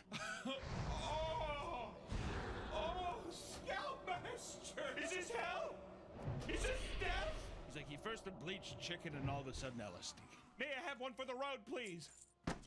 Another scout leader was ruining the lives of her troop by embezzling all of their funds. Amy Jo Modi had held numerous positions throughout her local Pennsylvania troop and was trusted with full access to all their financial accounts. Uh-oh. In July of 2023, another leader in the troop notified their bank of suspicious activity and inconsistencies in their finances. And after further investigation, the police discovered that Amy had stolen $5,962 and spent all of it on herself. Receipts showed that she had used the money to pay her Netflix subscription, paid for multiple tattoos, and paid for all of her DoorDash orders. And after this discovery, she was arrested and charged with felony theft by unlawful taking. Amy's not the only scout leader to get a felony. Glenn Taylor and David Hall took their troop to Goblin Valley State Park in Utah for an outing when they came across a protected rock formation called Hoodoo. I don't know where you're going. We're seeing more rogues. They're all down here. So wherever we're getting ready to get into, it was there. These kinds of formations are very rare and take 2 million years to form, and a major tourist attraction in certain parks. After coming across this natural beauty, both men decided it would be a good idea to push it over. Why would that be a good idea? Yes, sir, yes, sir. Thank you, Scoutmaster. So David pulled out his phone and recorded Glenn toppling the structure while kids could be heard celebrating in the background. Yes, we wait.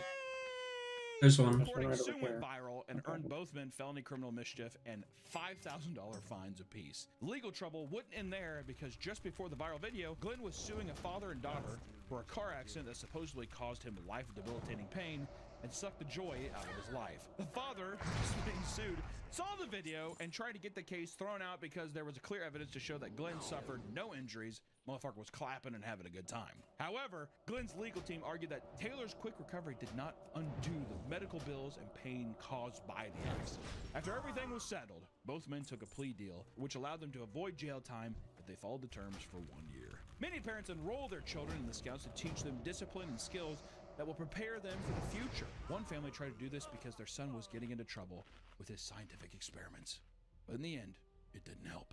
Ever since David Hahn was young, he had been interested in science and chemistry. His favorite book was the Golden Book of Chemistry Experiments, and he often performed small experiments from it. One of the more notable experiments told him how to make chloroform and instructed him to smell it, okay?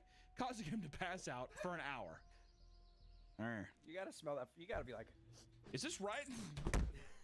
Fearing that his experiments might get more dangerous, he was enrolled in Boy Scouts to try and discipline him. But it only made him want to experiment more. After completing his Atomic Energy Merit Badge, David became inspired to try to create a nuclear reactor at home. He began stealing radioactive materials from smoke detectors, camping lanterns, batteries, and old clocks. He would then go back to his shed and use a Bunsen burner and a hollowed out block of lead to try to create a reaction. While he never successfully created nuclear energy, he was still exposed to dangerous levels of radiation that could be detected down the block. His experiments also caused his skin to burn, his hair to turn green, and he occasionally passed out from his condensed amount of radiation in his backyard shed. Jesus. This kid kind of fucking rules, actually. It all came crumbling down in August of '94 when police stopped David and searched his vehicle, where they found a toolbox with an odd gray powder. And after asking what it was, David told the officer it was radioactive. And they immediately called the EPA and NRC, which led to a search and seizure at his home. A few months later, the EPA deemed the home a Superfund cleanup and removed 39 barrels of radioactive waste, which were taken to be stored in Utah. Poor Utah. Officials also tried to get David to get medically evaluated, believing that he suffered severe damage from the major radiation he was exposed to, but David refused. I'm fine. Hair all grain and she looks like the Joker. I'm okay. Do I look weird to you? After all the media attention died down, he would join the Navy and get honorably discharged. Following his departure, he was diagnosed with paranoid schizophrenia. He also had another FBI investigation after someone claimed he was hoarding nuclear material, but agents found no materials in his possession. Fucking Iraq all over again. All they learned was David had started using cocaine and stopped taking his meds, which made him believe that people were out to shock his genitals with their brains. A few months after his interview with the FBI, he would be arrested for stealing smoke detectors in his apartment building with the intent to remove the nuclear material. At the time of his arrest, his face was covered in burns, believed to be caused by exposure to nuclear material, and he was sentenced to 90 days in jail. Damn, he looks scary. Which David, unfortunately, would die in 2016 due to an overdose of fentanyl and other drugs. That took a turn. I wasn't expecting. What do you mean you didn't expect? Motherfucker was... How from a young age were you that obsessed with nuclear energy? He's like, yeah, David also recovered perfectly and he's a normal fuck. No, I mean, he's gone. He's gone. Who knew the Boy Scouts could be so weird and insane, right? The entire or something? No, I'm still in the game, but it's, yeah. Young boys in the outdoors Yeah, you're just running in place right outside of the keep. With such a wide It said Dark Eats just came online. Reload, slash reload, hello? We didn't even scratch all the weird sexual abuse and everything that happens. I mean, it is obvious, you know. Usually at this point, I used to say, it's a video for another day. I'm not touching that. We already talked about, we got David in there. David's enough. All I got to say is if you're in the Boy Scouts, run away. I know. I'm sure there's some motherfuckers that had a good time in the Boy Scouts. Our Boy Scouts is just like a club. We never actually did the activities. We just hang out and play video games. Your poor dad, dude. You seriously just keep painting him more and more as a monster. Yeah, we never went on camping trips we said we were going to. We just went back to my house. We went to the snow one time, the mountain. Oh. For day trip. Hi. He didn't tell anybody. We just That went. was weird. Okay. That's our Boy Scout video. Hey. Thank you, Scout Leader. We will see you next time, Scout Leader. Hoorah! Compared to the over-the-top thirst trap style videos we see today. But, you know, that's for the boys. He ain't complaining. Nick doesn't complain. I don't really. I scroll past them, but you save a lot of them. Just before the wave of Pinterest videos, many sororities were recording rap videos and making their own lyrics, dropping hard N-bombs. But it was cool. Actually, I'm not sure. Look my picture. I tagged my sister. They're in the pictures. I love that picture. I took that picture. A lot of these videos use their own beats, and they're mixed horribly, which, you know, we're not trying to fault people for not knowing how to mix music, but at the same time, if you don't know why you're doing it. Some involve skits with people dressed up like rapper stereotypes. I have seen this, and it is bad.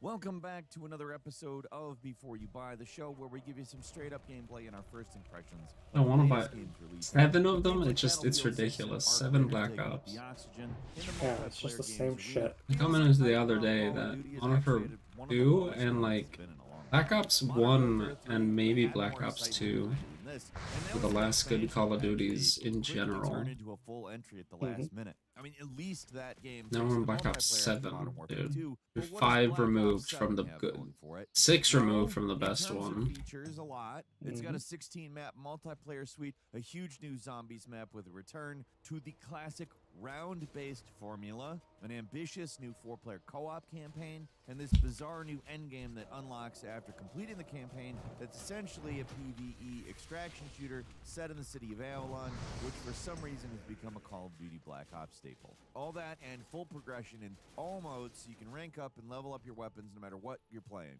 It's a big swing for what looked like a desperation move, with them breaking the formula and releasing 2 Black Ops games back-to-back instead of sticking to the usual 3 studio formula that the series has been sticking to, for better or worse, since the 8th generation of consoles. First Modern Warfare 2 and 3, then Black Ops 6 and 7. It's the sort of thing that makes you wonder if they're struggling behind the scenes, because we keep getting more and more studio names attached to these games. The scattershot, throw everything in mentality of Black Ops 7 could be a good thing or it could be a bad thing, but at least it's got to be better than Modern Warfare 3, right?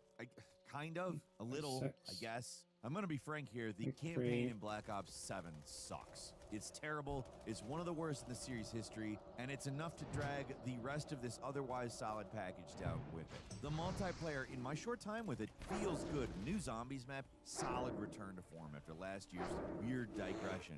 Even the endgame is pretty cool as far as what it is, and it's actually fun to play. The problem is you have to get through the campaign to play it. People here at GameRanks play Call of Duty for different reasons. I like the campaigns. I'm a big Call of Duty campaign person. I play all these games campaigns. There's too many of them for me to remember which is which at this point, but I do know when they're good and when they're bad. This one's bad. And the problem with Black Ops 7 is that the campaign co-op and the endgame are the I fell asleep watching it. Was it bad? Did anything even happen? Trying to do something that's new for I the didn't series. pay super much attention to it either. Even if, like I It's said, just I Call think of the Duty. multiplayer Level offerings 25. are really solid. So unfortunately, that's got to be the focus. We have I gotta to go back talk across about the river. campaign. And not just because it's Go trying to do across the something different river. in the co-op format, but because you have to play through it if you want to see the end game. So you don't care about the campaign or the PvE stuff in any way. I'm just gonna go ahead and say Black Ops 7 is actually really solid, and I think it's worth it for you. But as I said, different people play this game for different reasons. Amongst the GameRanks crew, there are even fairly wide gaps in between why people play Call of Duty, and I'm actually more here for the campaign. I like the multiplayer of the finals, and to be frank, that's where I spend a lot of my multiplayer shooting time. Again, that said, if Call of Duty is your multiplayer jam, this is actually pretty good entry for it. The maps have reverted back to the usual 3-line Treyarch classics, which I think is a step in the right direction, even if not all 16 maps on offer stand out that much with their designs. At least most of them are new. The lightening up of the skill-based matchmaking is ultimately an improvement as well. I know the whole situation is a big debate in the community and opinions go all over the place, but from my time with Black Ops 7, I'd call it a big step in the right direction. Also, the general movement speed has been slowed down just a little bit. It's not Modern Warfare heavy, but compared to Black Ops 6, it feels better. I think 6 was just a little too fast. The new zombies map called Ashes of the Damned, that's a lot of fun. Yes, the story of these things they've gone off the rails, but I don't think it matters. I stopped knowing what was going on like in Black Ops 3. The gameplay's still tons of fun, even if it's bloated with all the usual Call of Duty junk. The menus and UIs, they're a mess, but they've been that way for a while. The whole Call of Duty launcher, needlessly confusing, none of that's gotten better. The point of the hub was to simply launch these games, but it's gotten more confusing than it ever has been. I mean, at least this one has a proper start screen where you can simply launch each of the main game modes. And that brings us back to the campaign. And guys, it's got problems. I could go all day talking about the terrible story and the lame level design, the blatant map reuse, the infuriating online-only requirements, but the real core problem is simple. It's a co-op mode that is not fun to play co-op in. Let me repeat myself here. This co-op game, which is designed around being played with a team of 4 people, online only, of course, no couch co-op allowed, so I hope you have 4 friends willing to shill out $70 for the game or $30 for an Xbox Game Pass Ultimate subscription.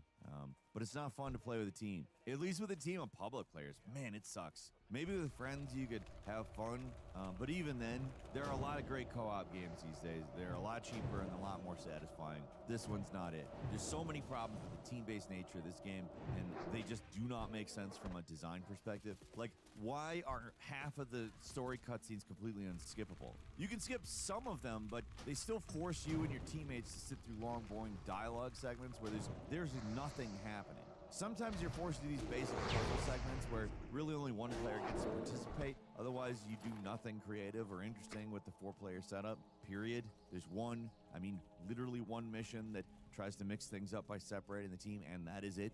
Plot, incredibly basic. Usually for Call of Duty, especially Black Ops, you get plots that are a little too complicated, but this is the opposite. It's basically a nostalgia rehash of Black Ops 2 with the writing and the dialogue that's so blunt and stupid it's almost unbelievable. The game starts with this whole setup where, oh no, the bad guy from the second Black Ops is back for revenge, until they immediately undermine the plot by revealing the real bad guy. They waste another 2 levels before telling you the stuff that the bad guy from Blops 2 is coming back. I had a certain friend on my list, but these games are supposed to be set in the future, and you're telling me that nobody thought deepfakes were an option. Nobody. It's why even bother doing anything? The entire campaign is split up into visually messy, really boring levels that make up floating island chunks made from memories of Black Ops 2 and boring, empty open world style levels set on the Avalon map, which is eventually coming to Warzone. Somehow, these open world levels are actually worse than the ones from Modern Warfare 3. They barely feel designed. Just a lot of running back and forth on the map. You have the occasional boring boss fight splitting it up. Bullet, spongy enemy, blah, blah, blah. That's a general problem with the campaign that only gets worse the more allies you bring with you. Bullet sponge enemies they're man.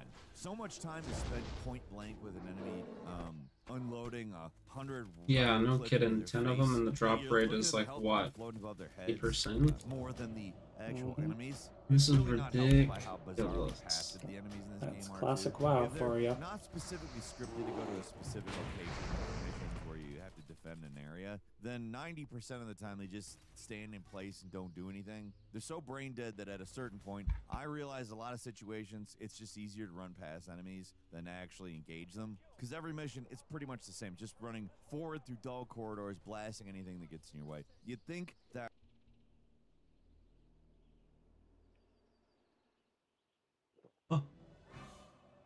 Oh, Platinum WoW.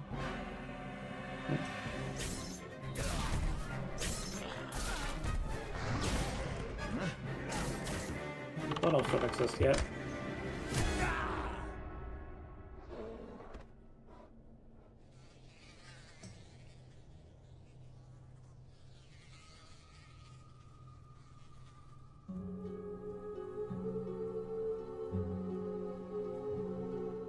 This is where the end began.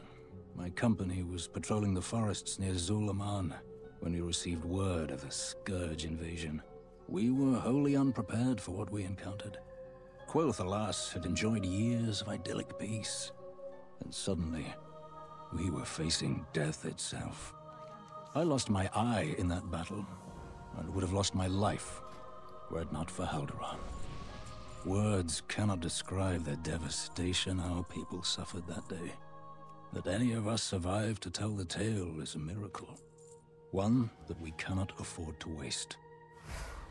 The elven lands of Quel'Thalas were thought to be impenetrable, protected by a magical barrier powered by runestones etched with magical symbols of power. But during the events of Warcraft 3, the barrier was disabled and Arthas Menethil and his Scourge army invaded.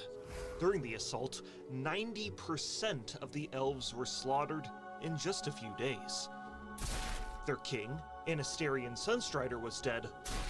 The highest-ranking members of their military, like Sylvanas Windrunner, were dead. And worst of all, their powerful font of energy was corrupted, leaving the elves with no source of power to feed from.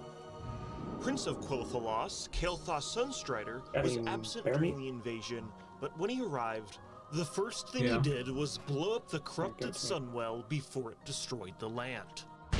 He also addressed the remaining elven survivors. The mass slaughter the High Elves just experienced would fundamentally change their society. From this point forward, Quel'Thalas would not have a king, and they'd rename themselves to the Blood Elves to reflect the loss of life that they had just suffered. Now quickly, repaint the whole city to reflect our new aesthetic.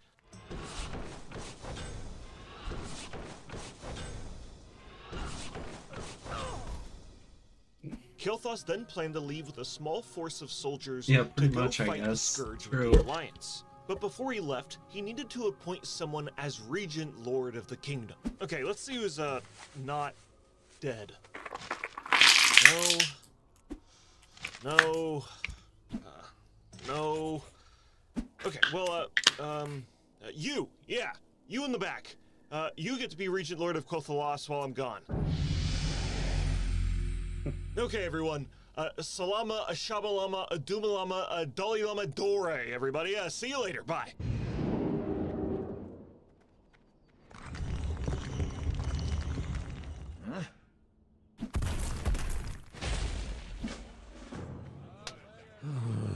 In Kael'thas' absence, Lorthamar Theron was tasked with being the temporary ruler of Quel'Thalas. I love But this here's the guy's thing. videos. Lorthamar is not a politician. Before being suddenly thrusted into this responsibility, he was Ranger Lord of the Farstriders. But suddenly, he has a duty that he never asked for, but is obligated to participate in. Because, I mean, like, who else is gonna do it? Everyone's dead. I am a ranger, not a politician. But I'm gonna have to re-roll again. Do you think they'll have race swap for Classic Annie? For this reason, Probably, but if you want to pay for that, I guess.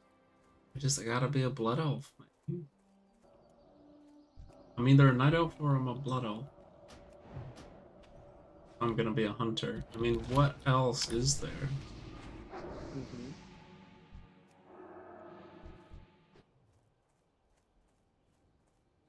Trust in your discretion. I will do my duty. The Farstriders stand ready.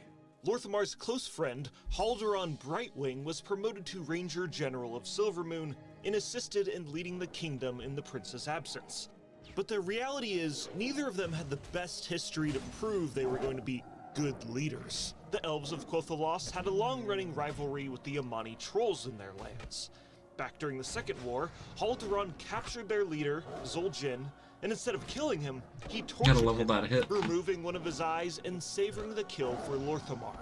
58 out of Zul'jin would eventually 105. escape by cutting off his own arm, and developed an even greater hatred for the elves, and heightened the cycle of violence between the races. And the big mistake Lorthamar made? Well, you know how the Scourge disabled the magical barriers surrounding Quel'Thalas? Well, they were able to achieve that from a man on the inside, named Dar Khan Drathir, who learned how to disable the runestones from Lorthamar. Darkon then used this knowledge to disable the barrier, and then the Scourge invaded. So Lorthamar has to deal with the fact that 90% of his people dying was kind of his fault, and has to make sure that his overwhelming sense of guilt just doesn't get in the way of his new responsibility as a leader. But despite Haldoran and Lorthamar's mistakes, they realize that being a true leader is not about making the right decision every time. I mean, sure, sometimes you make mistakes and 90% of the people die. But what makes a great leader is about pressing on despite making the wrong decisions, and learning from them, and adapting. As Regent Lord of Quel'Thalas, I will defend my people against any who would do us harm.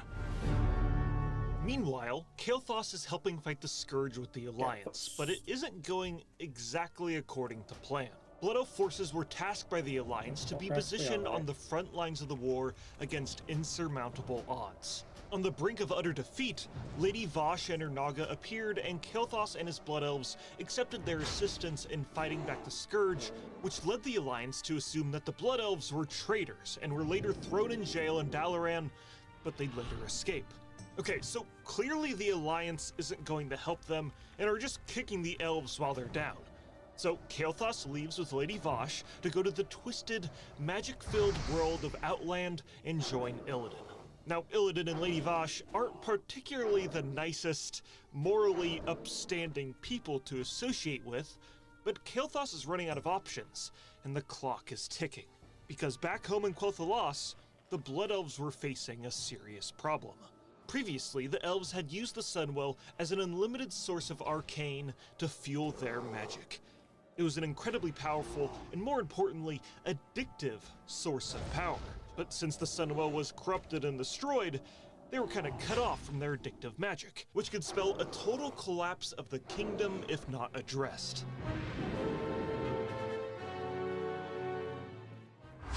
I serve Silvermoon for Quel'Thalas. Grand Magister Romath arrives in Silvermoon.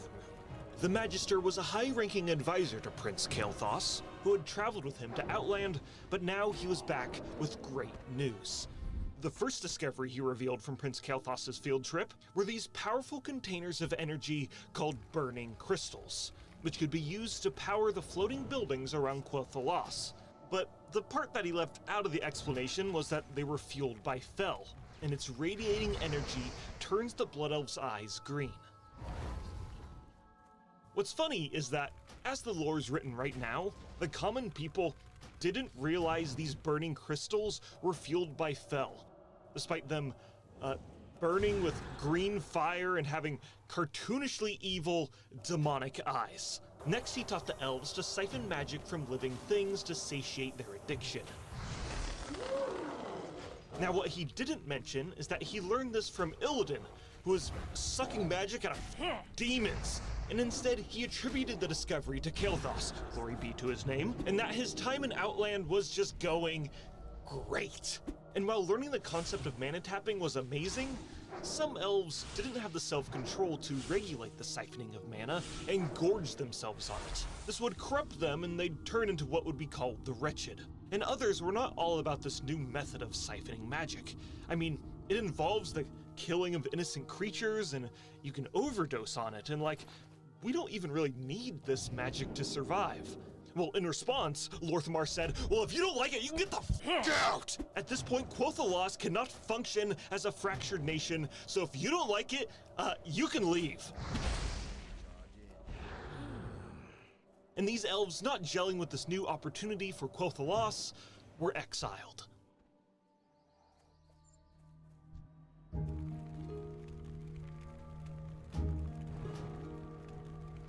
It's now the Burning Crusade, and Blood Elves have fully adopted the discoveries introduced by Romath.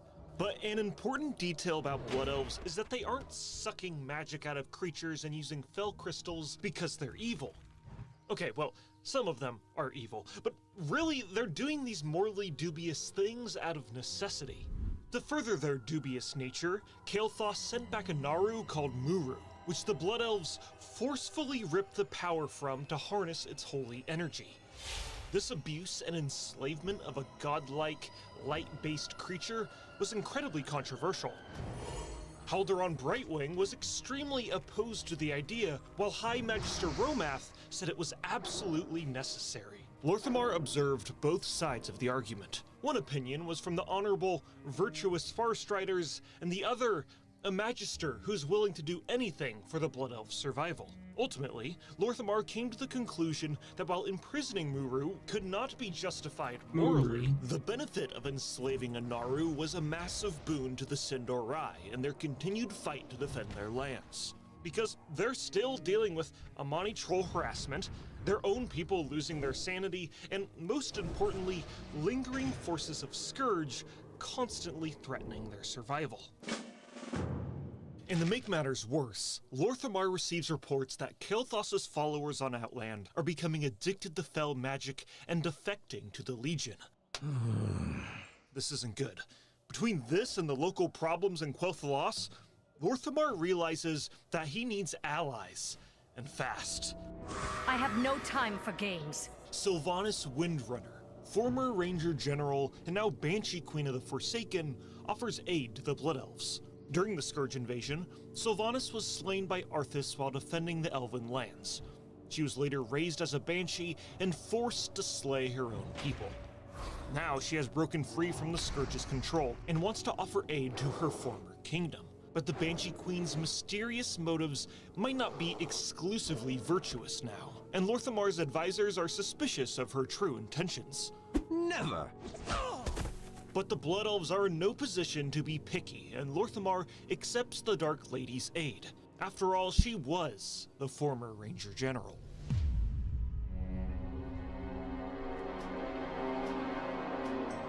Sylvanas Windrunner was our kingdom's protector. Had she and her rangers not met Arthas with such fierce resistance, our people might no longer exist. She paid the ultimate price, so that enough of us might escape to rebuild our fallen kingdom. When Arthas raised her as a banshee and turned her against Quel'Thalas, it broke all our hearts. I've had my share of disagreements with Sylvanas, but I will never forget her sacrifice. She was the Ranger General of Silvermoon. Nothing will ever change that. Player characters venture into the Ghostlands, working alongside their fellow Blood Elves and Forsaken to help quell the lingering undead threat. During their questing, they kill Darkon Drathir, that guy that betrayed Quel'Thalas and disabled the barrier. But this isn't the first time he died. The first time he died was in the Blood of the Highborn short story. The second time he died was explained in the Sunwell trilogy.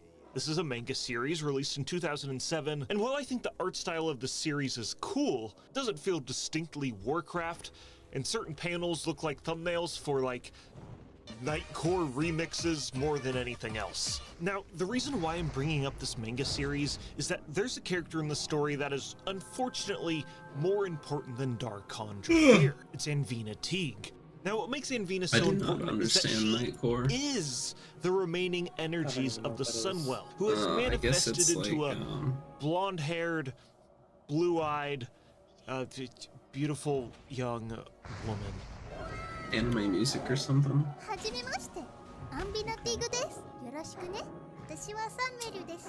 Lorthamar, Anvina Teague, and others team up and kill Darkon, and Anvina burns him alive in one of the most graphic images ever produced. Oh no, Darkon, you turned him evil. Lorthamar, Anvina Teague, and others team up and kill Darkon, and Anvina burns him alive in one of the most graphic images ever produced in Warcraft media.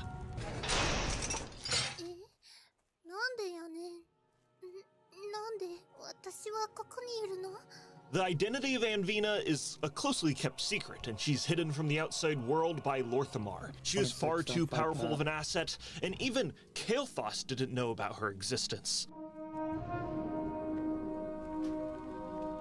Meanwhile, negotiations are made with Horde ambassadors, and the Blood Elves join the faction. Because despite their well-kept appearance, they fit the archetype of being down-on-their-luck outcasts like the rest of the faction's members. But not all Blood Elves wanted to join the Horde. In-game, there's a pair of elves protesting the idea of Quel'Thalas joining the Horde and the new methods of satiating their magical addiction.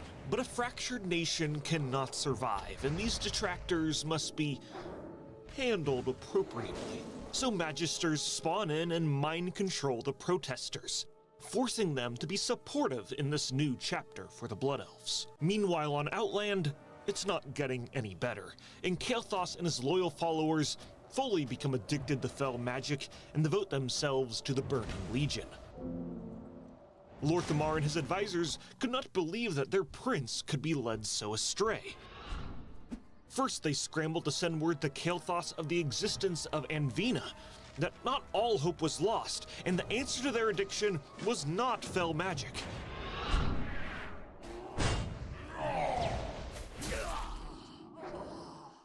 But the message was intercepted by the Legion, and as Kael'thas fell further into his insanity, Quel'Thalas would have to declare war upon their prince, and he's defeated in the Tempest Keep raid.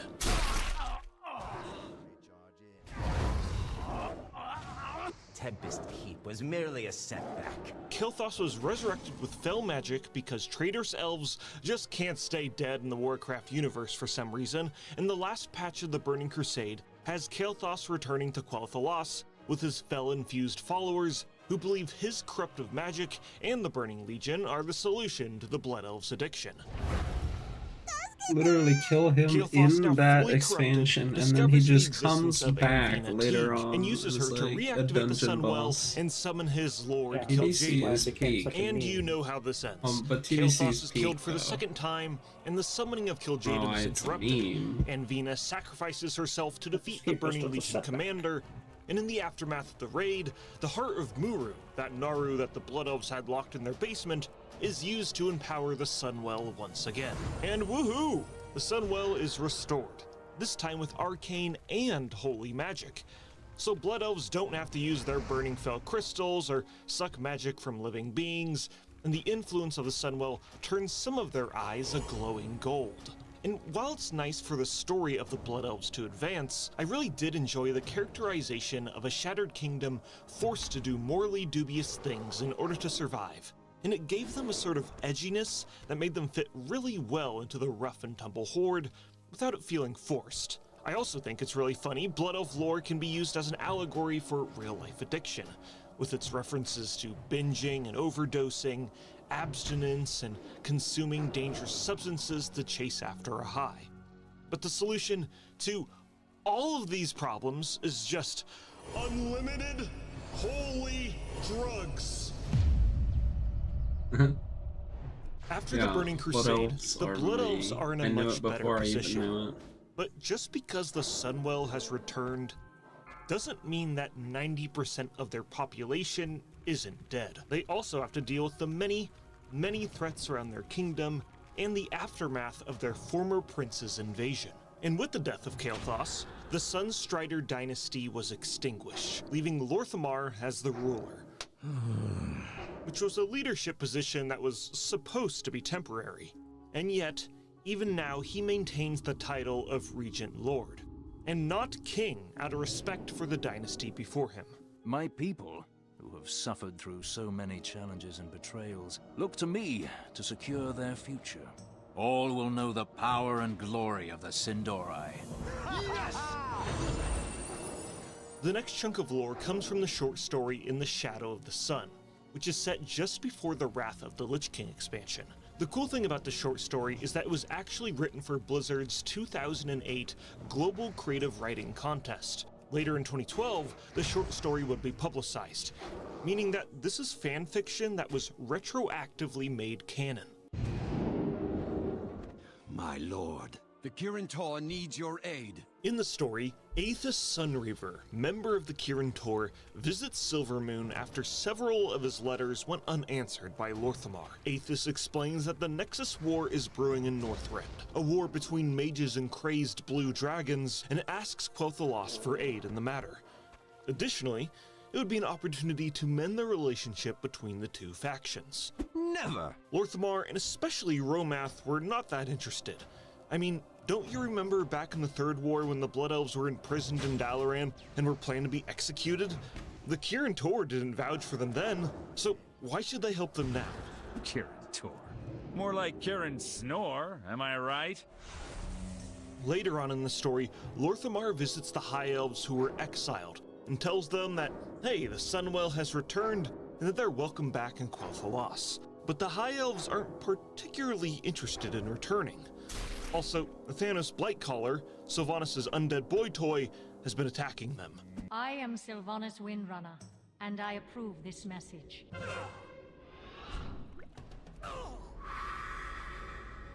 I trust you will not waste my time. Back in Quel'Thalas, Sylvanas shows up and demands that the Blood Elves mobilize and venture to Northrend to fight against Arthas. Lor'themar says no because they still have problems here that need to be addressed, and the Banshee Queen counters by saying that if the Blood Elves don't help them, she'll pull out all Forsaken support from the Ghostlands. So, without much choice, Lor'themar orders the Blood Elves to get ready for war. And I guess they can help the Kirin Tor as well. Yes! This whole scenario warps Lor'themar's opinion of Sylvanas. Why is her boy toy attacking her former people? Does she really care about Quel'Thalas still? Or is her hellbent revenge against Arthas overpowering all of her other priorities? In life, Lor'themar looked up to the Ranger General Sylvanas as a role model. But now, can she even be trusted? Working for Sylvanas has its challenges. Being dead has made her even bossier. But, this do not tell her I said that. Wrath of the Lich King happens, and the Blood Elves help in the war against the Lich King, and with the Blood Elves' help, Aethys Sunreaver is able to establish the Sunreavers in Dalaran. And these Sunreavers kind of work as the representation of the Horde in the city. Well, for now. More on that later. Okay, in the Cataclysm expansion, we are going back to Quel'Thalas, and the Horde and the Alliance are killing a whole lot of Amani trolls in Zul-Aman. I didn't mention it, but this is actually the second time that they've done this, because back during the Burning Crusade, we also raided Zul-Aman and killed Zul'Jin. And like I've mentioned, the Elves of Quel'Thalas have a long-running history with the Amani trolls. For Lor'themar, one of his most gruesome encounters was described in the Blood of the Highborn short, where Lor'themar and other elves were held captive by trolls and they had to escape. I narrated the entire passage of this action-packed part of the story, filled with sound effects and music, and you can listen to it right now by becoming a channel member here on YouTube or join my Patreon.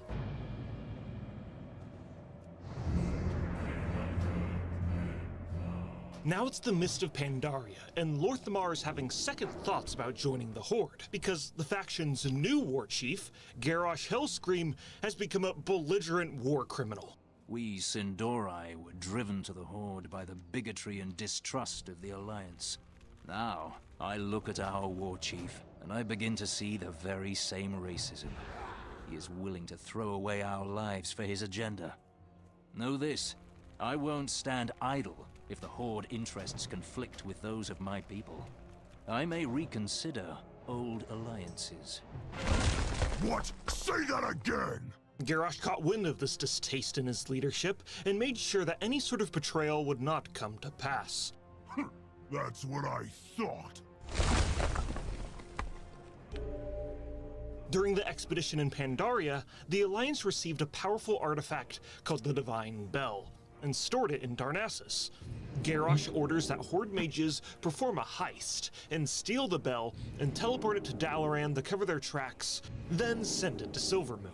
Now here's the thing, Garrosh does not care about this bell at all, really. Rather, the artifact is used as a tool to incite animosity between the Blood Elves and the Alliance, to ruin any possibility of the Blood Elves switching sides. The leader of the Kirin Tor at the time, Jaina Proudmoore, was committed to keeping Dalaran neutral in this Horde versus Alliance conflict. But she realizes the bell was teleported through Dalaran, which means it was most likely the Sunreavers who did this.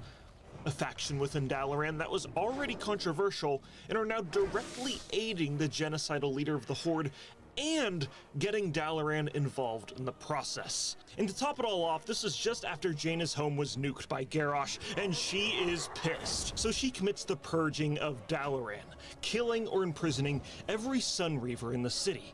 High Magister Romath and the player character respond by rescuing Aethys and the surviving Sunfury members and teleporting them to Silvermoon, and breaking the news of Jaina's retaliation to Lor'themar. I don't remember that very much. Aethys, you're alive. A few of us made it out I of remember there. doing that, but I remember the Many more have purging been of sent to the Violet Hold. Anara Lashtanal. Will someone tell me what is So I going guess on it's in Jaina's turn Dalaran? to go crazy. Proudmoore. She's gone and She's always expelled the been crazy. Sunreavers from the city. She's purging the Horde from the Kirin Tor. She's gone too far. I'm certain the Alliance can move their war mages through the city at will. That human witch! When will they learn? When will they see that the Horde exists because of the Alliance? Because of their prejudice and their bigotry? They force us ever closer to Hellscream's Horde. Alduran, summon the Rangers. Romath, assemble the Blood Magi and add the Sunreaver's strength to your own. We Sindori will take our future into our own hands. Magi, And get yes. this thing out of my sight. Hellscream bought his treasure with the blood of my people.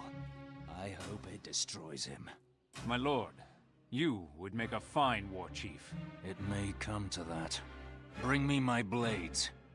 The next move is mine.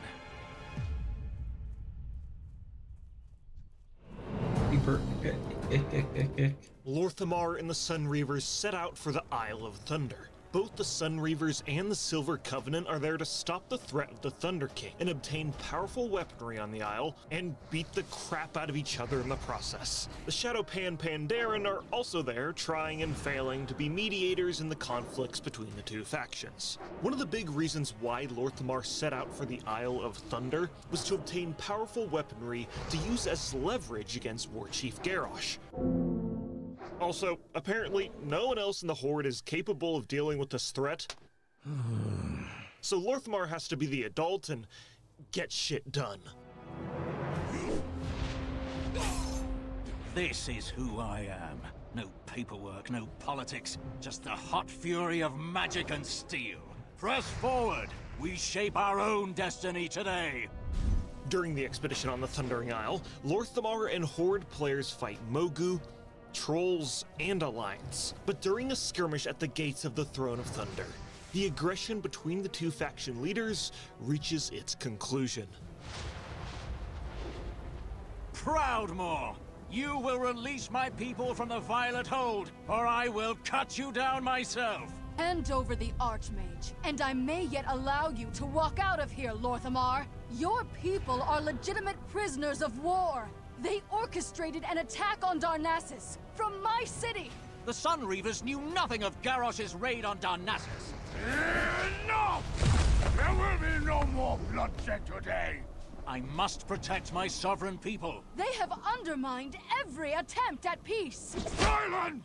The cycle ends when you, Regent Lord, and you, Lady Proudmoore, turn from one another and walk away. Rangers, lower your weapons. Very well. We will stand down. But know this, Blood Elf. There can be no peace while Hellscream is Warchief of the Horde. That is precisely I didn't why think I you could wish to pronounce Blood Elf conserve with a our hard strength R. today. Lady, gather the wounded. Withdraw to the harbor. Everyone, regroup back at the camp. Yeah, basically. Our work here is done.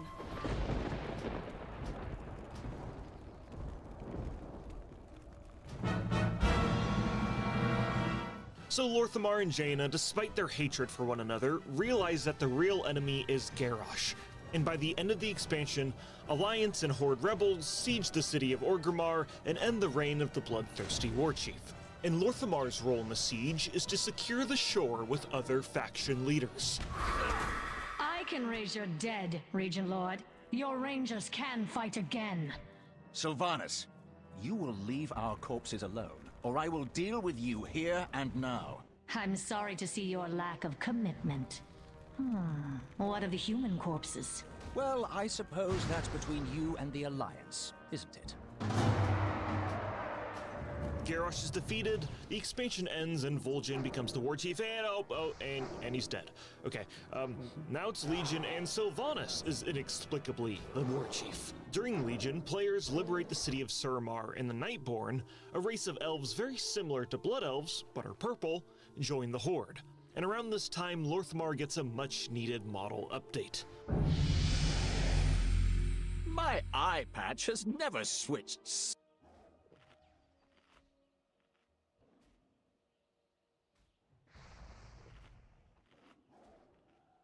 Besides, I mean, who would mix up something like that?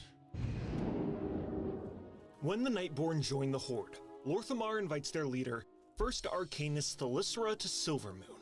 And also, Illyria Windrunner is there. It is a pleasure to visit your fine city at last. Thank you for extending the invitation, Regent Lord. Please, call me Lorthamar. But where are my manners? Allow me to introduce another guest, Lady Illyria Windrunner, a hero of Silvermoon's past. During their meeting, Illyria Windrunner, filled with void magic, accidentally almost corrupts the Sunwell when the void energy within her lashes out. Clearly, she's too dangerous to have around in Silvermoon, so Lorthamar exiles her. If you want more info on how this all played out, you can check out my video on Illyria. And during the battle for Azeroth, the Horde and the Alliance are in an all-out war with one another. But then there's an even greater threat, so Lorthamar and Jaina need to set aside their differences to defeat Queen Ajara and then work together to revolt against the Horde's war chief, who has gone off the rails and wait a minute. I'm getting some deja vu here. And yeah, the lore gets crazy, and we go to the Shadowlands, and Lorthamar fully comes to the conclusion that Sylvanas is not the same woman that he knew when she was living. I spent most of my life alongside the Windrunner family. Sylvanas was my hero, and my friend. But the Banshee who nearly led the Horde to ruin was neither. But hey, who the hell cares, because Lorthamar is getting freaky. In the short story, A Moment in Verse, Lorthamar visits Suramar to go to a fancy event where he and First Arcanist Thalyssra will recite poetry. Later on, the two leaders are together in private. The Regent Lord learns to relax and take a break from his responsibilities, and enjoy some much-needed R&R. In fact, Haldoran and Romath play the roles of impeccable wingmen. Both Haldoran Brightwing and Romath had taken an unusual interest in his journey to Suramar. The words, "Go, you love-addled buffoon, or I will strangle you myself," might have left Romath's lips before Lorthamar departed. The tension between Lorthamar and Thalyssra creates one of the most saucy, romantically horny pieces of Warcraft media ever produced, which includes lines like, "He thought of her poem, the words lingering in his mind even if she didn't want them to last but a moment. Here I am, take my fingers to grasp the goblet. Take my lips to breathe your first air. Take my lips." Lorthamar intended to. His lips met hers, where wine and poetry lingered, and he felt, without hesitation, that he belonged there.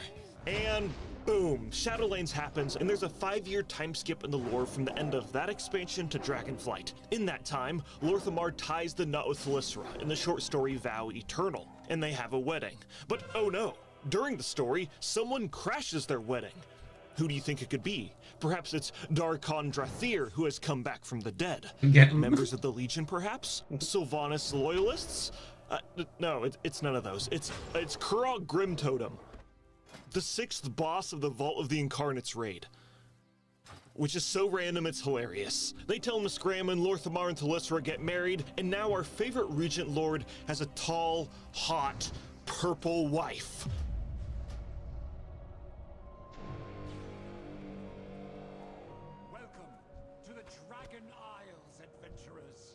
Several years have It's passed. definitely Dragon quietly Isles. I since remember our when Dragon forces Isles returned. came out.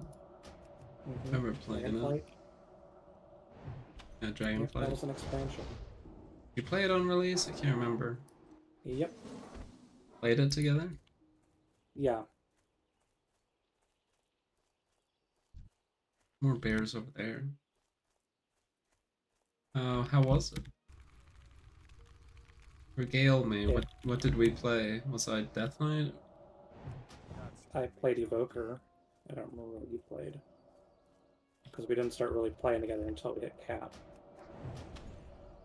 I think you're just a hunter.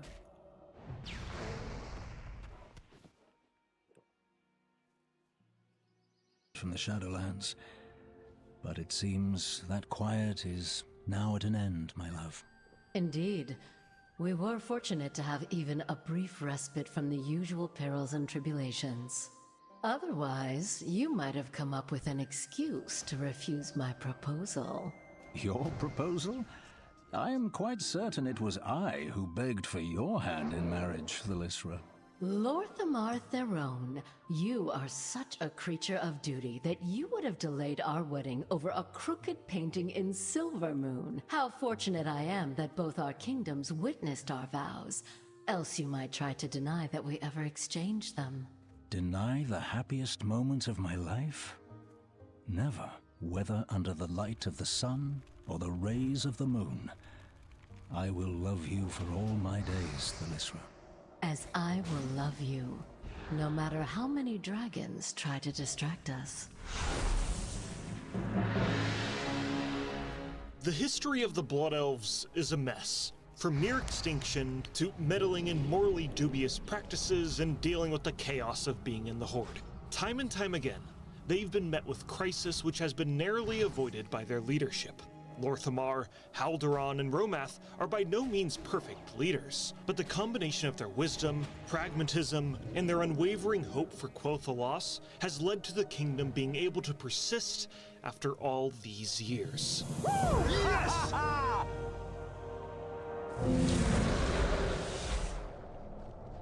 Okay, well, hopefully they can deal with this void stuff in Midnight as well. Don't forget that you can listen to the lore excerpt of Lorthamar and Friends escaping from the clutches of Zul'jin, along with hours of other narrated Warcraft lore content filled with music and sound effects by becoming a member here on YouTube. You can also listen to it on my Patreon, where you can additionally pay to have your WoW character immortalized at the end. That was spicy. Mm-hmm. Yeah, you ran over there to go aggro that other lion for some reason. Was funny. I do it for fun. Totally not accident. Totally not. These are also the kind of videos that he used to watch on stream, doesn't it? Not really, I don't. Maybe he watches it, I just don't care. Got a sub to him so I can see, because my subscription feed is like so dead.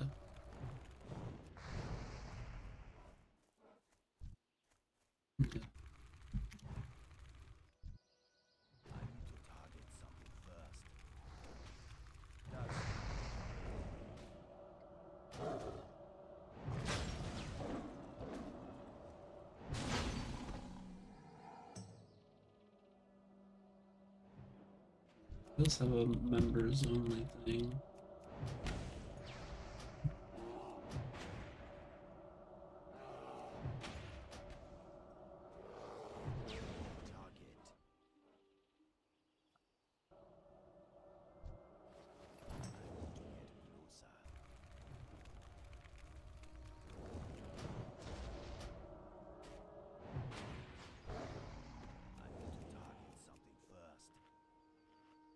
Is that what he looks like? How old is this? 3 years ago.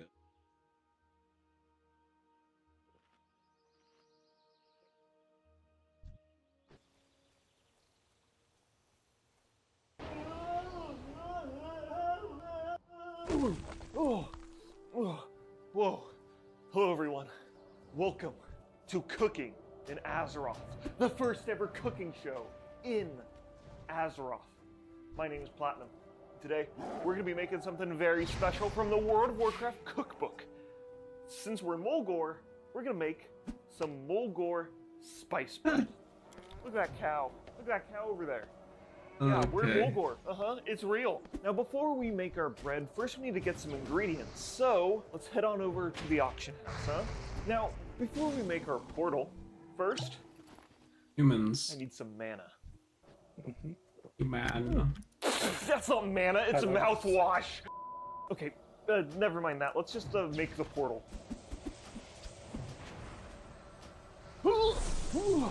Okay, here we are in the Orgrimmar auction house. Okay, so let's see. What do we need here? Let's see. We need 1.5 cups of warm milk, 2 tablespoons of brown sugar, Mulgore spices. Now, here's the deal. I checked all over the auction house. No Mulgore spices are listed. So we're going to have to make our own. Okay, let's continue with the rest of the stuff. Okay, we also need 1 teaspoon of salt, 2 tablespoons of butter, melted, and 3 cups of flour and some instant yeast. Okay, that's pretty simple. Okay, so since we're here, let's just make those Mulgore spices, huh? Okay, wow, that's magic, baby. So in order to make these Mulgore spices, we're gonna need half a teaspoon of ground ginger, cinnamon, pinched ground cloves, and mace. Okay, so we have all of our stuff in this bowl. Let me give you guys a close-up so you can see. I don't think it's gonna actually be all that. So yeah, if you can see there, that's like spicy, it's a bunch of should have shit in a some flavor bowl. to Okay, it. now that we got our Mulgore spices, I think we can head back to Mulgore and finally start working on this bread. Nope, still mouthwash. Okay, so the first thing we need for Mulgore spice bread is 1.5 cups of warm milk. Now, thankfully, we're in Mulgore, so hopefully warm milk won't be that. Jesus! Oh my God! Okay, give me a warning next time. Oh my God. Okay. Well, I guess we have our warm milk now. Let's just see what else we need. Okay, there's a bunch of milk all over the book now. Now we need to add the brown sugar and the yeast. All right, 2 tablespoons of brown sugar. We can see it's the Silver Moon brand, not any sort of real world brand. All right, now we got our 2 tablespoons of instant yeast and... Oh my God, this stuff smells horrible. That was a bad Oh idea. my God! Oh my God, that's actually so bad. I'm not even joking anymore. This isn't a part of the video. Okay, as I was saying, 2 tablespoons of yeast. I'm So now smart we can enough actually to add know the not to spices eat that we raw made. yeast. So Just hopefully this will yeast, make eat it not yeast. taste horrible. Now we add a tablespoon of salt. I don't have a. We'll just say. I don't know. That's probably a tablespoon, right? Oh my! This book is like. Look at that. This book is ruined from that damn cow over there. He was the one that was squirting all over my set. You son of a bitch. Now we add our melted butter. Got it. And finally, we can add our flour. Again, not a real-life brand. This is actually, if we look here, Thunder Bluff flour. So we got to gradually add 3 cups of flour. This is the part where we start to get a bit messy. Let's start doing that. I mean, we already made so much of a mess because of that guy. Something tells me I'm not doing the right thing right now. I think I need like a mixer or something because like this just can't seem like I don't know how to make bread. Look at my cooking skill. It's like out of 1. I have no idea what I'm doing right now, okay? But we're just gonna, hopefully it works out. Okay, now, it's actually... No, I can't make that. Okay, well... Can't turn in any quests yet. I have to go to the bathroom. Nope. Okay.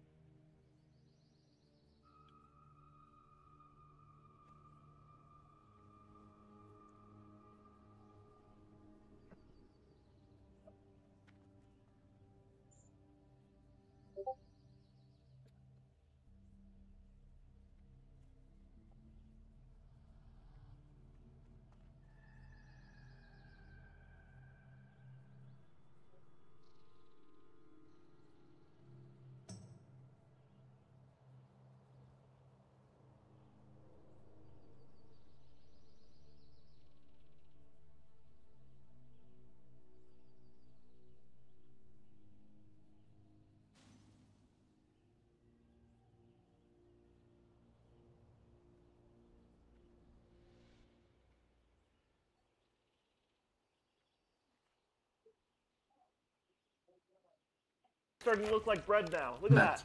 Mmm, yummy. Mmm. The next step here is tip the dough onto a lightly floured surface and knead for a few minutes until it bounces back when poked. Place in a lightly greased bowl and cover with a tea towel. That sounds easy enough. Mmm, look at that. Okay, I'm definitely doing something wrong here, huh? Okay, so this is the fun part where we get to knead the dough.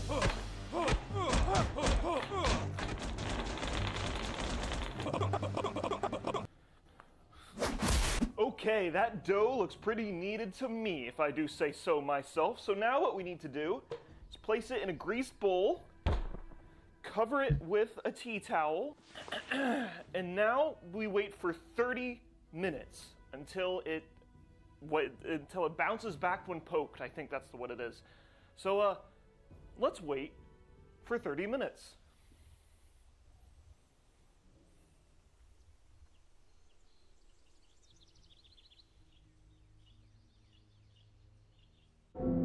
Okay, time has passed. I cleaned my face, and I think our bread is risen. So let's check it out. Okay, this is definitely not what it's supposed to look like. So what we gotta do now is shape it in an oblong loaf. So while I was staring longingly as my dough was rising, I realized something. Because I'm in the middle of Mulgore, I don't have an oven, I don't have a baking sheet, or I can't cook this, is what I'm trying to say. From a scale of 1 to oblong, how does this look? It looks pretty oblong to me. Okay, so the last thing we have to do is we have to cut some decorative marks in it. So yeah, like I said, don't have an oven or a baking sheet. So let's just open up this portal and hopefully that will cook, and now we have to wait like 25 minutes or so.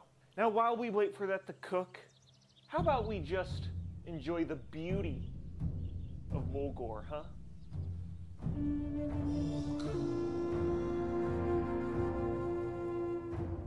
What a view.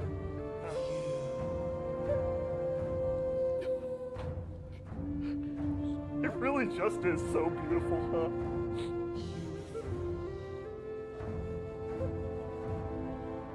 You know, I really hope this video doesn't turn out like that one Swifty video. You know what I'm talking about? The one where he's like green screened in the game, and he's like fighting guys, and he's like on his mount, and he's like that. No hate against Swifty though. Me and Swifty, we go way back. Way back. Look at this picture. Me and Swifty hanging out at BlizzCon. I'm like 13 years old. Yeah, we're good friends, okay? Trust me. Oh, hey, look at that. I think our bread is ready, and... Okay. Well, here it is. Does not look like the picture that was in the cookbook, but hey, when you cook it in the Firelands, I don't think you're gonna get good quality. Okay, so let's see here. Let's get a midsection shot of me opening this up. Look at that. Oh, look at the smoke. It smells kind of like wet socks, which I don't think is what Mulgore spice bread is supposed to smell like. I guess there's one thing left to do, and that's give it a taste, huh?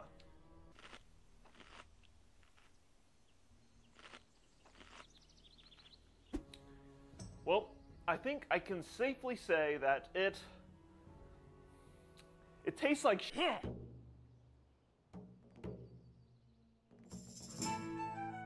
Yep.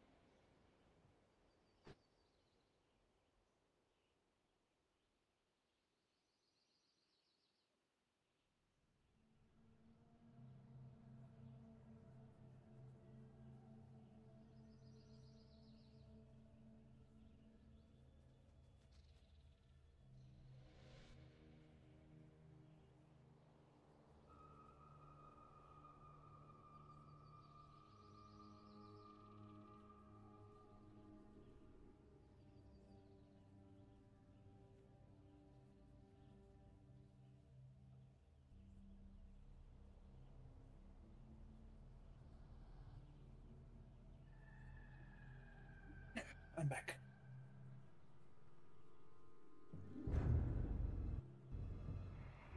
The Forsaken, a race of cursed people, rejected by the living world, excommunicated by the light, and doomed to grovel in shadow for all eternity. In times like these, the Forsaken people looked for hope within themselves and the powers they could possess.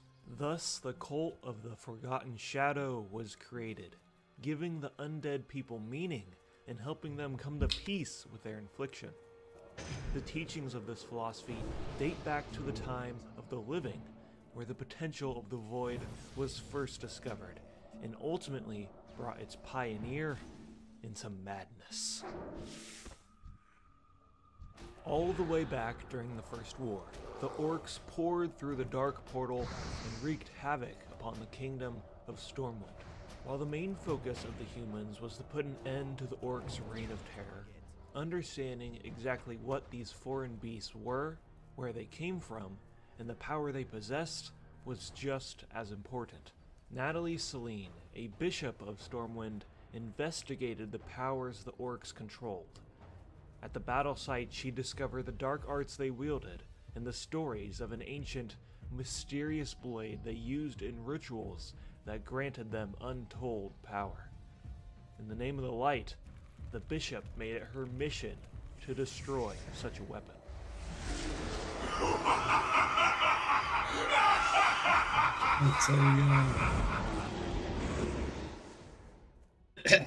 The moment she touched the blade, the potential of the void already seduced her mind with unthinkable power. The blade whispered the name, Xalatath. Natalie knew she could not destroy the dagger. It was fueled with a strength that she could not understand. It taught the priest that there was not only light, but also the chaos of the void. These forces flowed with each other, bringing a balance to both powers that had never been revealed to the Church of the Holy Light before. By the Second War, Natalie learned how to wield the power of the void, teaching her newfound strength to her followers to wage war against the orcs. We should have counted how many spiders Throughout were the killed. war, the blade would continue to whisper to the bishop, corrupting her mind and withering away at her sanity.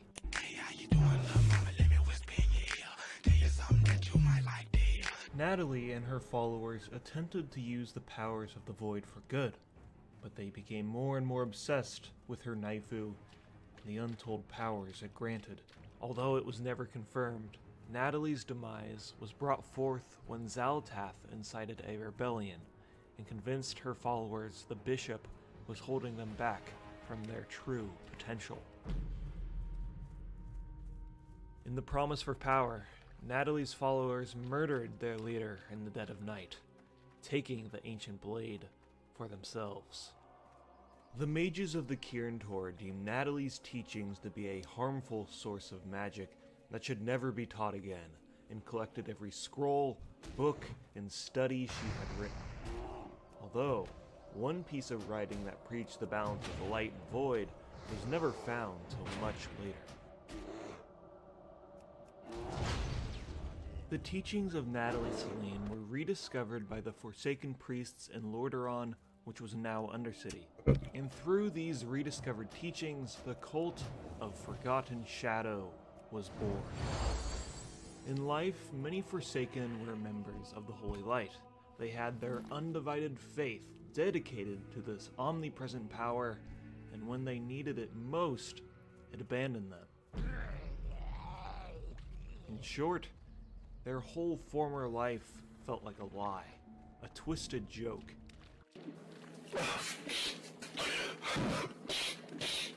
And the only entity they could rely on now is themselves, and that is a big part of the cult Forgotten Shadow. Self-perseverance. Through having faith in the self, one can control the powers of shadow, have the ability not to be damned to live in sorrow for eternity, and actually make a change in Azeroth. The actions and the emotions of the self have the capacity to change the reality around them, This is the central tenet the Forgotten Shadow calls divine humanism. This idea of power in the self is what separates members of the cult from power-hungry practitioners of shadow who fall into the madness of the void. Members of the cult respect the power they dabble in and realize those who are greedy for strength may encounter a power that is far too great to handle. Those who master the power of controlling the self and their relation to the shadow have the ability to transcend into a shadow ascendant, a being that is made of pure shadow from which they were born. Basically, they become spooky void ghosts with immense power. Now, here's the thing. Yeah, Webhead this says is taken from the 7% RPG book, drop and in chance. fact, a lot of the intricacies of the cult are from the RPG book.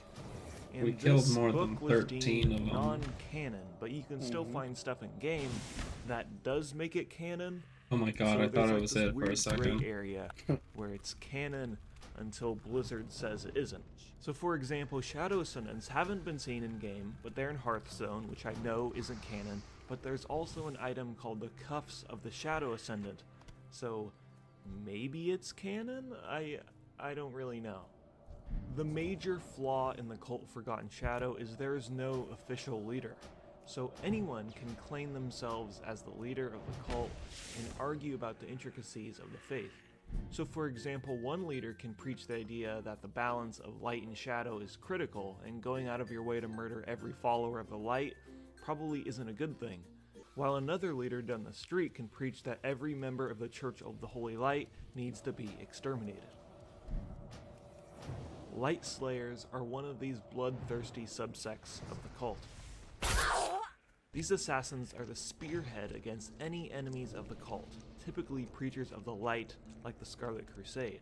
Parts of the Forgotten Shadow and the Scarlet Crusade are two sides of the same fanatical coin of the light and shadow, and the only Light Slayer that has been seen in game is Tegan Holloway, which is a quest giver in Darkshore. The splintering of the cult would ultimately be its downfall, and by Legion there would only be a handful of members left. During the expansion, it was also a time where it was all hands on deck to stop the Legion from taking over Azeroth, and the High Priest, aka the player character, was sent to Raven Hill, where the last remnants of the cult loomed over the grave of Natalie Celine.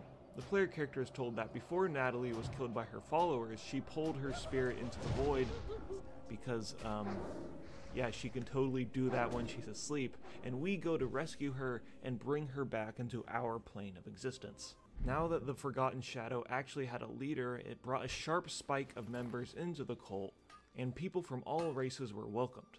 And since then, the cult has never been brought up in the lore again, so who knows what they're doing. Personally, I like the cult Forgotten Shadow a lot more before Legion. The cult was just a perfect representation of why the Forsaken was such a cool faction at the start of WoW. They weren't just some mustache-twirling bad guys that wanted to kill everything in sight because they're evil. They were just like a group of depressed emos trying to find meaning in their miserable lives. And having that dichotomy I feel like makes for much more interesting storytelling rather than I want to kill everything in sight because I'm evil and a zombie. Don't get me wrong, they aren't good guys in Classic. In fact, they can be mustache-twirling bad guys too. Like, go to the other city and look at all the horrible experiments they're doing. Just look at this scene here. This guy force feeds an elixir to a prisoner and he turns into a frog, and then he turns into a squirrel, and then he turns into a sheep, and then he just fucking explodes. But the focus on the psychology of dealing with being an undead monster, as well as the faction as a whole doing all these evil things behind the Horde's back, makes the Forsaken much more intriguing because they're much more relatable. And trust me, I don't have a bias with my opinions, like at all. Anyways, I hope you enjoyed the video. Huge thank you to Kotrig for giving me the permission to use her art in this video, and you can find her Twitter in the description. If you liked the video, be sure to like it really helps out the channel, subscribe, and let me know what lore you want covered in the future. Thanks for watching, and I'll see you later. Yeah.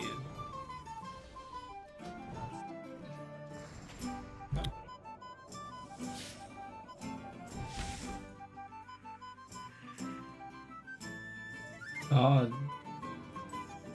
46-minute Berserk explained video. I gotta click on that. Pseudo-apostles. The pseudo-apostles are basically the freaky foot soldier of the apostles. These things are basically humans who got blessed, or more accurately cursed, by an apostle's power, turning them into monstrous copies of their masters.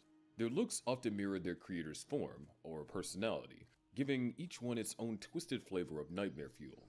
The first pseudo-apostle ever introduced in the series was Zondark, captain of the Count's guards. Back when he was still human, Zondark was a tank of a man, strong, skilled, and capable of swinging both a warhammer and a battle axe effortlessly. But all that muscle didn't mean much when he met Guts. Their fight ended with Zondark badly beaten, and Guts slipping away through the sewers, guided by Vargas.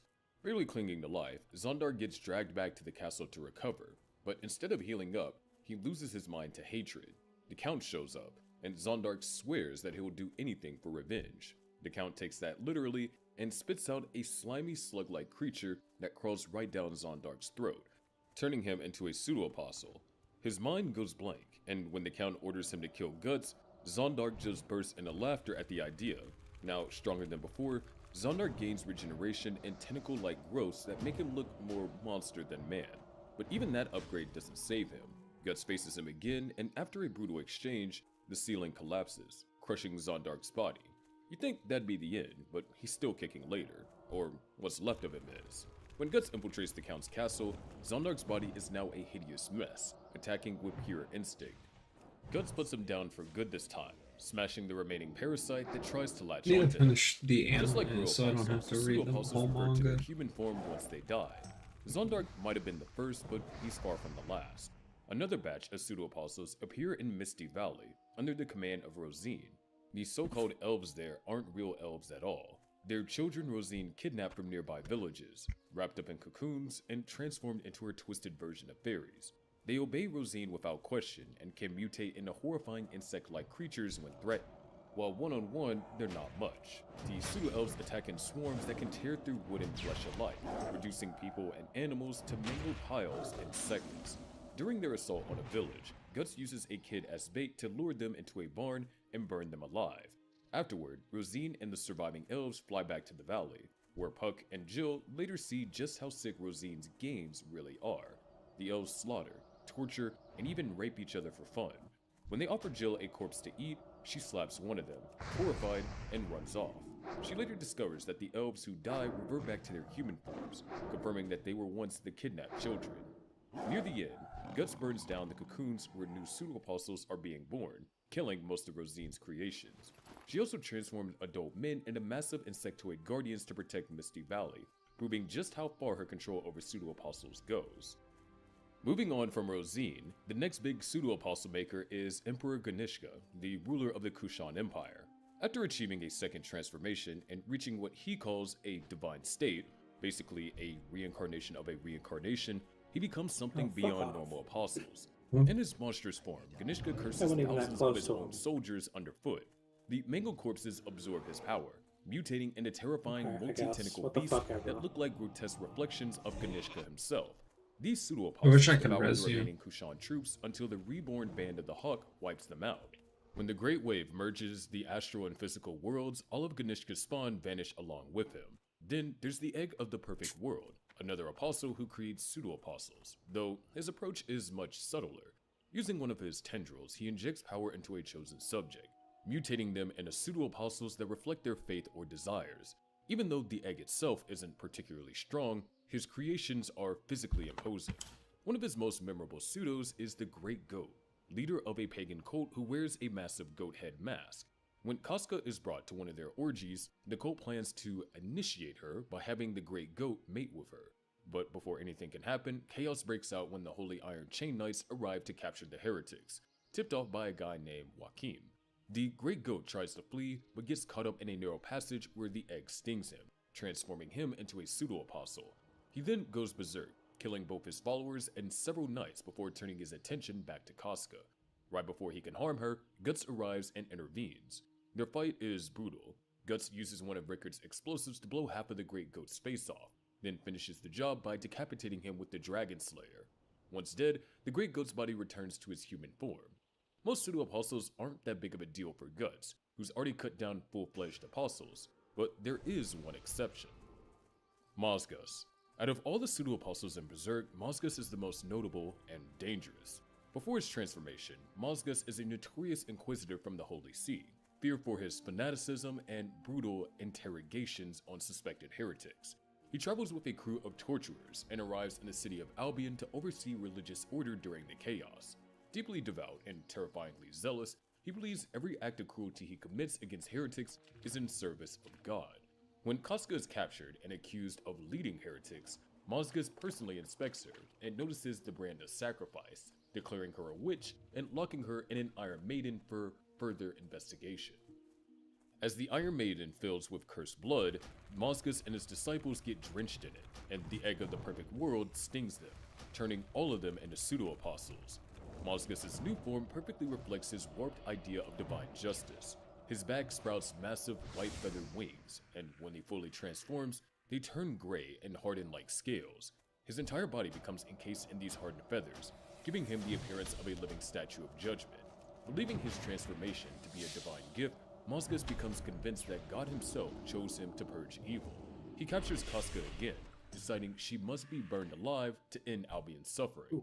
Yes. After and cuts through Mozgus's disciples one by one before facing the man himself. At first, Mozgus dominates the fight. His armor-like feathers make him nearly indestructible, and Guts' attacks barely scratch him. Guts is pushed to the edge, almost killed as the flames around them die down and the horde of undead begin to close in. But Guts spots an opening, the faint wound he left earlier in Mozgus's chest. During their exchange, he manages to shove several tiny explosives into that spot. Mozgus doesn't realize until it's too late. The fire from his own body lights the fuse, blowing open his chest. Guts drives the Dragon Slayer straight through the wound, impaling him as flames consume his body. As he burns alive, Mozgus accepts his death as divine judgment, convinced that he's about to meet his god. He grabs Guts for one last desperate attack, but Guts flips him over the wall of Albion, sending the burning Inquisitor plummeting to his death. Mozgus's body, like all pseudo-apostles, reverts to his human form afterward. So while pseudo-apostles aren't nearly as powerful or complex as full apostles, they're a haunting reminder that in the world of Berserk, humanity's worst qualities don't need divine intervention to become monstrous. Just a little push from the wrong apostle. Apostles. Let's move on to the most common type of apostles, the regular ones that Guts spends a lot of time chopping into pieces. Apostles are humans who've gone through one of the most disturbing transformations imaginable. They usually start as ordinary people who hit rock bottom, their despair pushing them to activate a Baalic they acquired at some point. That activation summons the God Hand, who then offers them a deal: sacrifice something deeply precious, usually the thing that defines their humanity, in exchange for unimaginable power. Those who accept the deal lose that last piece of their soul and become something entirely inhuman. Once they've been reborn, apostles gain monstrous bodies, superhuman strength, and free reign to do whatever they want. The God Hand only gives them one command: do as thou wilt. That means they can kill, rule, or destroy as they please, but it also means that they're fair game to each other. Loyalty among apostles doesn't mean much. Stronger ones can and will kill weaker ones if they get in the way. While apostles can leave freely, most still feel a strange pull towards the God Hand. When a member of the God Hand is nearby, an apostle's instincts go wild, almost as if they're compelled to worship or obey. Every apostle's design is unique. Some look like nightmarish animals, others like giant hybrids of beasts and humans, but most keep small traces of their original human form. Their true appearance often reflects who they were before they turned. For example, a cruel or prideful person might transform into something regal yet terrifying, while a sadistic one might become a walking horror.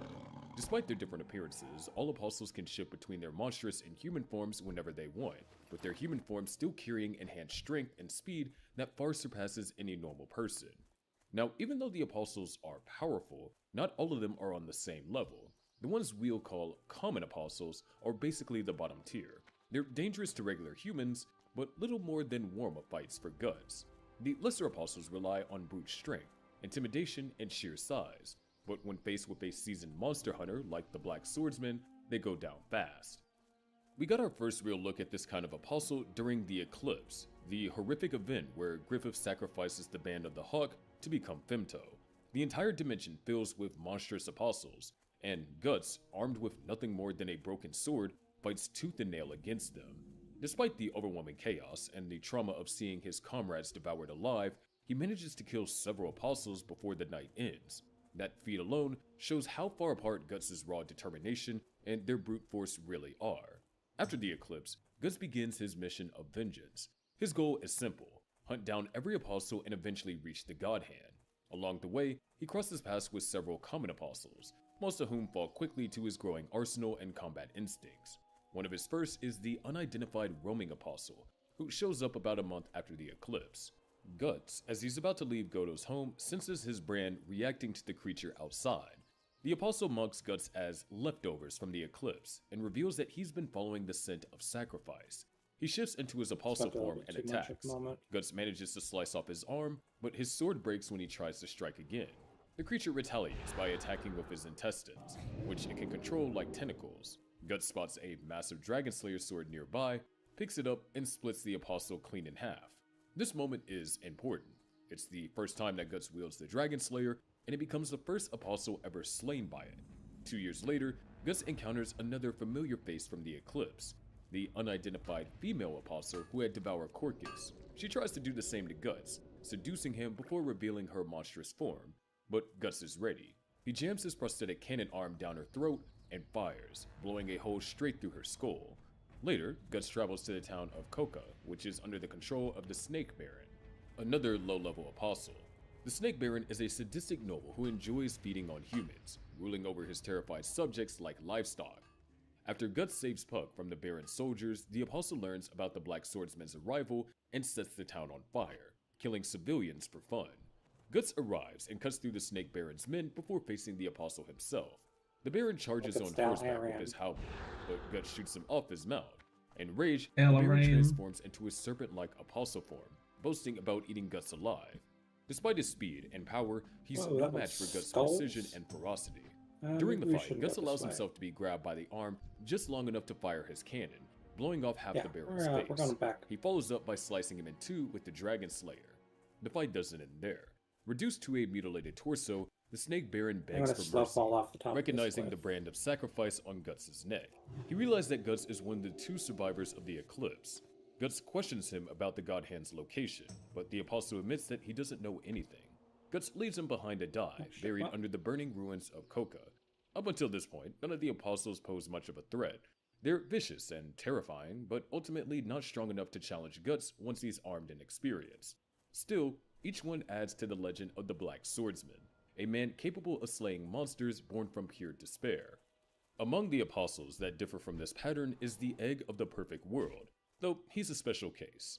The Egg isn't built for combat at all. His purpose is entirely different.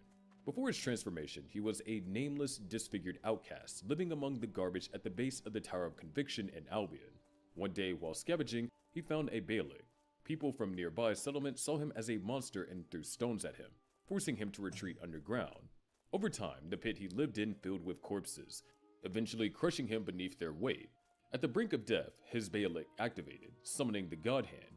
They revealed to him the true nature of the world and the depth of his suffering. Understanding everything, his pain, humanity's cruelty, and the cycle of despair, he accepted their offer, sacrificed himself and the world around him, and was reborn as the Egg of the Perfect World.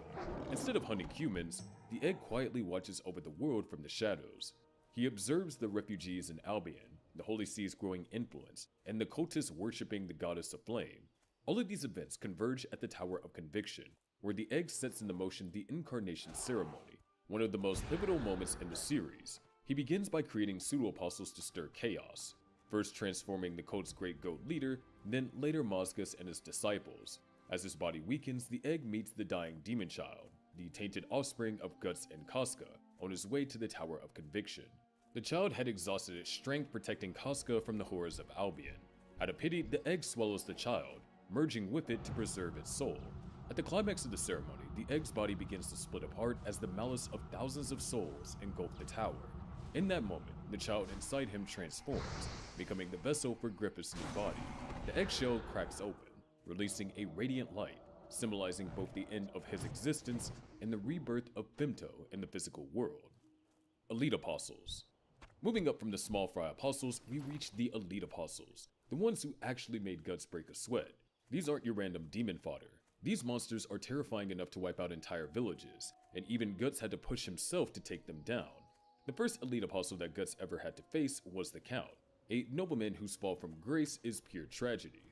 About 7 years before the Fifth Eclipse, he ruled over a region plagued by pagans. After years of hunting them down, he came home to discover that his wife had willingly joined a heretical orgy. In a blind rage, he slaughtered everyone involved except her. When he couldn't bring himself to kill her, she smiled at him, not with love, but mockery. That moment shattered him. His despair triggered his Baalic, summoning the God Hand. Offered a way to escape his pain, he sacrificed his wife and became an apostle. The first thing he did in his new form was to devour her. He then spread a false story that his wife had been kidnapped and killed by heretics. From there, his obsession with purging heretics only grew darker. He wasn't just executing them. He was using the hunts as an excuse to torture, vivisect, and eat them. When his physician Vargas found out and tried to flee, the Count caught him, mutilated him, and forced him to watch as his family was eaten alive. Vargas escaped, setting up his eventual meeting with Guts. The Count later took part in the Eclipse, where he was among the apostles who helped kill Pippin. Afterward, he went back to brutal hunts until Guts came for him. Guts disfigured his guard captain Zondark, who was later turned into a pseudo-apostle, and then fought his way into the Count's castle. In his monstrous form, the Count was a regenerating beast who could burrow through stone and crush pillars with ease. The longer the fight dragged on, the bigger and stronger he grew.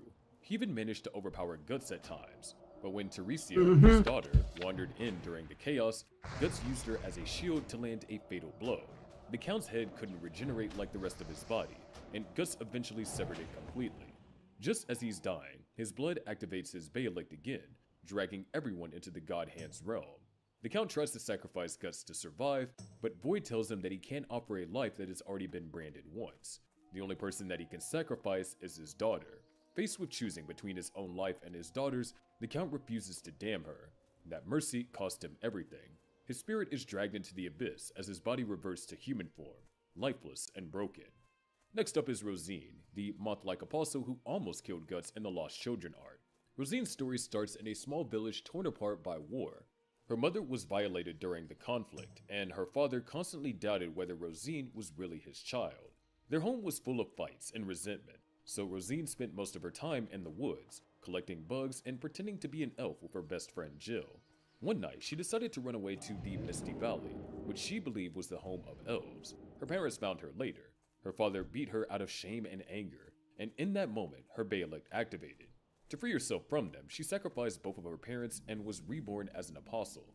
Her new form resembled a beautiful, yet terrifying giant Luna moth, and she began calling herself the Queen of Elves. She took over the Misty Valley, kidnapping children from nearby villages and transforming them into elves, grotesque insectoid pseudo-apostles who preyed on humans. Guts eventually finds her after his encounter with Jill, who brought him to her village that is being terrorized by the predatory elves. There, Guts manages to trap several of Rosine's creations into a barn and burn them alive. Rosine arrives, meets Jill, and eventually had to retreat along with her remaining elves. When Jill accompanies Guts to find Rosine in the Misty Valley, Rosine tries to convince her friend to join her, but Guts intervenes, injuring one of her wings. Still, Rosine's bond with Jill is stronger than her desire to take down Guts, so she retreats after seizing her friend. In the Misty Valley, Guts fights through her insect army, burning the cocoons where she breeds her elves. Rosine's attacks rely on speed and poison, but Guts uses fire and tight spaces to cut off her advantages. She transforms into her full moth form and takes the fight to the skies, moving at blinding speeds. Their duel turns brutal. Okay. She impales Guts through the arm and carries him high What into about the air, Sunrock? I preparing mean, to now tear we're high him enough apart level mid-flight. probably to do those But RPs. Guts, ever the strategist, Yeah, there's like a fires the few cannon yellow in his quests to the prosthetic arm Barons we point should probably blank do into her first. abdomen.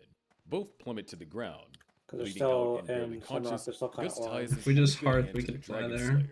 When he sees Jill Yeah, well, trapped there's a in the quest we fire, turn in he first gets a here. grim idea. Rosine rushes in to save the girl, exactly as Guts planned. From the flames, Guts emerges like a demon, driving his sword straight through Rosine's back, slicing into her torso. Furious, Rosine takes to the skies with Guts clinging to her back. She tries to shake him off with her whip-like antenna, sending him flying through the night. As she dives in to finish him off, her spike pierces his cheek, but Guts bites it, holding her in place just long enough to bring his sword down. splitting her nearly in two. Both crash down. Rosine, broken and human again, begs for forgiveness from her parents as Jill rushes towards her. Guts, stopped by Jill and a bolt from Zepek, flees into the night, leaving behind a dying Rosine who takes an aimless flight before plummeting to her demise. Unlike the Count and Rosine, who have tragic backstories, Wilde, on the other hand, had none, just pure chaos. Little is known about Wilde's life before becoming an apostle, except that he ended up as a convict. When the king of Midland gathered prisoners to use as That's over soldiers, with, Jesus. Wilde became the leader of a savage unit called the Black Dog Knights, made up of murderers and rapists. Oh. Even among them, Wilde was the worst. During the rescue of Griffith by the Band of the Hawk, the king sent Wilde and his men to hunt them down. The Black Dogs slaughtered and violated anyone who had helped the Hawks. When they finally caught up to Guts and his group, Wilde's men got decimated by traps and counterattacks. Wilde fought Guts directly, and their clash was feral. Guts noticed that Wilde fought purely on instinct, even parrying his sword with his teeth.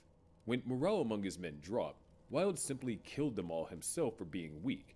Then he decided to reveal his apostle form, a massive, grotesque humanoid beast with a face split open like a flower.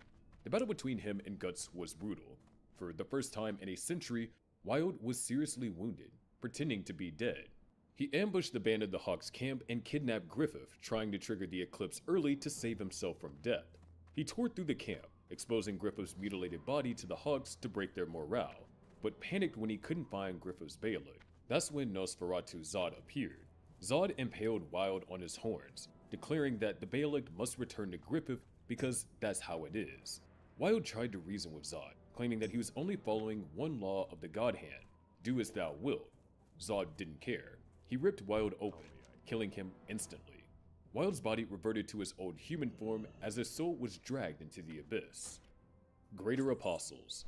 After Femto returns to the physical world as a reconstituted Griffith through the incarnation ceremony, he begins rebuilding his Band of the Hawk. This time, he doesn't settle for regular apostles. He handpicks only the strongest and most terrifying ones. These are the Greater Apostles, beings powerful enough to stand beside the Falcon of Light himself. One of the first to answer Griffith's call is Zod, the immortal warrior who had been spilling blood on battlefields for over 300 years. In his apostle form, Zod is a towering beast with horns, claws, and enough strength to shatter stone walls. Arrows barely pierce his hide, and even when his limbs are torn off, he simply reattaches them as if nothing happened. Guts and Griffith once faced him back in the Golden Age arc and barely survived. Zod was impressed that Guts managed to injure him at all, a feat that no one had accomplished for centuries. Zod's respect for Griffith goes back to that same encounter, when he spotted the Crimson Bailick in Griffith's position and realized that Destiny had big plans for him. He left that day with a warning to Guts. When Griffith's dreams collapses, death will come for everyone around him. During the Battle of Doldry, Zod secretly aids Guts by throwing him a sword when his breaks mid-fight, and later kills the rogue apostle Wilde for attempting to trigger the eclipse prematurely. When the eclipse happens, Zod chooses to stay outside the hellish dimension, uninterested in the feast of human flesh. Instead, he waits for the Skull Knight, knowing all too well his rival will arrive. Eventually, Zod gets overwhelmed by the Skull Knight and has no choice but to back off, letting him break through and save Guts and Casca from the horde of demons. 2 years after the eclipse, Zod experiences a vision of the Falcon of Light. When he wakes, his horn is severed and a voice calls him to Albion. There, he witnesses Griffith's rebirth and pledges himself to his new master, slaughtering Kushan's soldiers in the process before flying Griffith to safety. At the Hill of Swords, Guts attacks Griffith, and Zod steps in. The two clash fiercely. Zod even compliments Guts for improving since their last battle, but Griffith eventually orders him to stand down. Zod obeys, carrying Griffith away to continue his rise. Later, Griffith sends Zod and other apostles to eliminate the witch Flora. During that mission, Zod once again fights the Skull Knight, a duo that's become something of a reoccurring event for them. Zod crosses paths with Guts yet again in Vertanis, this time during the fight against Ganishka and his monstrous Pishacha army. Remembering Sonya's prophecy about having to choose between fighting or fighting with the sword that once cut him, Zod joins forces with Guts. Together, they take down Ganishka's mist form, Zod flying through the giant's brow while Guts strikes at the same moment, dispersing the massive threat. After the founding of Falconia, Zod continues serving as Griffith's enforcer, battling giants and monsters in the New World. During a massive fight against a Hydra, he's among the first to charge in, showing he's as loyal as he is relentless. Later, when Griffith reappears in Elfhelm, Zod intercepts Guts' attack aimed at Griffith. The two trade blows once more, but Guts breaks away, with his focus solely towards Griffith. But Guts stops his sword when Griffith takes the unconscious Casca into his arms. Griffith mounts Zod and the two fly back to Falconia, leaving Guts behind, broken once again. Among the Greater Apostles, another notable figure is Rakshas, a former member of the Bakiraka clan. Once exiled for breaking taboos, he eventually becomes an apostle and one of Griffith's top assassins. When the new Band of the Hawk forms, Rakshas shows up during the liberation of Shet, a city under Kushan control.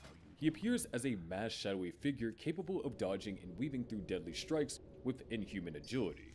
Rakshas claims to have heard the same prophecy about the Falcon of Light and declares that he'll one day kill Griffith, but until that day comes, he'll protect him. Griffith accepts this with a smirk, welcoming him into his army. Rakshas kneels, pledging allegiance while surrounded by the corpse of defeated enemies. As an apostle, Rakshas's body is completely amorphous. He can twist, flatten, or stretch his form at will, creating blade-like appendages for cutting or grappling. He's also capable of flight and can use his cloth-like body as a weapon, transforming it into scythe-like tentacles that slice through metal or even large beasts. Because of his stealth and flexibility, Rakshas often handles covert missions, like assassinations or intelligence gathering for Griffith. During the Battle of Luminous, Rakshas helps eliminate the remaining Kushan soldiers trying to report Griffith's reappearance. When Yule pledges allegiance to Griffith, Rakshas suddenly appears behind some assassins trying to attack his master and kills them instantly, showing his loyalty even if his motives are strange. Despite his eerie calmness, Rakshas has one odd trait. He's extremely attached to his mask. When it's broken by Salat, he becomes so upset that he retreats from battle entirely. Later, during Rickard's ambush in Falconia, his mask is pierced again, and he visibly sulks. Even for an amorphous killer, he's got a weirdly human side. Apostle Commanders.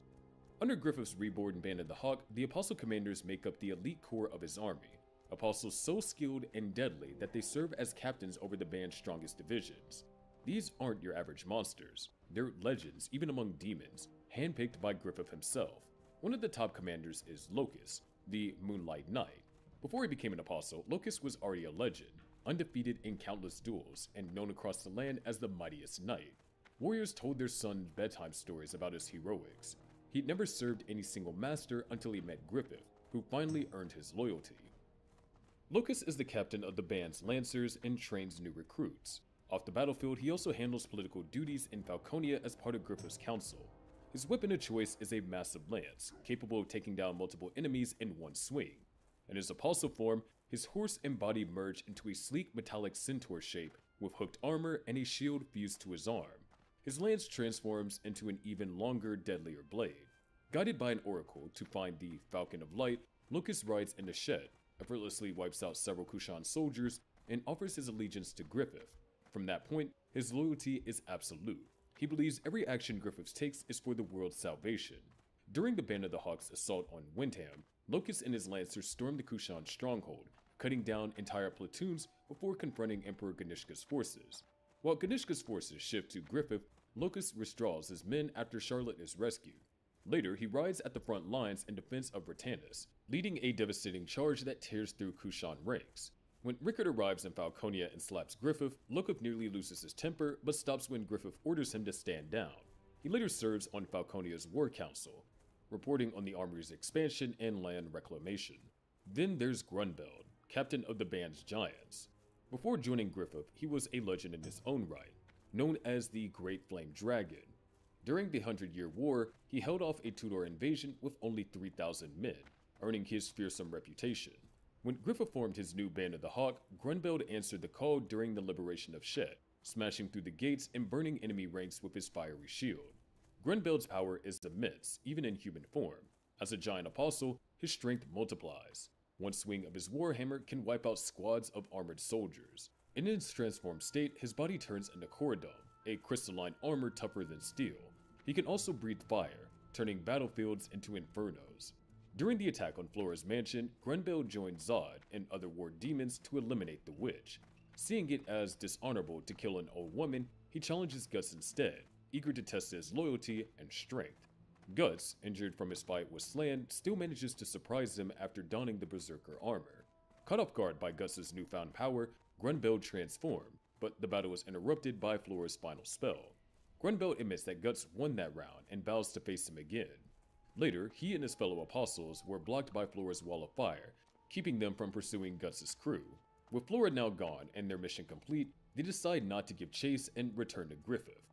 Even after the emergence of Falconia, Grunbeld remains one of Griffith's most loyal and destructive commanders, always ready for the next major campaign. Lastly, Irvine, captain of the band's archers, is the silent killer of the group. In his human form, he can fire several arrows at once with impossible precision, hitting multiple targets across different distances. His arrows are so strong that they can tear through human bodies. In his apostle form, that skill increases dramatically. He can move at blinding speed across the battlefield, scaling buildings and firing from impossible angles. Irvine's transformation turns his tail into a weapon. The hair condenses into razor-sharp arrows that explode into thorny masses inside the target, tearing them apart from within. He even uses his horns to string a rope and create a makeshift ballista, firing those arrows at terrifying velocity. His strength also multiplies, strong enough to lift a felled tree that 4 men couldn't move. Irvine first shows up at Luminous, decimating Kushan troops with precision shots. Later, at the Battle of Vertanis, he wipes out most of the Kushan's generals single-handedly, throwing their army into chaos. Despite being an apostle, Irvine isn't entirely cold-blooded. When Sonya asks to sit by his campfire, he lets her, talks with her, and even covers her with his coat when she falls asleep. During the battle against Shiva Ganishka, Irvine protects her in his apostle form, showing that even demons under Griffith can still feel some form of empathy. After the world transformation, Irvine helps defend Falconia from astral creatures and assists refugees fleeing from monsters. When a giant cockatrice attacks, he shifts into apostle form and fires a massive tail arrow directly into its mouth, killing it instantly.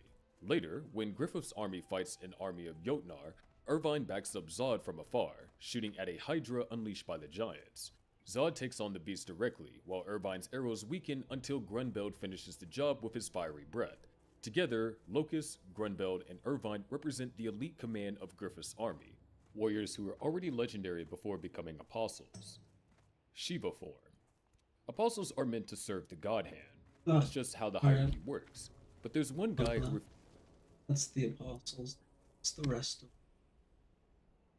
Mm-hmm. Yeah.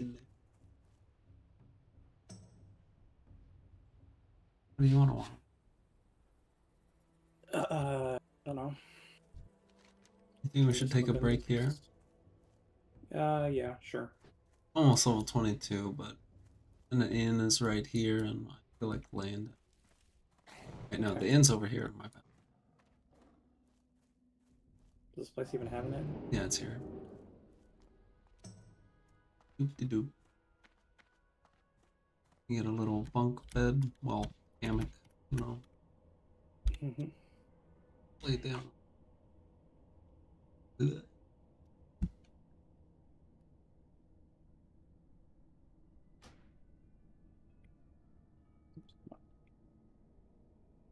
Big snooze. Mm-hmm.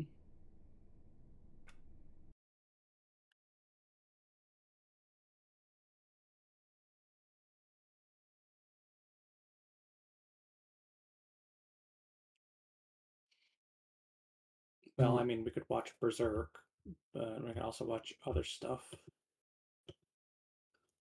Watch some other stuff.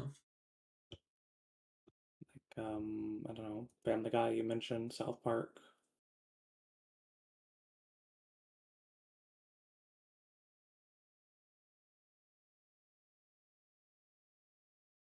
True, true.